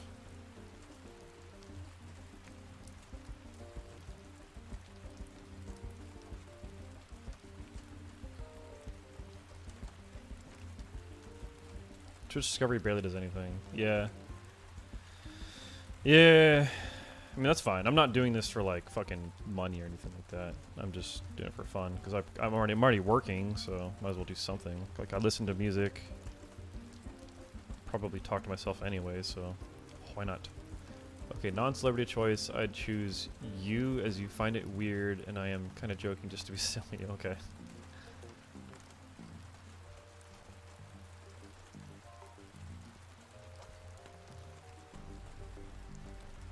Yeah, YouTube's like discoverability seems to be, well, oh, it's better. At least like algorithm can't work and stream and talk at the same time. I guess it depends what I'm doing. I don't know. Like, yeah, I guess it depends what I'm doing. Like, this is like monotonous like work, just fucking doing low poly shit. But like normally what we do, just randomly to be honest. But I do find software stuff interesting to learn about. Yeah, cool. Yeah, I mean what I'm doing, since you don't know who I am, but. Yeah, UVs and Retopo maybe. Yeah, UVs Retopo is fine. But I'm here. I'll do this. I'm working on this game here called Combo Devils. It's a platform fighter game, and yeah, it's a brand new fighting game that we're working on. Can you hear it, by the way?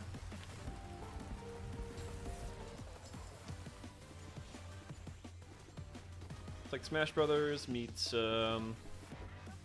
Street Fighter kind of deal, but we're trying to make like co-op PvE mode, co-op roguelite mode. Yeah, it's quiet and was fighting with the music, but it's good. Okay. That's like the 45-second trailer I cut. Is it like super quiet? Oh yeah, look at how quiet it is. Whoa, whoa, whoa, whoa. There you go. Here we go. That should sound too loud.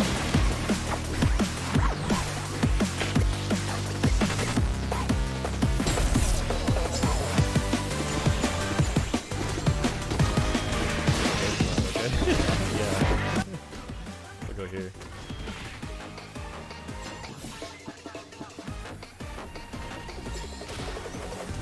Okay.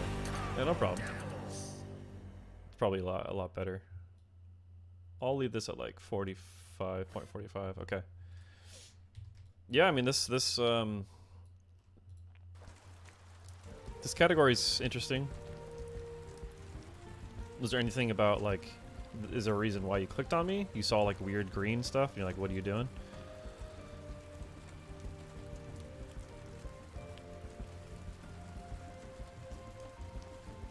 Oh, I'll make that a little bit quieter. See the trailer. It's like there. Okay. For next time.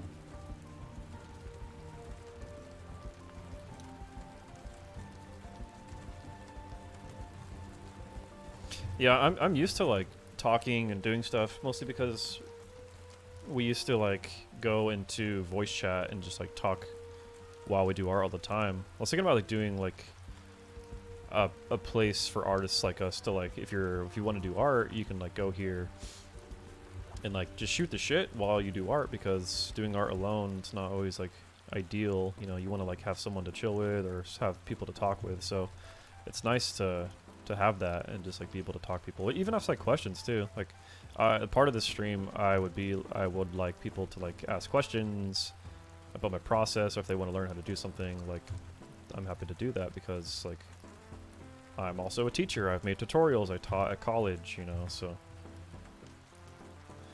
this category has very interesting people. Yeah, more interesting than someone in fitness category. Someone, to be honest, no, nothing in particular, just looking through different people. Okay, cool. Yeah, but yeah, I don't know if you see like the above my head right here, but I've been working in the game industry for like 13 years. I've worked on God of War, I've worked on BioShock, Borderlands, Star Wars. I worked on like a Star Wars game. I worked on some pretty cool stuff. So I worked at Epic Games for a little bit.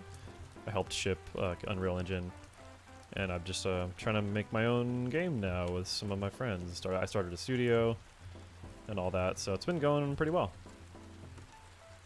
And right now I'm modeling hair for my character. I'm modeling, it's called the low poly, because like this gray mesh with all these billions of triangles is way too high poly.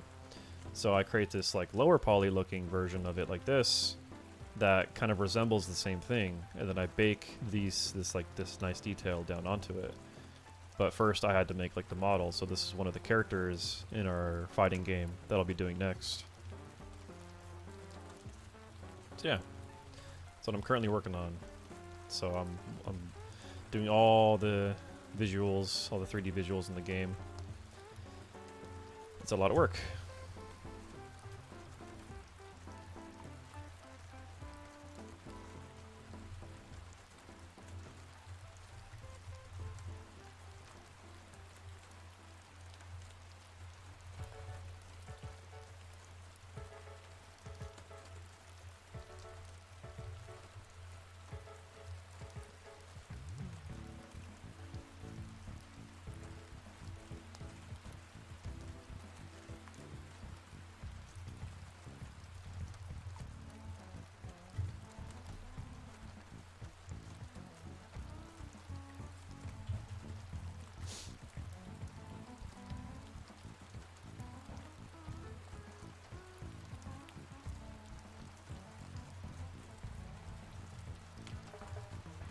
It's been wild getting into like this whole fighting game space and like being more involved with it, because now I'm like meeting more people, I'm talking to people that normally wouldn't, and all that. When you all get to the point where you need more 3D artists, I'd love to contribute. The game looks sick, and I know the team is good. I appreciate it, dude. Yeah. Right now I'm trying to keep the game, like I'm trying to keep the team small, but yeah, I'll keep you in mind like whenever I want to start like getting more people on. Problem is like I need people that know how to do like sculpting and like high quality texturing and all that stuff. So you should learn some like the new pipelines and all that. Like look at the work, or I'll post like my work in a bit, because it takes a long time to render everything. But like you can look at like my stuff, and because like I could like art test you down the line and see if you'd want to like do that. But like right now, like it would be my standards are too high basically. Like I'd want you to like learn how to like do some more sculpting and like do some like serious texturing and all that. To me, it's so complicated and mind-blowing. You're so clever, and what I like is not just the ability to create it, but like creative people. So I thought of the characters, etc. That's cool. Yeah, if you go to like if you go to my website for the game, you can learn a lot more about it. So I'll post it in here. Can I post it in here? Twitch? Here we go. Oh, it wants me to sign up? What the fuck? Twitch. Twitch, not Twitter.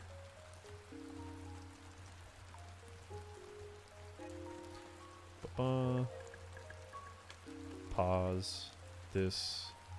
Yeah, so here you can go to combatlevels.com, and just like more about the game. Like there's some characters there, some of the other characters that we're working on.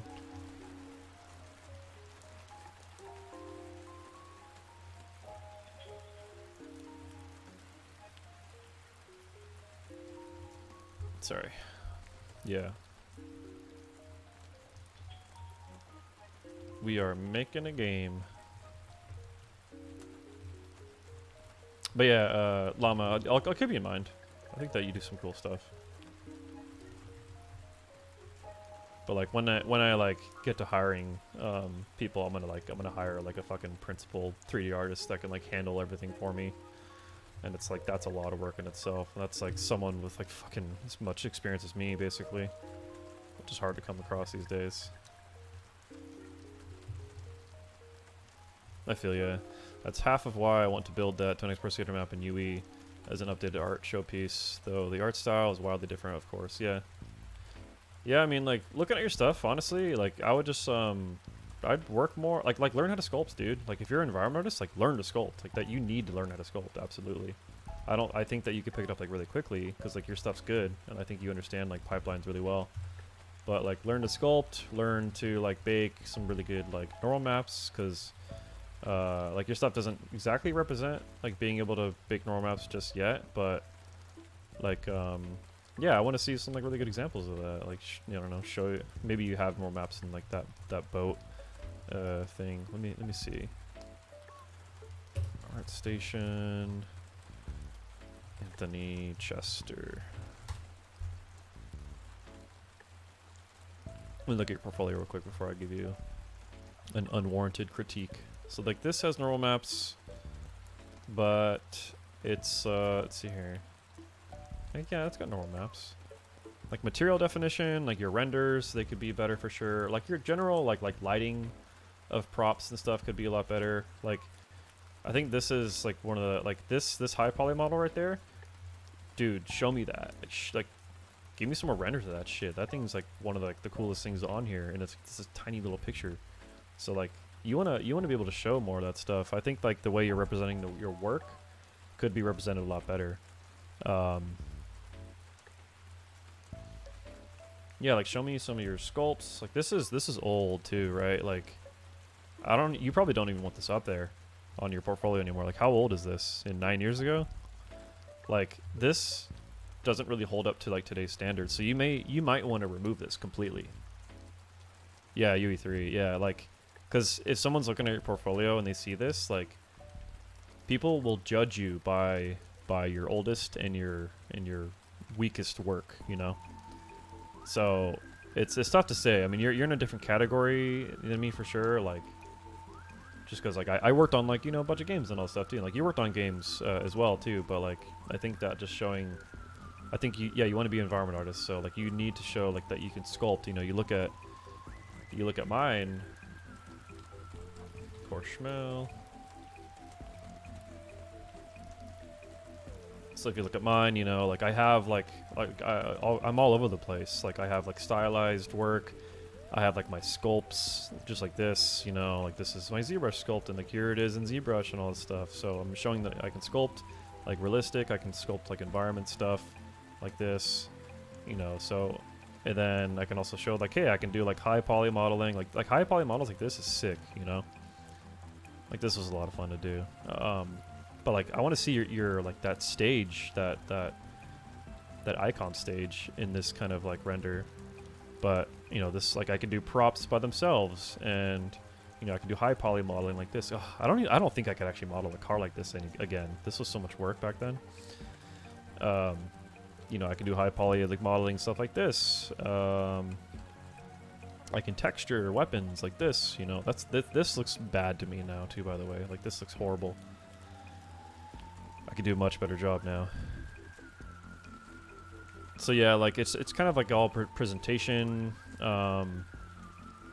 Like for you, if I was to like see like one thing in your portfolio, it's like how well can you make a prop? Like this is old as shit, but like wireframes. This has like a good texture on it. This is old too. This is 8 years ago. So if my work 8 years ago looks like pretty decent still. Like I didn't take this off my portfolio because like whatever, like that looks fine. I could see this in Last of Us 1, Last of Us 2, this door. Like that's what doors in Last of Us look like, so why not keep it? But yeah, I just worked on a lot of stuff, and I never really stopped working. I'm showing that I can sculpt stone. Yeah, so it's a lot to like definitely think about for sure. But I mean, you got it in you, dude. Like you know what's up. I just kind of never like stopped working on stuff. I still have a lot to improve. Yeah, and my standards are like fucking way too high now, especially like since like for this game, I want to make sure that everything like looks fucking like incredible. Like it's not like it's not the best looking game in the world, but it like doesn't look like a Unity game anymore. It looks like an Unreal game or something. And I still have a lot I need to improve on it. I just need to finish my other stuff, my other characters. What are things that you want to like get better at in my heart, it was always like the way it looks in game is king, and I know that's not the best approach of getting hired. Yeah, it's definitely not. You want to be able to showcase that you can do you can do both. You can do like environment artists. You're expected to do like props and all stuff too, unless like you're an environment artist that only does like lighting and set dressing and stuff like that. But they have lighting artists specifically for those as a job, you know, so they wouldn't let you light. So it just kind of depends like where you're at and like what you're trying to do. Like you're trying to be like you are an environment artist and you want to get jobs being an environment artist, but yeah. Why isn't this fucking... Oh, that's why. Huh. Well, whatever.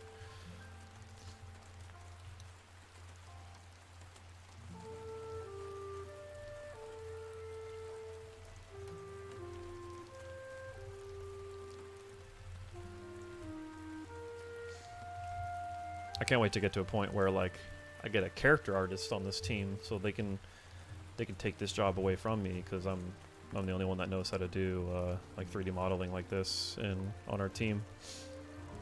So I got to do the 3D modeling. I do like the VFX as well. I do all the lighting. I do all the optimizations. I do like me and Izzy. I taught Izzy how to do ZBrush, which took a long time. And then so he helped me, or like we helped each other model Jingo, Achilles, and Akani together. Like he started the base for them and like got them to pretty far, and then I would go in and like polish them, and like we would do the low poly together, and then I would do all the baking and all the texturing and all that. So it was a lot of work.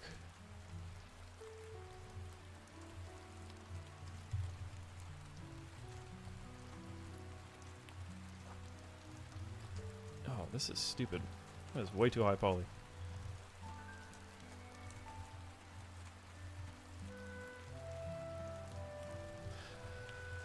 I want to build ride worlds. I do need to get better at ZBrush, though I'm not like terrible at it. Sure, yeah.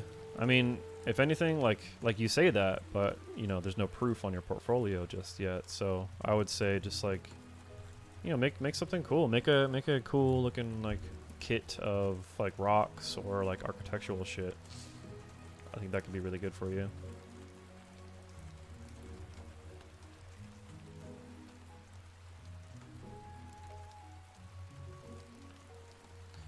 This is too many polygons. So many polygons.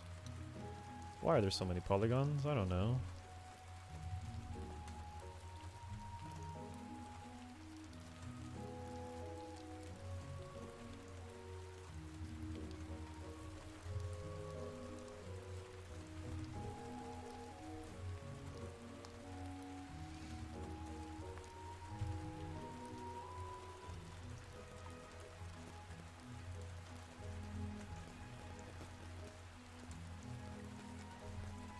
Shit.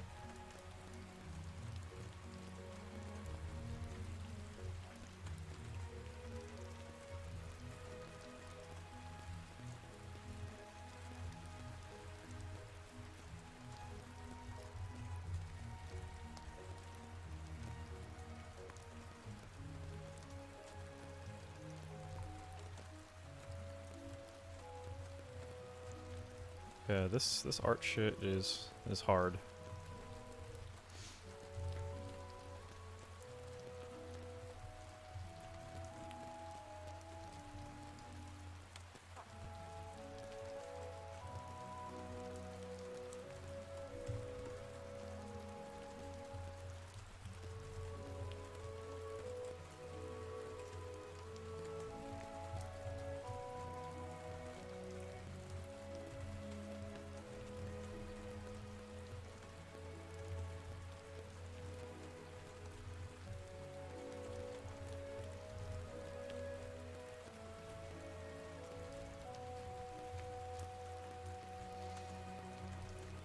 Who do you want to tickle?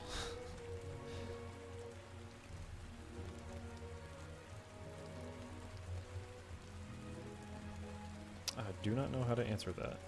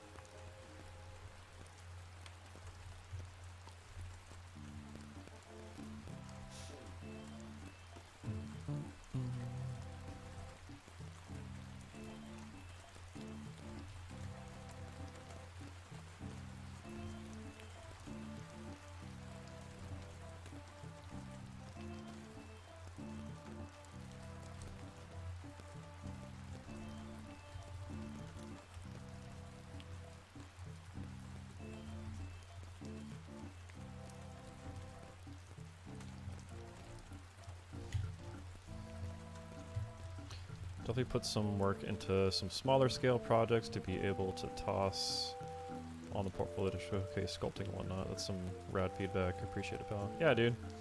Feel free to reach out whenever you want, man. Like, if you need help with anything, just let me know. Happy to help people out, especially people that I know. Don't feel obligated to do it just because I said it too. Like, times are tough right now, and some people need to know like what they need to like have a leg up over other people. So, you know, if I can help you get that, then that's good.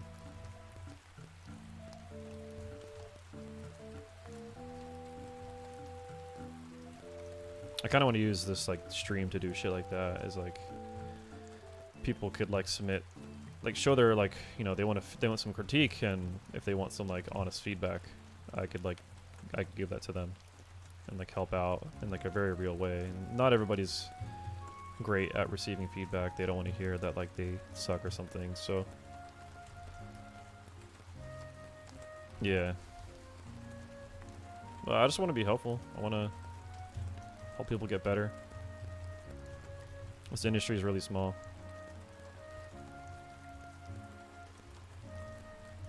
Yeah. I remember like how daunting it was kind of getting into this industry, man. Like, I mean, it still is, fuck. Like, this industry stuff, like it spits people out and chews them up, spits them out, and a lot of stuff. Just, and there's so much fucking competition out there. Jesus.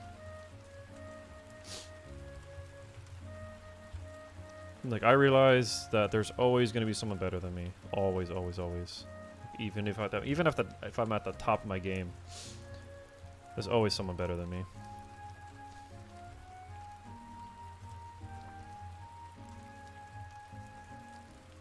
And once you understand that, like, it just makes you want to get better.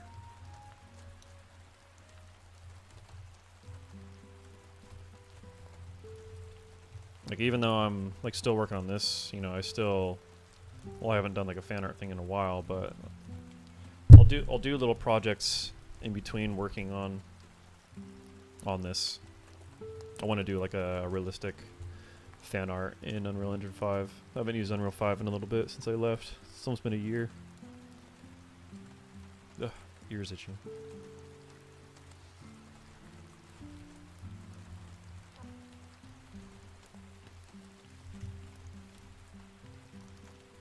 I want to do a Narita Boy fan art.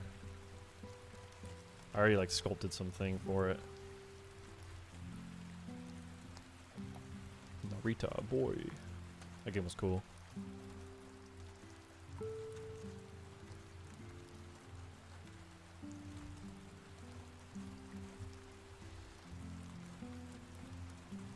One sec.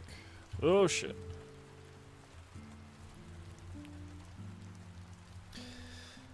The amount of competition is devastating to me. Seeing all these layoffs and such, it's always soul crushing to see these artists way better than me get canned. Oh my god. Yeah. That's how I feel too, honestly. Like, there's all this amazing talent out there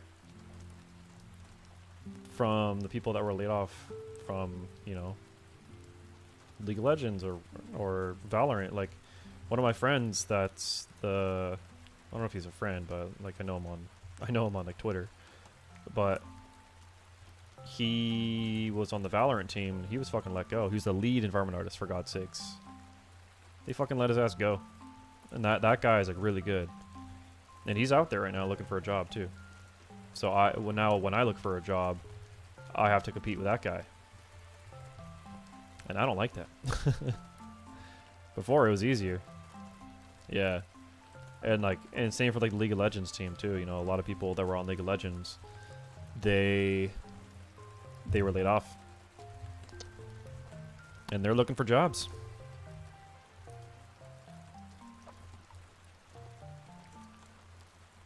There was a lot of people laid off recently, so did I go around that part? I did. Cool. Now I just gotta close shit off, I guess. let's do this. Let's go up here. Go up here. Do this and see if I can let this fucking thing. Smart retopo. Quadrilation. There we go. Draw.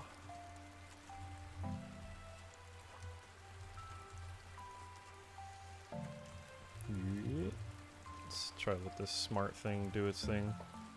So he's spending all this time. What is that? What are you?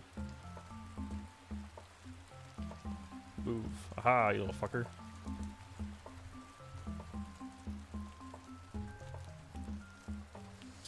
Smart retopo. No, let's try that again. And then go down here. Oh shit. This can go that way. Autofill. And then give it some thingies. Hello? Okay, that didn't want to work. Let's try that again. Yeah, 3D code's crazy.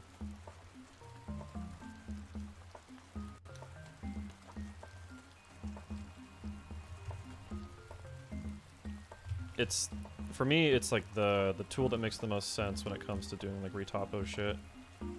It's a great tool.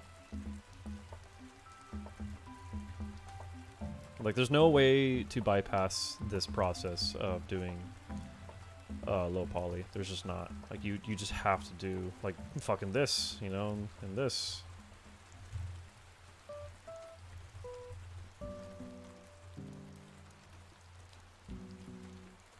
But there's like certain automations that I always suffer through Maya for retopo. Oh my god, are you serious?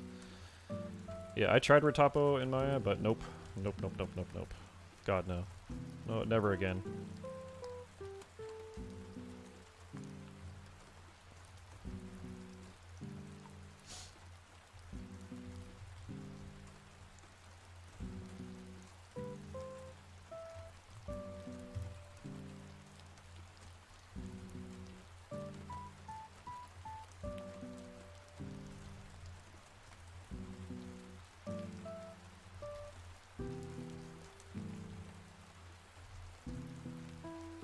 And like understanding topology, their quadra isn't that bad. Yeah, it is. It takes forever. Like just to do stuff. Oh my god, it takes way too long. I'm not here to wait, fucking do all this like extra operations just to make a low poly or something. Like what I'll do usually in like ZBrush, for example, like if say like this piece, okay, yeah, let's do this piece. I'll append this in. If this was like an environment thing, let's say it's a trash can, right? And if I didn't want to like sit there and retopo it, you know, I'll just go and I'll decimate it down to like a decent number. So let it do its thing. Let's take it forever. Drink some water.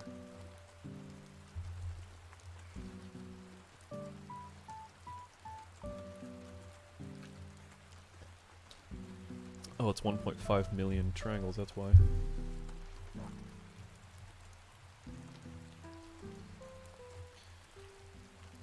So, especially on like more organic stuff, I'll just do this, and I'm sure you do the same thing too, but you know, I'll crunch it down. So that's obviously not what I want, but I want something like 1,000 triangles. Or probably even a lot less. So 0.25. Yeah, so then like that's my trash can low poly, sure. Probably even go lower because trash cans don't need to be that high. Okay, cool. And like, you know, that's pretty good. I'll do a little bit of cleanup, but you know, this is like more of an organic thing. And I'll like just export this to there. Go to here.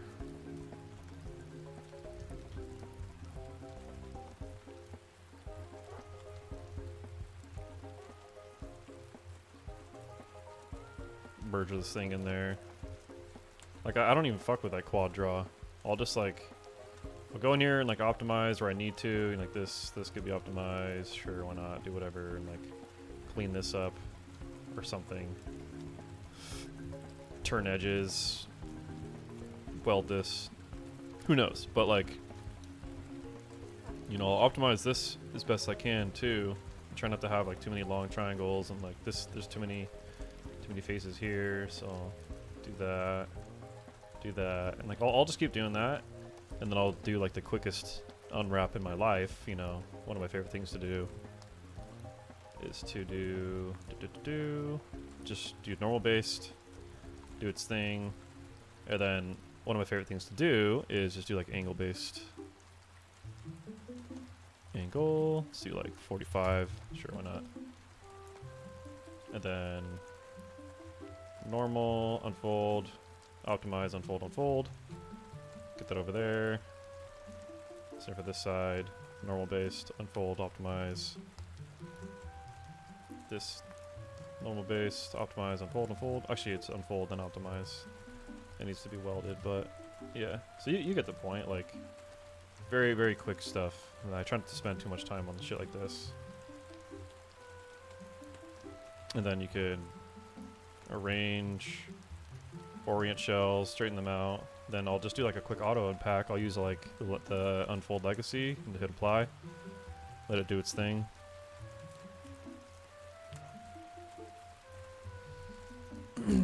But I never ever spend too much time on like on little things like this. You know, I'm totally happy with that. You know, this maybe something to be straightened out, but I would spend more time obviously. But you know, I'd finish a low poly like that quick usually, depending on what it is.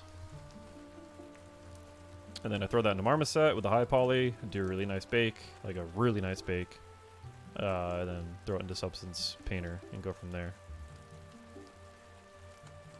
But yeah, like I skip the retopology on like organic stuff usually. I don't even like hard surface model anymore. I just do it all in ZBrush.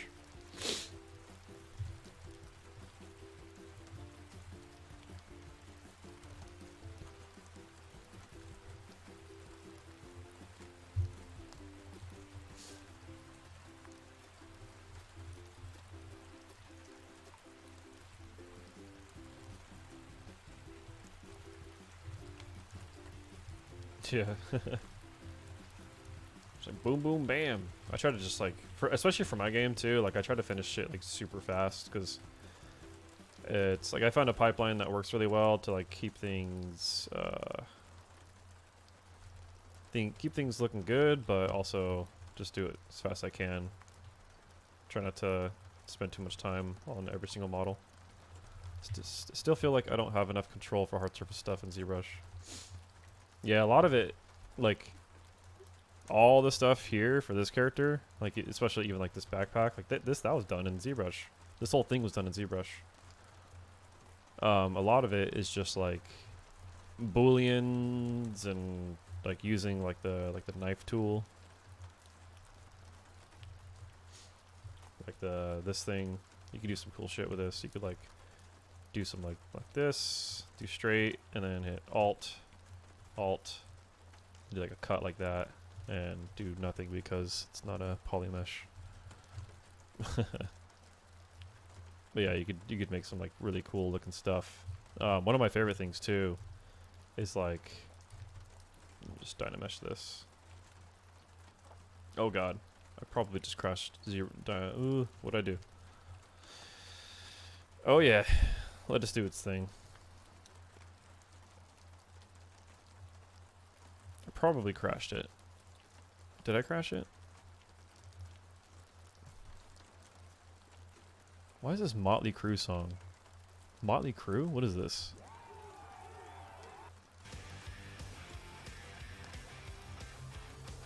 Why is this on my favorites? I never favorited this.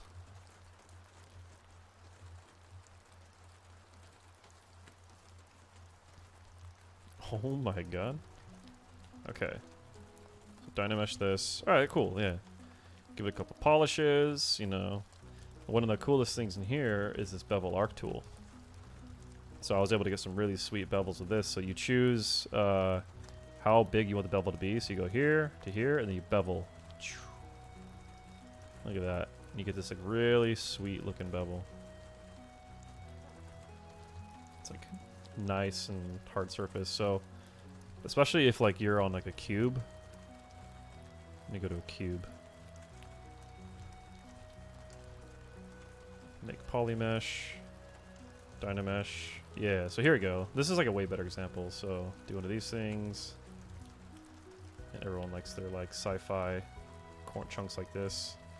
And especially like bevels too. So or like Boolean, you know, like if I append in this guy, turn on live Boolean. This is how you can get like a lot of really cool stuff.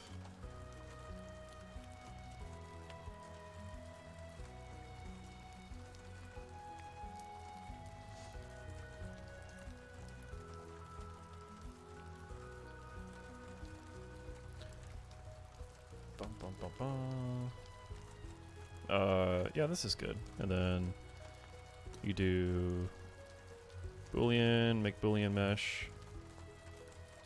And then here's my new Boolean mesh. And then I can dynamesh this again. Oh god, what the fuck was that? What was that? Why did it do that? What's it doing? What is it doing? Hello? Okay, anyway. That's stupid. Yeah, this isn't the greatest example right now, but yeah, like this bevel thing is really cool. Getting like really nice sweet bevels, especially in models like you could do this bevel flat, so you could do like this kind of bevel as well. And then you can also like you can go a negative version of the bevel, so I could choose this wall and this wall. Create that bevel there. Create this bevel here. So it's kind of like sculpting still. Oh shit. Jesus Christ. Let's turn off backface masking. It's kind of like sculpting still, but you're just doing it with like hard surface shit. And yeah, you can get some like really quick results very, very fast. So I love this. And like, you know, you could also use trim smooth border to like get some like really quick bevels as well on certain things like that.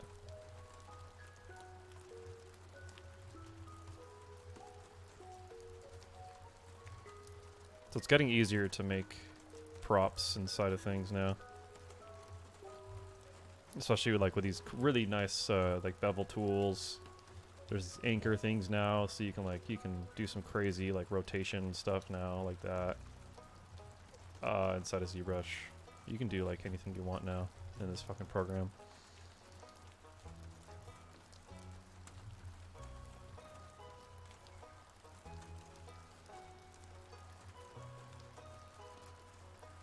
I don't know what I'm doing, but it's cool. Yeah, I love this program. Doing like knife cuts is cool. Yeah, this knife tool is fucking crazy. Like this is what changed everything for me. It's being able to like cut stuff. Oh, I probably just crashed ZBrush for sure this time. I for sure crashed it this time. Yeah, okay, there it goes. It's okay though.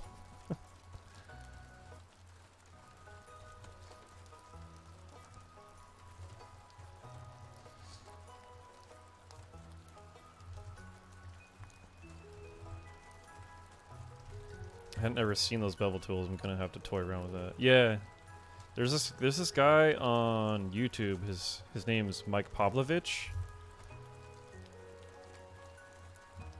I haven't watched him in a while. Pavlovich. This guy, dude, he has the biggest golden nuggets. He's got golden nuggets in his videos that like for any ZBrush shit. He's been doing like weird stuff lately, but his like ZBrush ones. Yeah, like he'll just go through and teach like things about ZBrush, and like there's stuff in here that I never remember how to do, but like this guy goes over everything. Mike Pavlovich, fucking genius. So I watched a lot of his videos, and like I would see random stuff like that. Like he went over that anchor tool, or he went over that bevel, and I was like, what? You can do that? And then like ever since I learned that, I've not used, I've not like modeled a high poly asset in Maya for a while now. It's just because of that one fucking tool.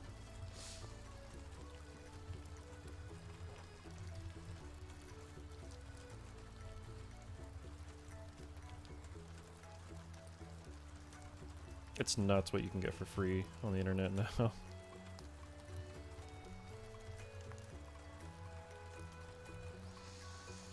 Oh, I'm so sick of retopoing this. So boring. This is like, I hate retopoing. This is the part I hate the absolute most. It's been nice like talking though.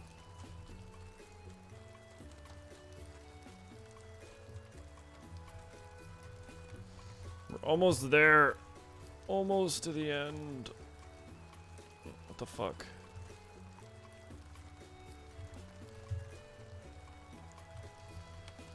I want to play Helldivers 2. I've not played that yet at all. Like I need to.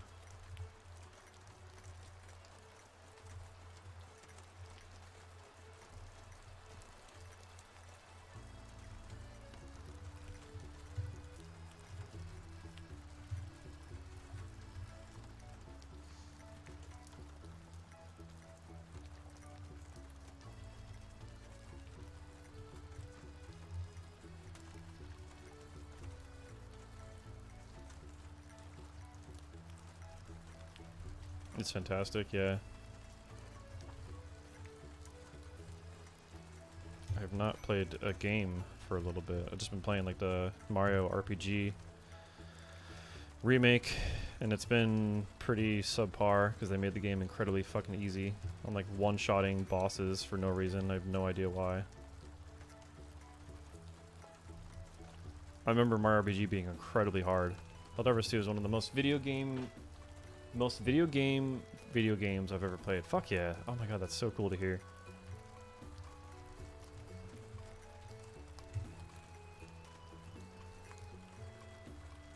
Yeah, I need to play it before people stop playing it, because yeah, that's gonna happen. First people were non-stop talking about Fatal Frame or Lethal Company? Fatal Frame. Talking about Lethal Company, and now it's all about Helldivers.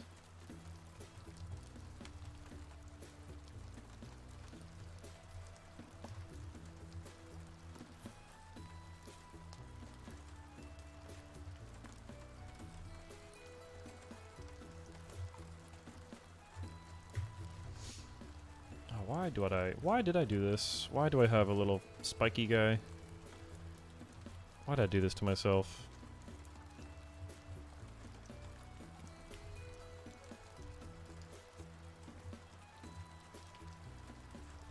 Fuck you, past Cordell.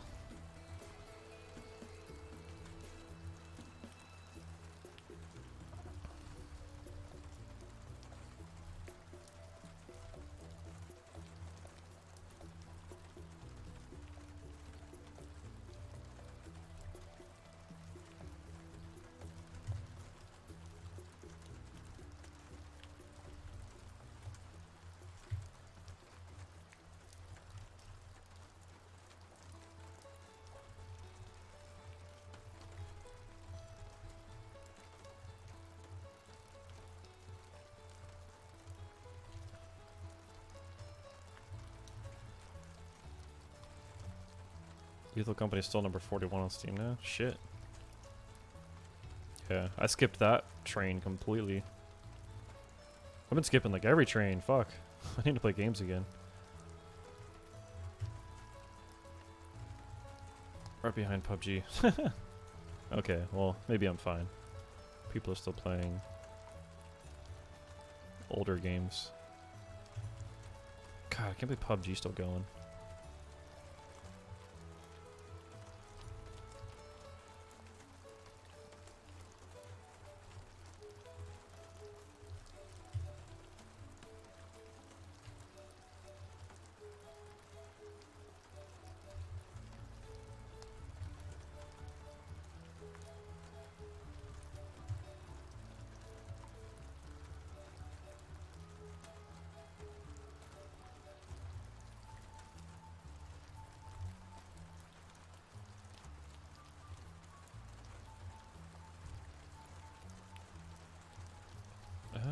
That's what I should do. Okay. Go down, go down. No. There you go. You need an extra. There you go.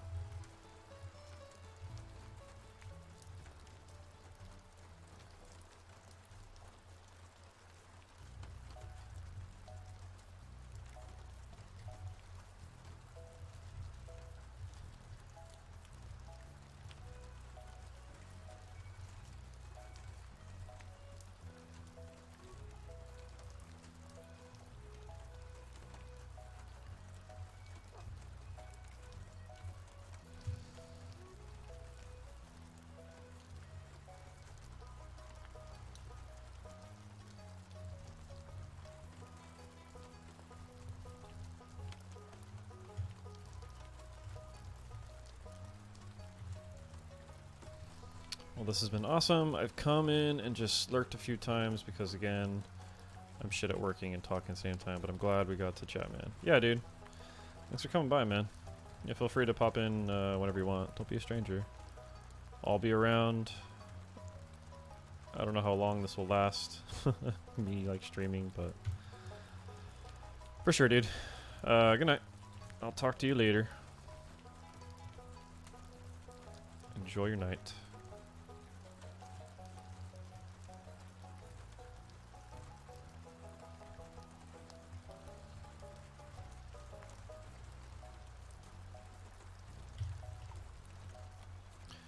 Big hearts all around.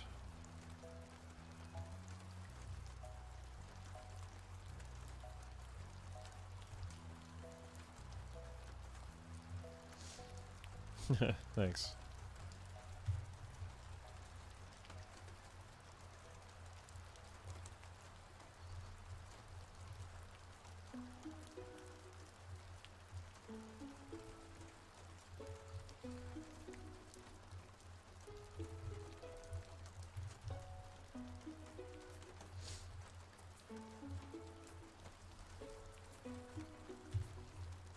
Severely underestimated how long this would take.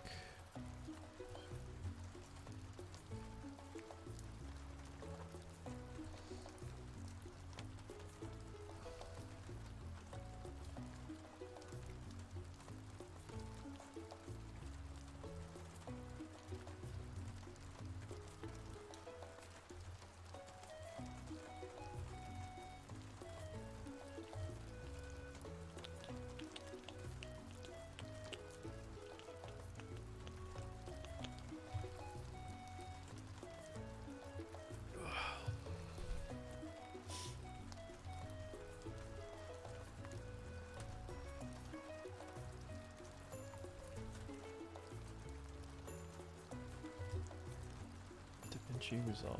Oh.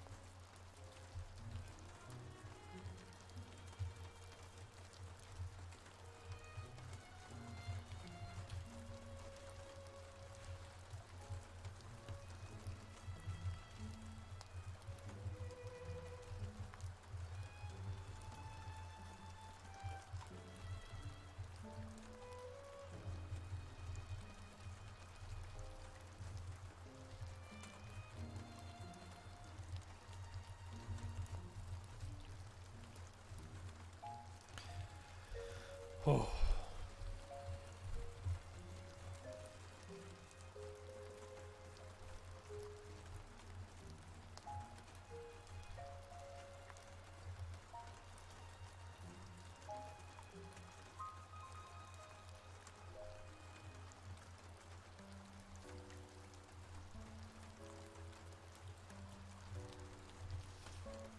Alright, if anyone is around,